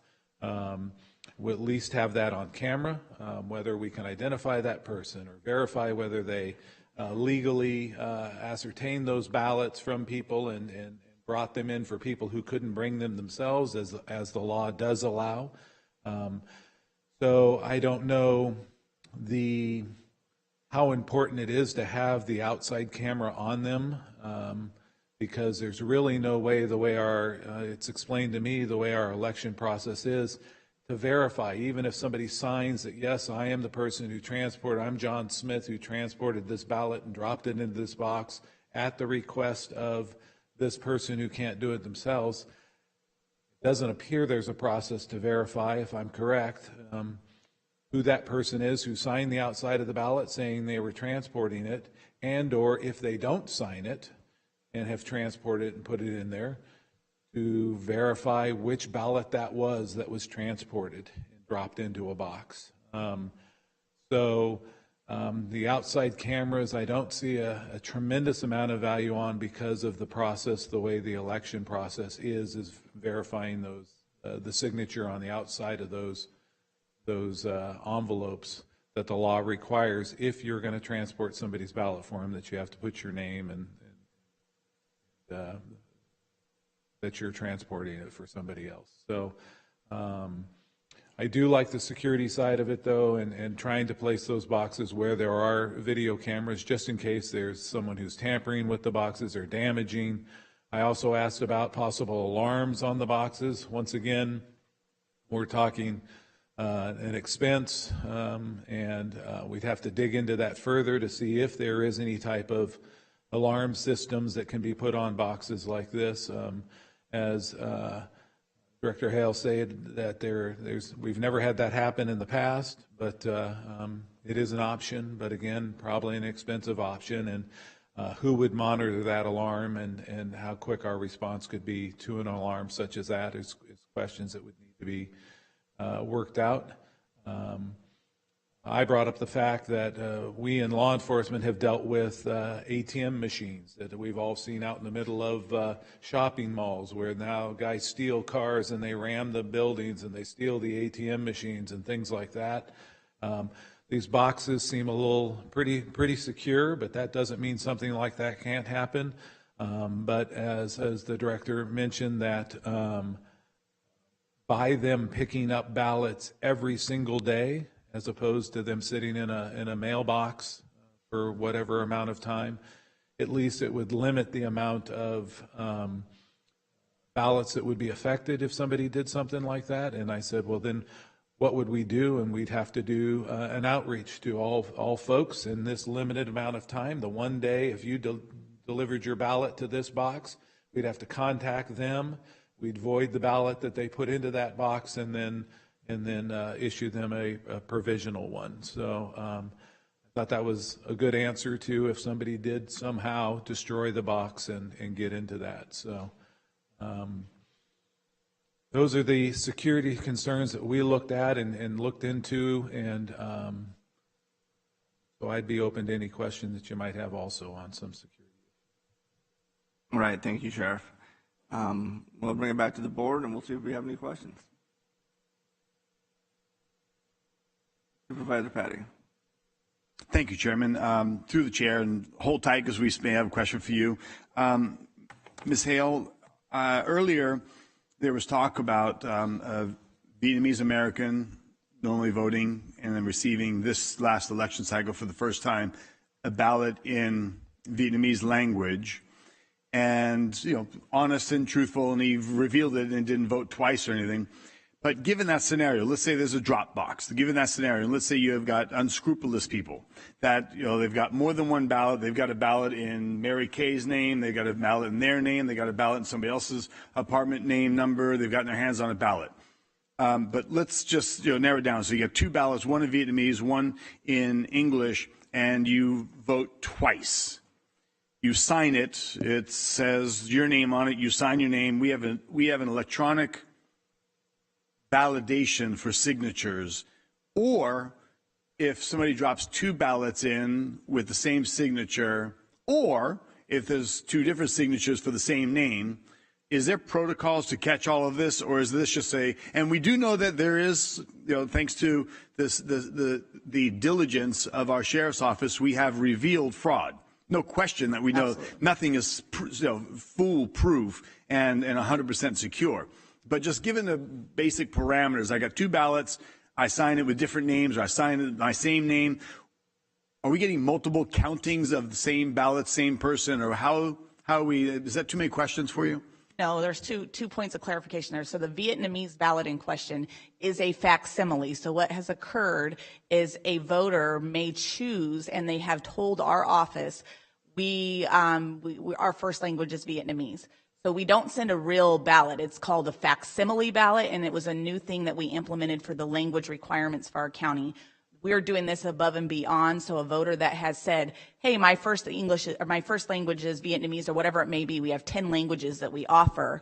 They're getting their official ballot in English, but they're getting a facsimile of it in Vietnamese. So if they wanted to, they could set it down and they could read the words in their native language if they so choose. If we were to get a facsimile ballot back voted, we would duplicate it to the proper official ballot, and that voter would only get history for that one ballot. They wouldn't get history for returning both of them, even if they put them both in the same envelope. So that answers the first part of that. All of those signature verifications, I agree. We learned from the case with Sheriff Withrow that something was going on. I'm in full transparency. We pulled all the data from our signature verification people over the last election cycles. People are checking 100 signatures in a minute. I don't believe that that's even possible. So I have mitigated and changed. We've actually redesigned our office to where all the signature verification is done under camera. There's 16 stations. There will be 2 people at every single station. There will be 3 layers of signature verification. So we are aggressively changing how we've done signature verification in this elections department, from the thankful dedication and investigation of the sheriff's office and what we learned. That is something that we're going to be very hardcore on, that any envelopes going into boxes, it's not going to be just a hurry up and get it done. It's going to be a fully vetted and verified process. The way we've set up our office, the observation area for anyone that wants to come into our office and observe, it's all been compacted to one corridor so they can see ballot inspection, they can see ballot scanning, they can see ballot tabulation, and they can see signature verification, all happening right under glass windows so they can observe all of that. So if there are questions about our processes, they're way more robust than they've ever been, and there's an opportunity for the public to see with their own 2 eyes what we're doing, so that stuff like that, ensure without a doubt that it's not happening when it comes to signatures being counted or anything like that. We're refining our process Absolutely, as it evolves, as we learn new things. And to that point, through the chair, Sheriff, pardon that, Sheriff, is there maybe going to be a report brought to this board on what you guys had discovered and the diligence and the dedication for our honest election process? Is there something that might be planned that the rest of the board can? I only heard through the wind that there was a very revealing and very informative investigation that was concluded. Well, if you so desire, we can do that. We did do a presentation for the election board the other night, showing particularly what we did in the Khan case. As you know, that's still going through the court process, so maybe once that's all adjudicated, then we'd be more than happy to present to this board anything that you'd be interested as far as our investigation. Excellent. I'll defer to the chairman on that if we want to maybe schedule that in the future whenever it's appropriate, but that's my questions for now. Thank you, Chair. Thank you, Supervisor Patty. No, I think that's a good idea. I mean, just let my office know when you want to do it. Absolutely, yeah. I think we should work with the DA to make sure that everything's sealed up on the prosecution side, and then we'd be more than happy to. No, I think that's I mean, you guys did great work on that. So people need to know. Supervisor Dean. Chairman. Thank you, Sheriff, for your report that you gave in front of the Election Integrity Committee last month. It was quite extensive, and I appreciate the Board of Supervisors for appointing that committee so that they could take this relevant information and report to you before any decisions are made, and that's one of the reasons we did it, and it was quite revealing in what you found out. I'm going to just, and I think, Olivia, you're doing one heck of a job trying to figure out within this process every steps and balance. One of the reasons the committee was put together, though, was to give us an advisory opinion on which way we're going to go and some of the things they've seen, like the sheriff's report. I know all the members of the Board of Supervisors were busy during the last election committee meeting doing official activities. I heard Tom Petty barely got the ball off the mound, but you guys were busy that night. So anyway, the election commission will report on what the sheriff had to say. The only thing in her presentation that I do take exception with is when you look at voting trends, because I mean I love statistics and I love numbers and you can do anything with them, and it reminds me of the federal government's response to fentanyl at the border right now. Did you know that only fentanyl is seized at the legal checkpoints in the border? Yeah, that's because there's no law enforcement cops where they're not supposed to be coming across the border. So, you know, their argument, it's the same here. If you eliminate polling locations and you tell everybody they have to wear 4 masks, have 5 shots, and they're going to die, they're probably not going to a polling place. So, yes, the amount of people that voted by mail went up. The county is not designed. We're not L.A. I mean, you have the voting boxes in the city of Stockton probably work better than they do, say, in Linden, where you're trying to vote in a Stockton East Water District election because a new ballot went out, but there's no polling places, and so to vote in person, you have to drive to downtown Stockton. It's a little different.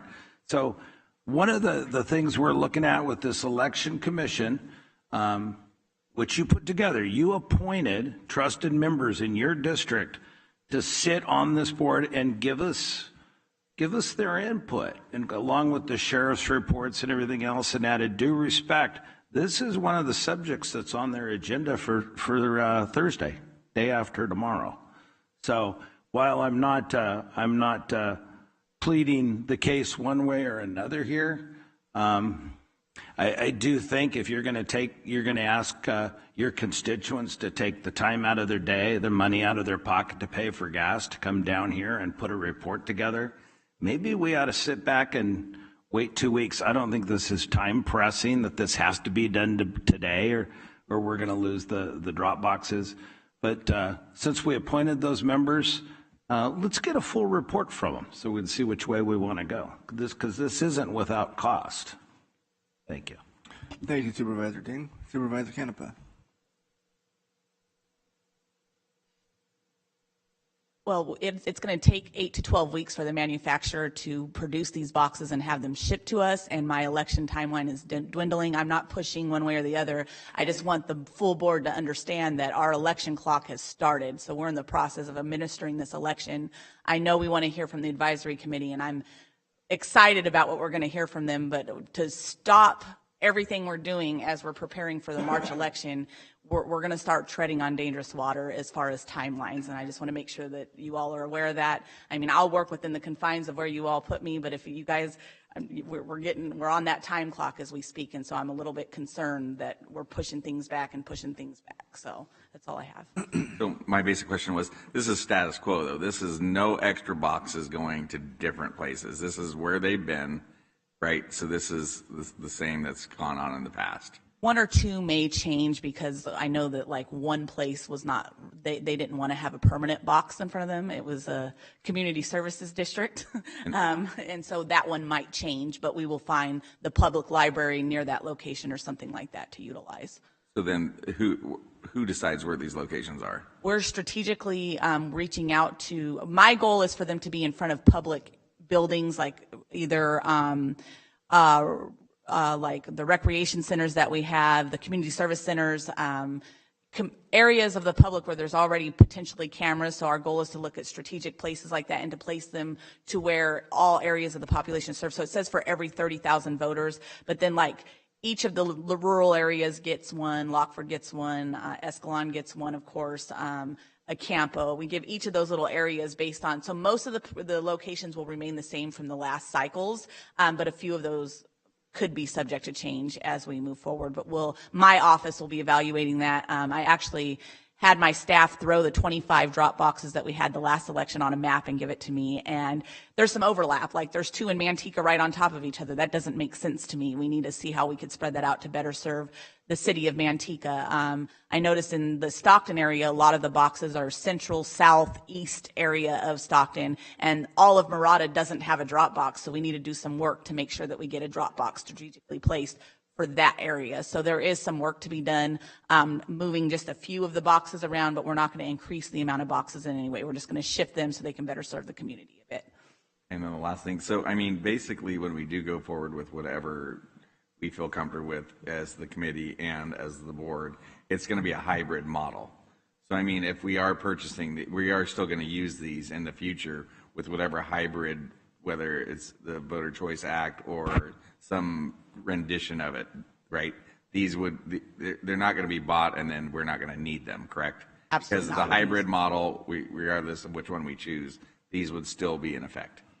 Right, and just for full disclosure, I think that the more information we're getting, when I do return to the board with the information, you guys will be surprised to learn maybe not the best things about the Voters' Choice Act. And so that's why I believe you all got a memo from me, if you remember, just letting you know that we were going to return to discuss that. But that will not change the drop boxes at all. Those will still be required, 30,000 for each voter. And the way the makeup of our county is situated, we want to ensure that those rural communities are getting the same service. Just because you live in the city doesn't mean that you shouldn't have the same opportunities when it comes to voting. So. Right, because I mean, we don't want to discount the work of the committee that they're doing at the same time, but we don't want to slow down for March, an election, you know, the importance of having all the pieces to the puzzle. And the security. And the security, okay. Thank you so much. Thank you, Chair. Thank you, Supervisor Canepa. Supervisor Ding. So the only caveat I'd add, you said it doesn't change whether it's Voters' Choice Act. By law, we're required to have 11. 14, based on our 14, population. not 25. And I know money doesn't seem to matter anymore. We're just spending it like it's going out of style. Just because it's budgeted doesn't mean you have to spend it. You know, instead of maybe paying a poll worker $10 a day, maybe we pay him a little and would actually employ somebody. It'd be cheaper than buying all of these drop boxes.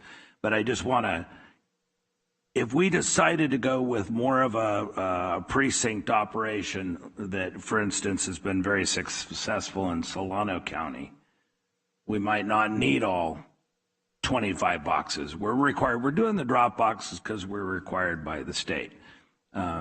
I think the sheriff would, you know, the things we're doing here locally, quite frankly, I think the sheriff would concur. Any potential fraud, everything's happening before those ballots even hit the boxes. Would you concur with that? That's correct.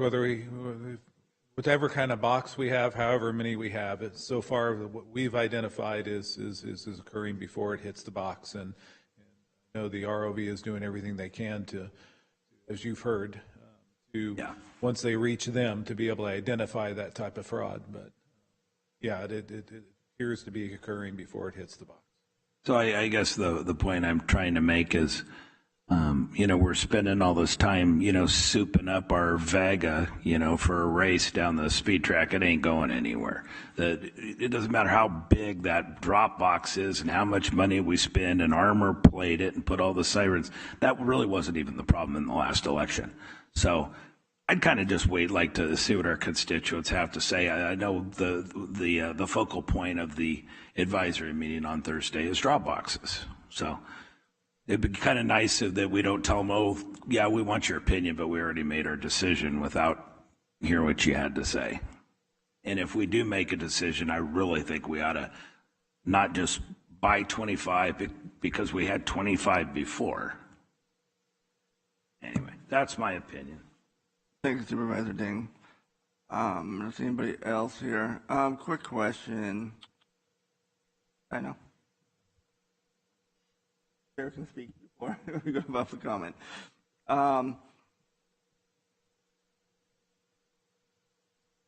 You mentioned, Supervisor Ding mentioned, and Sheriff, you confirmed that, you know, fraud occurring before the box, before they dump it in the ballot box. But if we have a way to identify people that are hitting the boxes, meaning putting them in the box, and to be able to let me know is when these ballots come to you or come to the ROV, you know exactly where they're coming from, what boxes. Absolutely. So if there is, say, we have a bunch of signatures that don't match or coming from the same address, that we can be able to trace it back to what box that is and pull up a camera and see who dropped these ballots in there and then do the follow-up from that point on to identify that individual if we needed to. Is that something that is doable?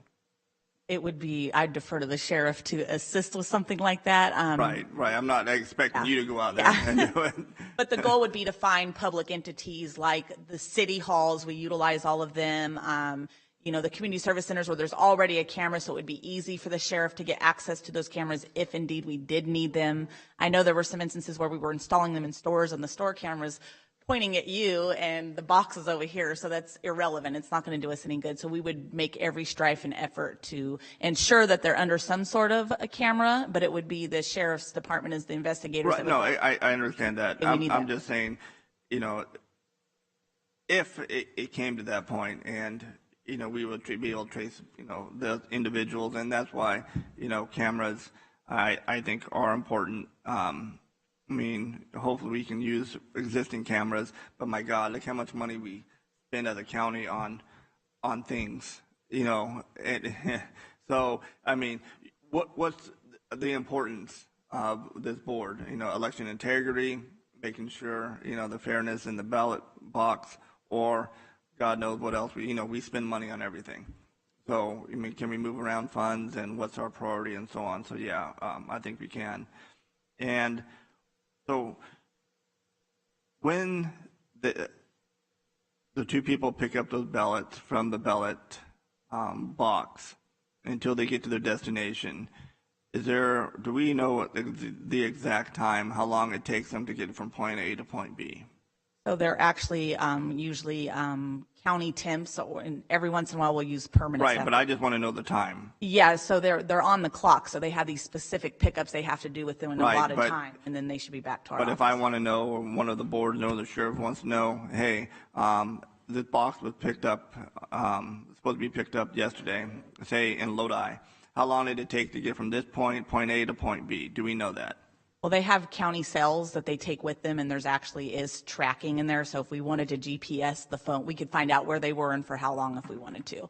So when we deploy those phones, those county cell phones with them, it's so that they have contact with our office. So if we really wanted to, we could gather that data and look at that if that was something that we were concerned with. We don't track it like watching it every day, but they do have that county cell phone, so we could determine where they traveled with that phone during that time if we needed to.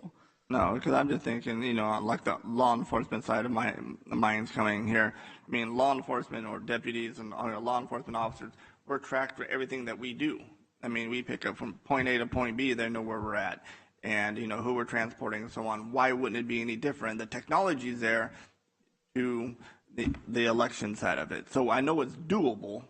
And, I just want to know if we are doing it and that, talking about the extra security. Mr. Chairman, I'd also throw in, if I could, the iPad itself that she's going to be deploying.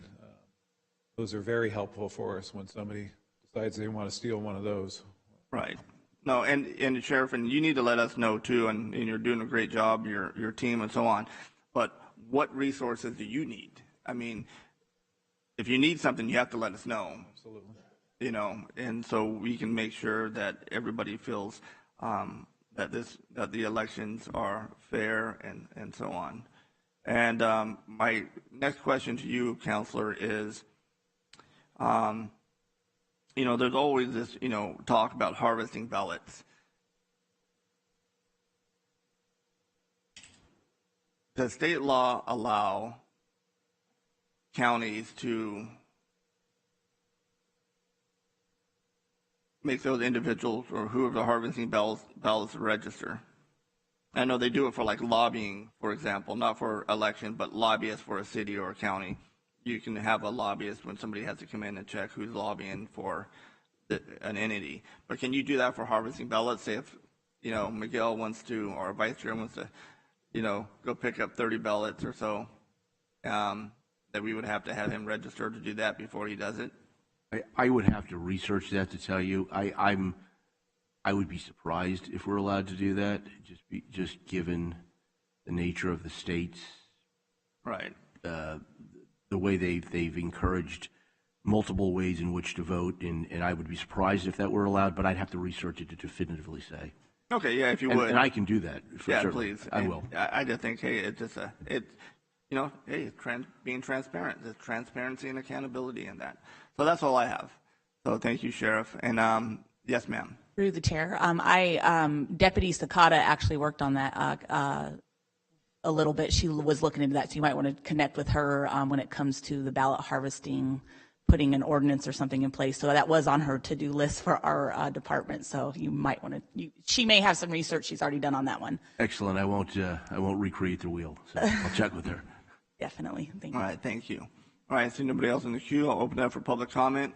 Thanks again, Sheriff. And I have public comment form. Rhea Jones, you've been waiting patiently for a while. Thank you for sticking with us. Quite interesting today, actually. It's always interesting. It's always fun here in the county. We don't disappoint, for sure. My name is Rhea.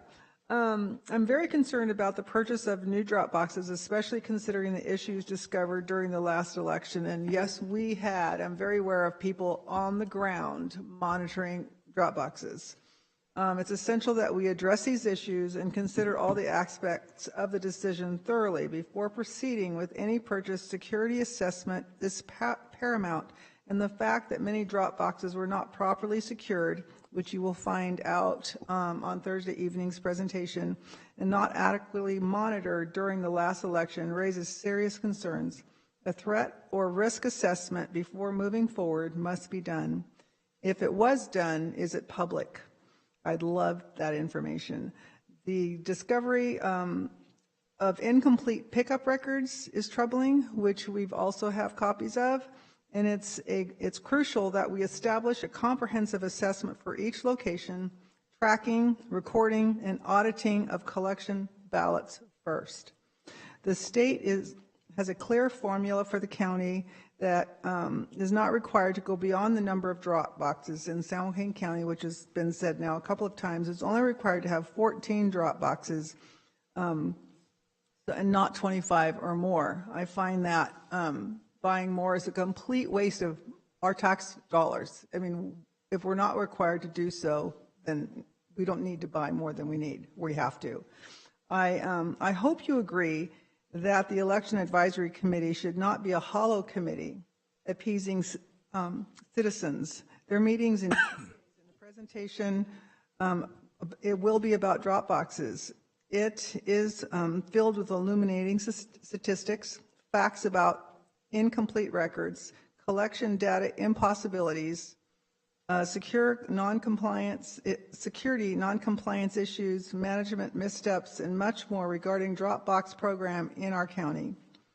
Please serve your constituents well by taking the time to attend this presentation. The last time I only saw a Supervisor Ding there, but I would love to see the rest of you there too. I think it's going to be very informative.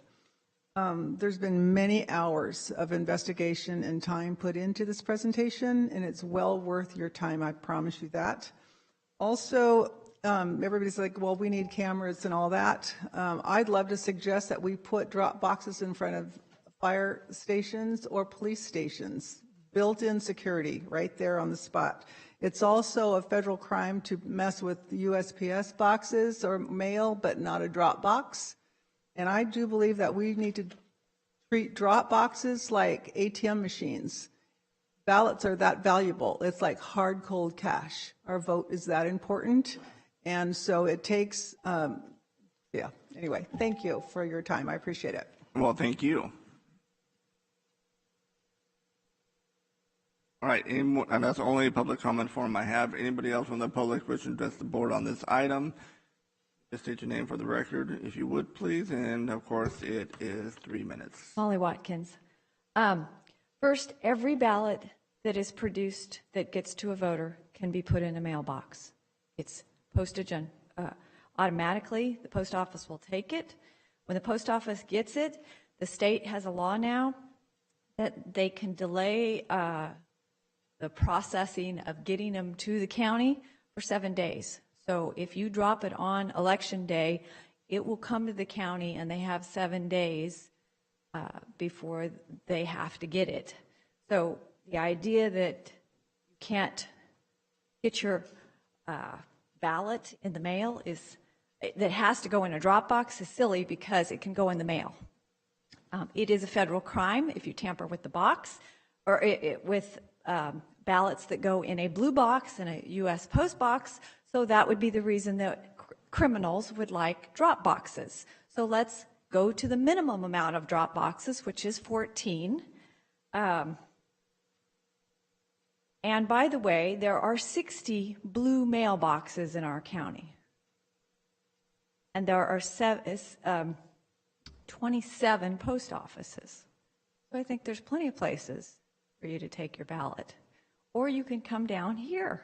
There's one outside. So for my tax dollars, we only need 14 boxes. I don't think there's anything wrong with the boxes we currently have. I think you should let the committee do their thing on Thursday and report back to you. Thank you. All right, thank you. All right, anyone else wishing to address the board on this item? Seeing no one, I'll bring it back forward board for discussion. Just to let the board know we are an hour over schedule. So with that being said, Supervisor Canepa. My question is how many of us can actually go to a meeting because of Brown Act violation, right? I'm sorry, what's that? The question about us attending that meeting. I mean, not more than 2 of us can be. Well, I know that's the a kind of the gray question. area that people. I mean, I'd love to go, but I don't want to overstep. I mean, one time Tom went, and if Steve's there and I go, there's 3 of us. It's more of a perception issue. If we all took part in it, and then something that can come back before the board, then that could be a Brown. But if we all just went, and you know what, I'll let our counselor talk about that. I mean, then it's a matter of getting privy information, but it's not privy if it's public. So I mean, right. Correct. As the chairman indicated, you can have more than 2 members of the board attend, but you can't have more than 2 members of the board participate. But notwithstanding the ability to attend, you do have issues of perception, and for that reason, it's generally not a good idea to have more than 3 members at a meeting which is dealing with issues under the jurisdiction of the Board of Supervisors. It's distinct, for instance, I mean, if you were all at a baseball game, for instance, I don't know why I think of that, that's okay. But if you're going to a meeting that's dealing with issues under the jurisdiction of the Board of Supervisors, that's not a good perception, although technically you could do it as long as you don't participate. Thank you for clarity. And through the chair, it's live streamed, so you all could watch it. We put it's on our YouTube channel, just like your meetings are. These election advisory committee meetings are live streamed, and all the materials available on my website after the meeting. So if you wanted to look at any of that information, it's always readily available there for you.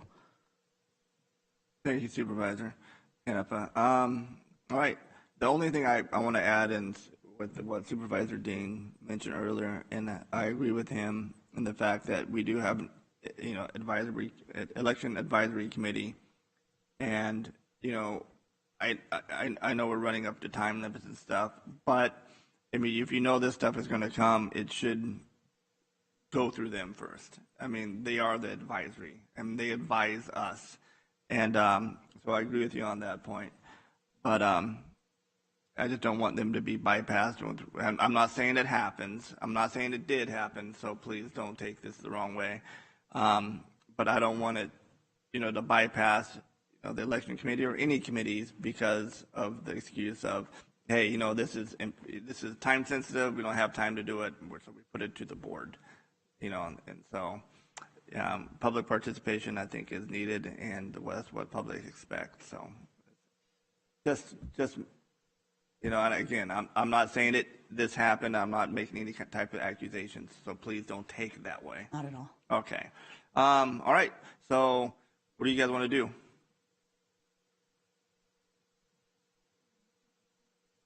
Are we looking for a motion to approve? Yeah, we have to appropriate the transfer of funds, so yeah, we need a motion to do that. Move to approve the appropriation transfer ROV 23-24 fiscal year budget of $194,516, not $194 million, correct? 194. Right, little typo. Scott Terrell didn't catch that? No, mine says 194,516. Really? Yeah. Not online. So I'll make that motion. I'll second the motion. All right, Supervisor Canepa, you have something? No, I just thought we were discussing the possibility of getting this back after the meeting on Thursday.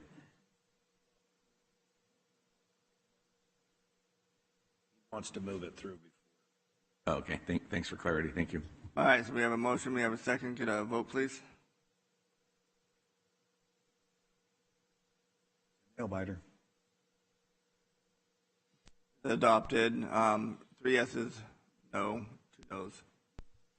All right, so move on. So thank you very much. Thank you, folks that waited here all day to listen to that. We have a Board of Supervisors comments and committee reports. We're going to move that back behind the 1:30 scheduled meeting. So we have a 1:30 scheduled afternoon item.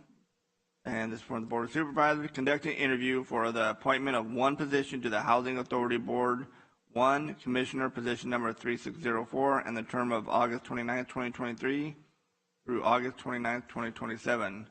So now is the time for the Housing Authority Board Commissioner public interview. Candidates will be invited to the podium. County Administrator Jay Wilderding will ask a series of prepared questions to each candidate. The Board of Supervisors then have an opportunity to ask additional questions. So, with that being said, CAO, yeah. Yeah, I mean, we'll have an opportunity to ask questions too, but, okay. Yeah, I mean, it's up to the board what we want to do. So, if you want to ask questions, so let's turn it over to Mr. Wilderding first here. What do you got there, Mr. Wilderding? Okay, thank you, Chair. So we have 2 candidates for the position today. We have Rudolph Wiley, and we also have Reinhard Kummerlaw. Did I say that right? Thank you. Appreciate it. So our clerk of the board has put the selection through a randomizer to pick which candidate goes first.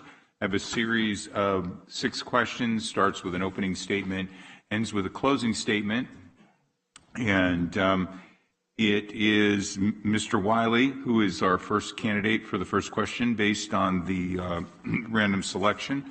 And then after that, we'll rotate back and forth. So each individual will get a shot at being the first one, doing a particular question.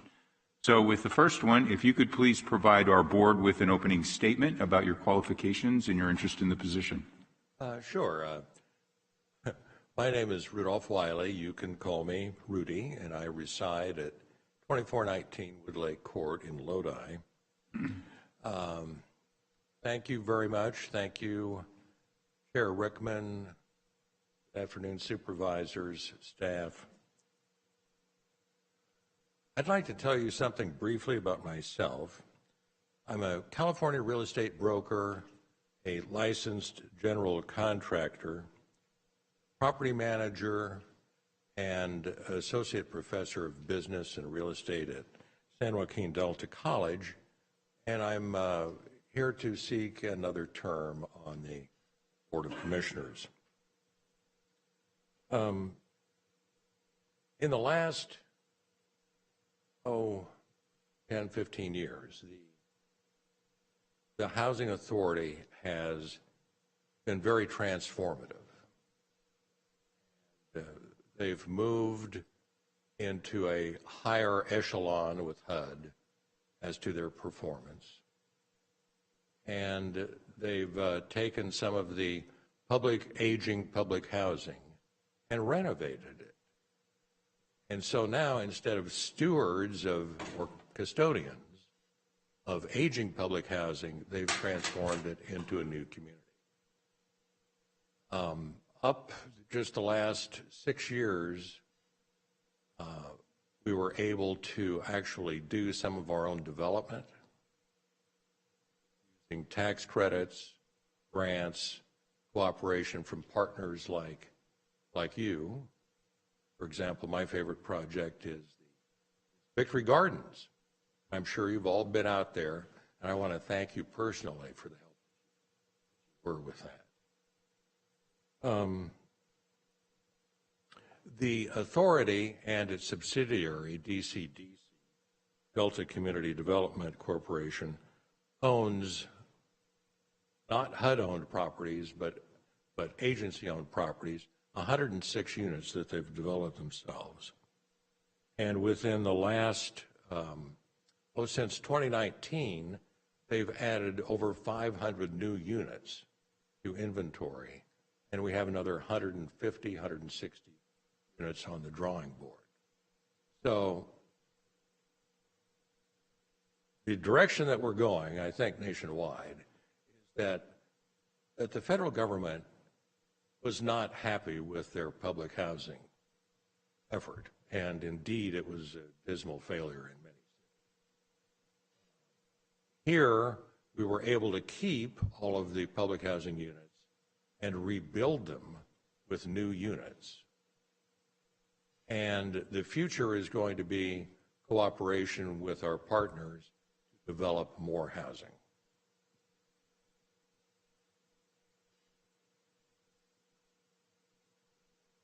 Questions? We'll ask questions at the end. Okay. Okay. Thank you.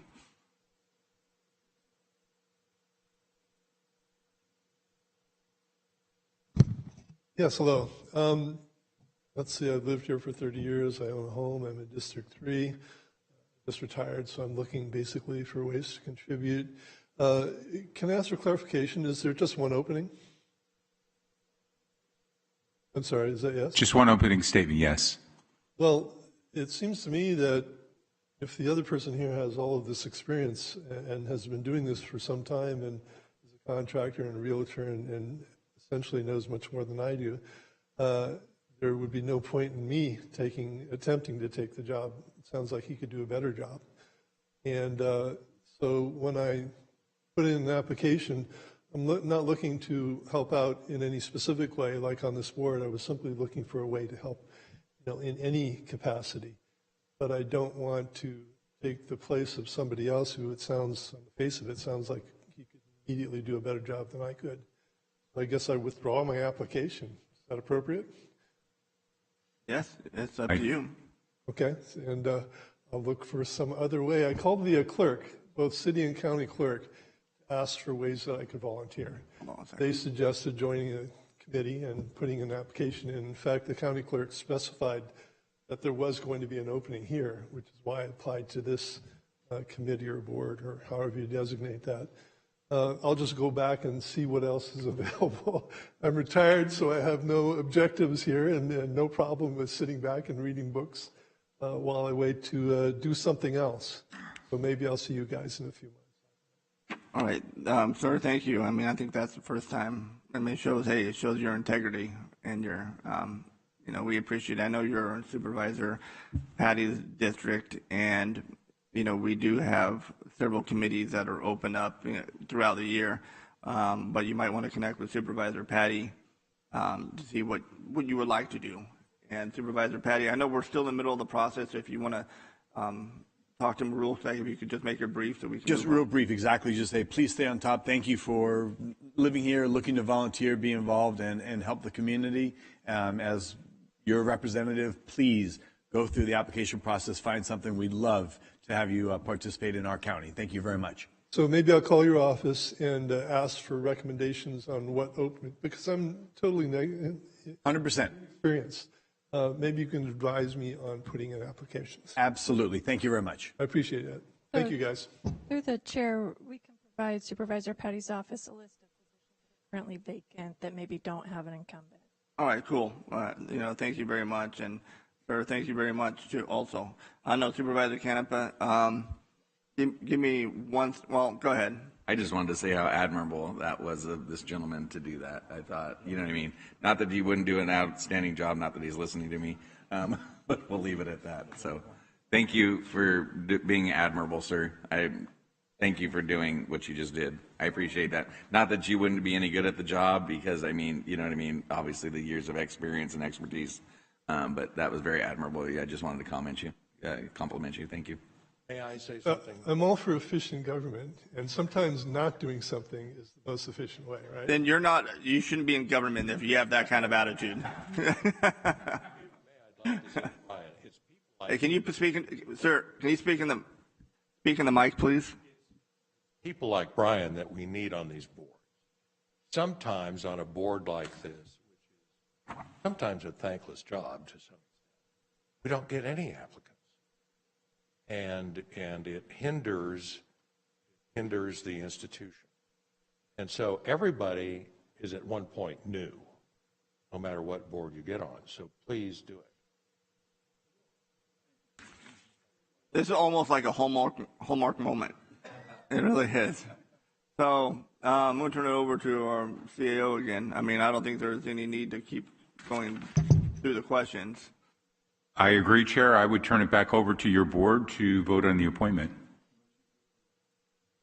Second. You have to have public comment on this? Yes. All right. I'm going to open it. We have a motion and a second. We'll hold that. Do we have any members of the public who should address the board on this item? Randy, is your seeing no one, we'll bring it back to the board. We have a motion and a second. Let's see anybody in the queue. I'll vote. I signed out on Oh, well, okay. Vice Chair is already way ahead of us. Get a roll call vote, please. Supervisor Canepa? Yes. Supervisor Villapudua? Yes. Supervisor Patty? Supervisor Ding? Yes. And Chairman Rickman? Yes. Riley, congratulations. Thank you very much. May I make a brief? Absolutely not. Go ahead. If you had not reappointed me, I would have understood, because I've been there a long time, and maybe we should give somebody else an opportunity. However, I do want to say that my service on the commission has been a great experience for me. It's been a period of growth, learned a lot of things. I believe that I've contributed as much as anyone to it, and will continue to do so. So thank you. I will spare you all the statistics, and call me if you need me. Well, thank you very much. Have a great day. And thank you for your service to our county. I appreciate it. All right. Before we go to closed session, we have Board of Supervisor comments and committee reports. So let's do that. Who would like to go first? Supervisor Canepa. Yes, it's been a very busy few weeks. We all were able to go to the children's home and see, I think the check was for $12,000, where it's funds that are taken in law enforcement. And it was nice to be able to go see that check from the district attorney for the children's home. There was another, we did a SWAT walk about trying to get input on where the services are needed in the community, and they had some data, and we went over that at the Cabral. There was a forum there. I wanted to congratulate Michael Duffy on Stocktonian of the Year, and then also we were at the same Cabral. We had the homeless forum with probably 40-something people in the community getting together and collaborating, which was really a good event, and some good information with the United Way will be coming out of that. I also was at the Crime Stoppers bowling event to raise money for tips and the Crime Stoppers event. We also there's a quad meeting where we're meeting on a monthly to figure out how we can clean up certain corridors in the city of Stockton. We also all attended the groundbreaking for the new Honor Farm for the sheriff, which was a great event. And thank you for the hospitality and having us out there. I was also able to go, the Department of Water Resources gave I think it was $11 million grant to Stockton East for better quality water and new fish screens. Attended a couple Carl Ross posts, and then the other day for the 911 memorial for first responders was another one of the events. So I'm trying to be out in the community and giving a good face to the residents of San Joaquin County. So thank you very much. I'll go next, Chair. Supervisor Canepa. Vice Chair, it's all yours. Attended most of the, I don't want to repeat myself, but attended most of the events Supervisor Canepa attended. We did a cleanup at Garden Acres in East Stockton. It was very successful. I want to thank Public Works, Sheriff's Department, Planning Department, and my Chief of Staff, Chris Rapay. And I got married between that. I think I told you that already. Yeah. And then I think that's it. Thanks. Thank you. And let's move to Supervisor Patty.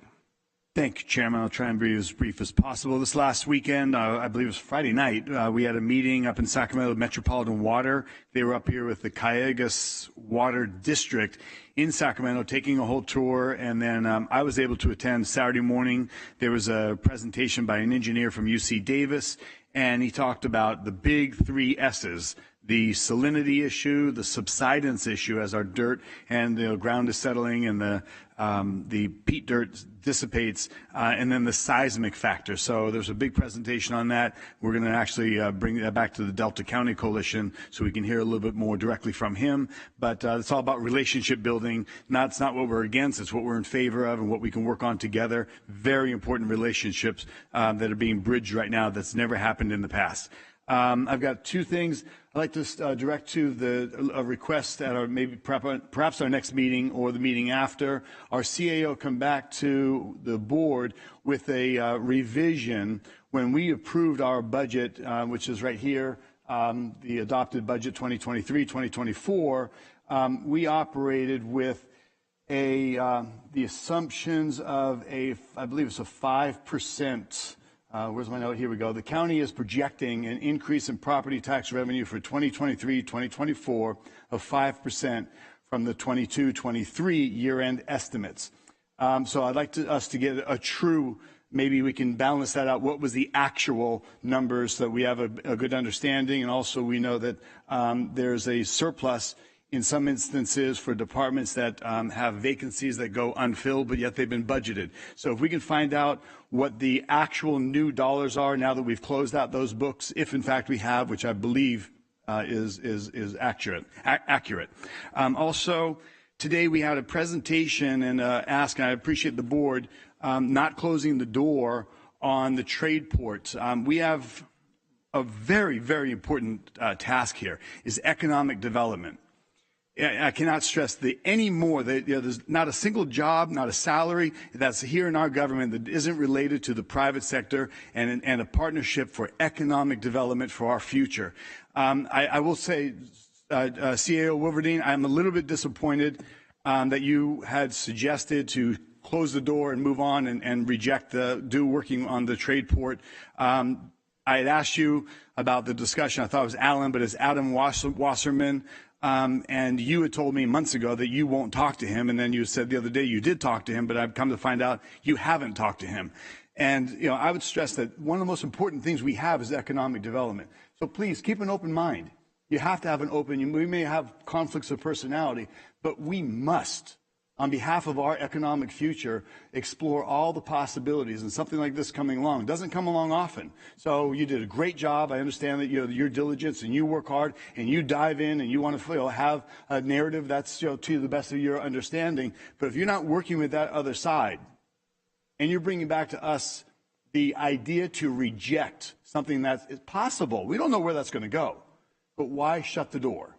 So I would encourage you to have that open door and open phone lines that you are speaking with those that are trying to engage with us, because that's who pays our salary. That's our future, the economic development. I'm from the private sector. Supervisor Ding, Supervisor Canepa, we've all signed the front of checks. That's much different than people that work for the government and the financial stability that we have. So great presentation today. I know I appreciate you do your work, but we also need to make sure that we have an open door and an open phone policy, and we're speaking with those that are trying to bring opportunity to us. So I want to recommend that to you. Thank you.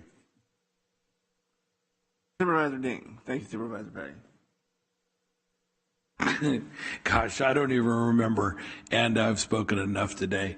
We'll see you guys in closed session. All right, thank you. Real quick, I just want to remind, bless you. Just want to remind everybody we are having our State of the County next Tuesday, the 19th, in Tracy at the Grand Theater, and it'll be a great event, and so please, hope to see everybody there. Also want to, I know over the weekend, last weekend, 4 of our sheriff deputies are pursuing a suspect vehicle or a vehicle, and they got in a traffic collision. No life-threatening injuries. I believe there was a broken wrist one of our deputies received. Just want to wish them a speedy recovery. And it just goes to show you, mostly after today when we had the presentation this morning, how dangerous that profession is, how dangerous, what danger our men and women go through in law enforcement. So, hey, we're all thinking of you. I know I've talked to, I reached out to all 4 of them and let them know that if there's anything, to please let us know. Also, to our county counselor, I was hoping you can research something for me, and if you need, and the reason I bring it up here, because if any of the board wishes not to, please let me know. But with all these sideshows that are going on and they're out of control, is there an ordinance that we can pursue at the county level, say, for upon conviction and whatever it may be, a towing authority, that if you're convicted or if you're arrested or convicted on or suspected or whatever it may be, get a citation for it, and your car is impounded, that we can impound your vehicle for up to, I don't know, heck, I would like to see up to a year. Or, I know there are some counties that crush these vehicles. So, is that something that we can pursue as a county? I can take a look at it. I'll look into the issue of impounding it or confiscating it. Right, either impounding, confiscating it, and my vehicle. well, you don't race. So I mean, because my God, I mean, they're almost constant every weekend. They're taking over neighborhoods. We've had shootings, we've had murders, we've had, they let us into pursuits, into crowds of people in which, people are throwing bottles and bricks and stuff at our officers and damaging, our equipment. So something needs to give, and we need to send a message that you're going to come into San Joaquin County and use your vehicle in this type of illegal activity, then we're going to use the full power of the law to make sure you don't do it again. Sure. No, I saw something on the local news that they thought some people were coming to San Joaquin County from Sacramento, even LA, what have you. So anyhow, I'll take a look at it and let you know what I find. And thank you, sir. I appreciate it. And then a couple more things. On the 25th, I believe it was, of August, I went to Kimball High School in Tracy, and I had the honor and privilege to meet Joseph Alexander.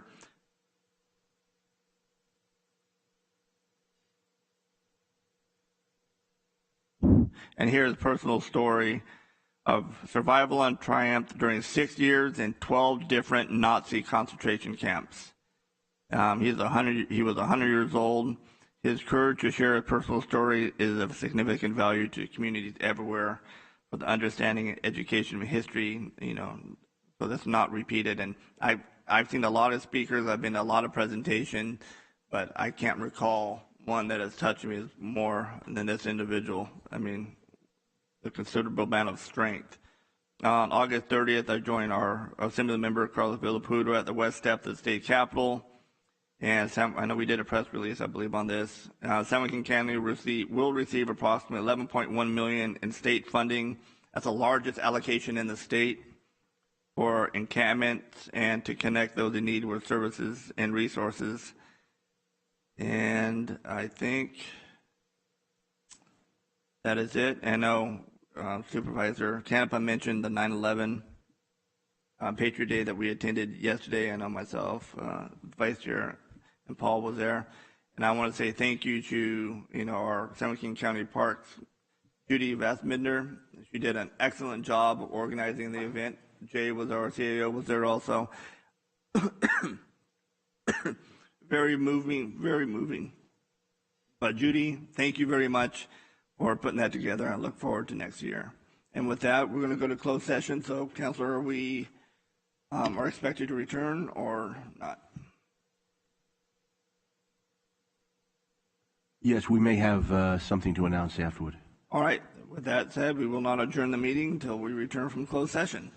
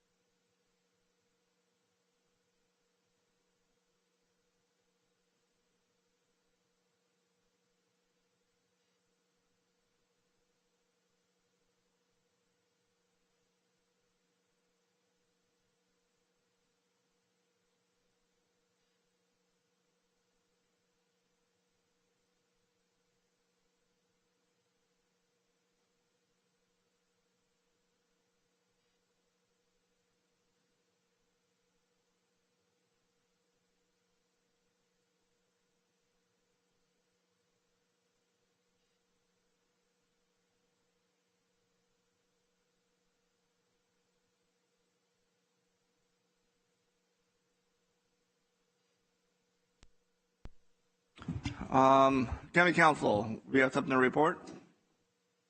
We do. We went into closed session at 3 o'clock. We've come out at 3:30. The reportable action is with respect to item 1A, which is Jane Doe versus County of San Joaquin. The board Supervisor Canepa made a motion, seconded by Supervisor Villaputa, and the board voted 5-0 to approve settlement of that case. A copy of that settlement will be available upon request once all parties have signed off on it. With respect to item 1B, Langford versus San Joaquin County, Supervisor Patty made the motion, seconded by Supervisor Villaputa, and the board approved settlement of that case by a vote of 5-0. That too will be available upon request once all parties have signed off on the settlement document.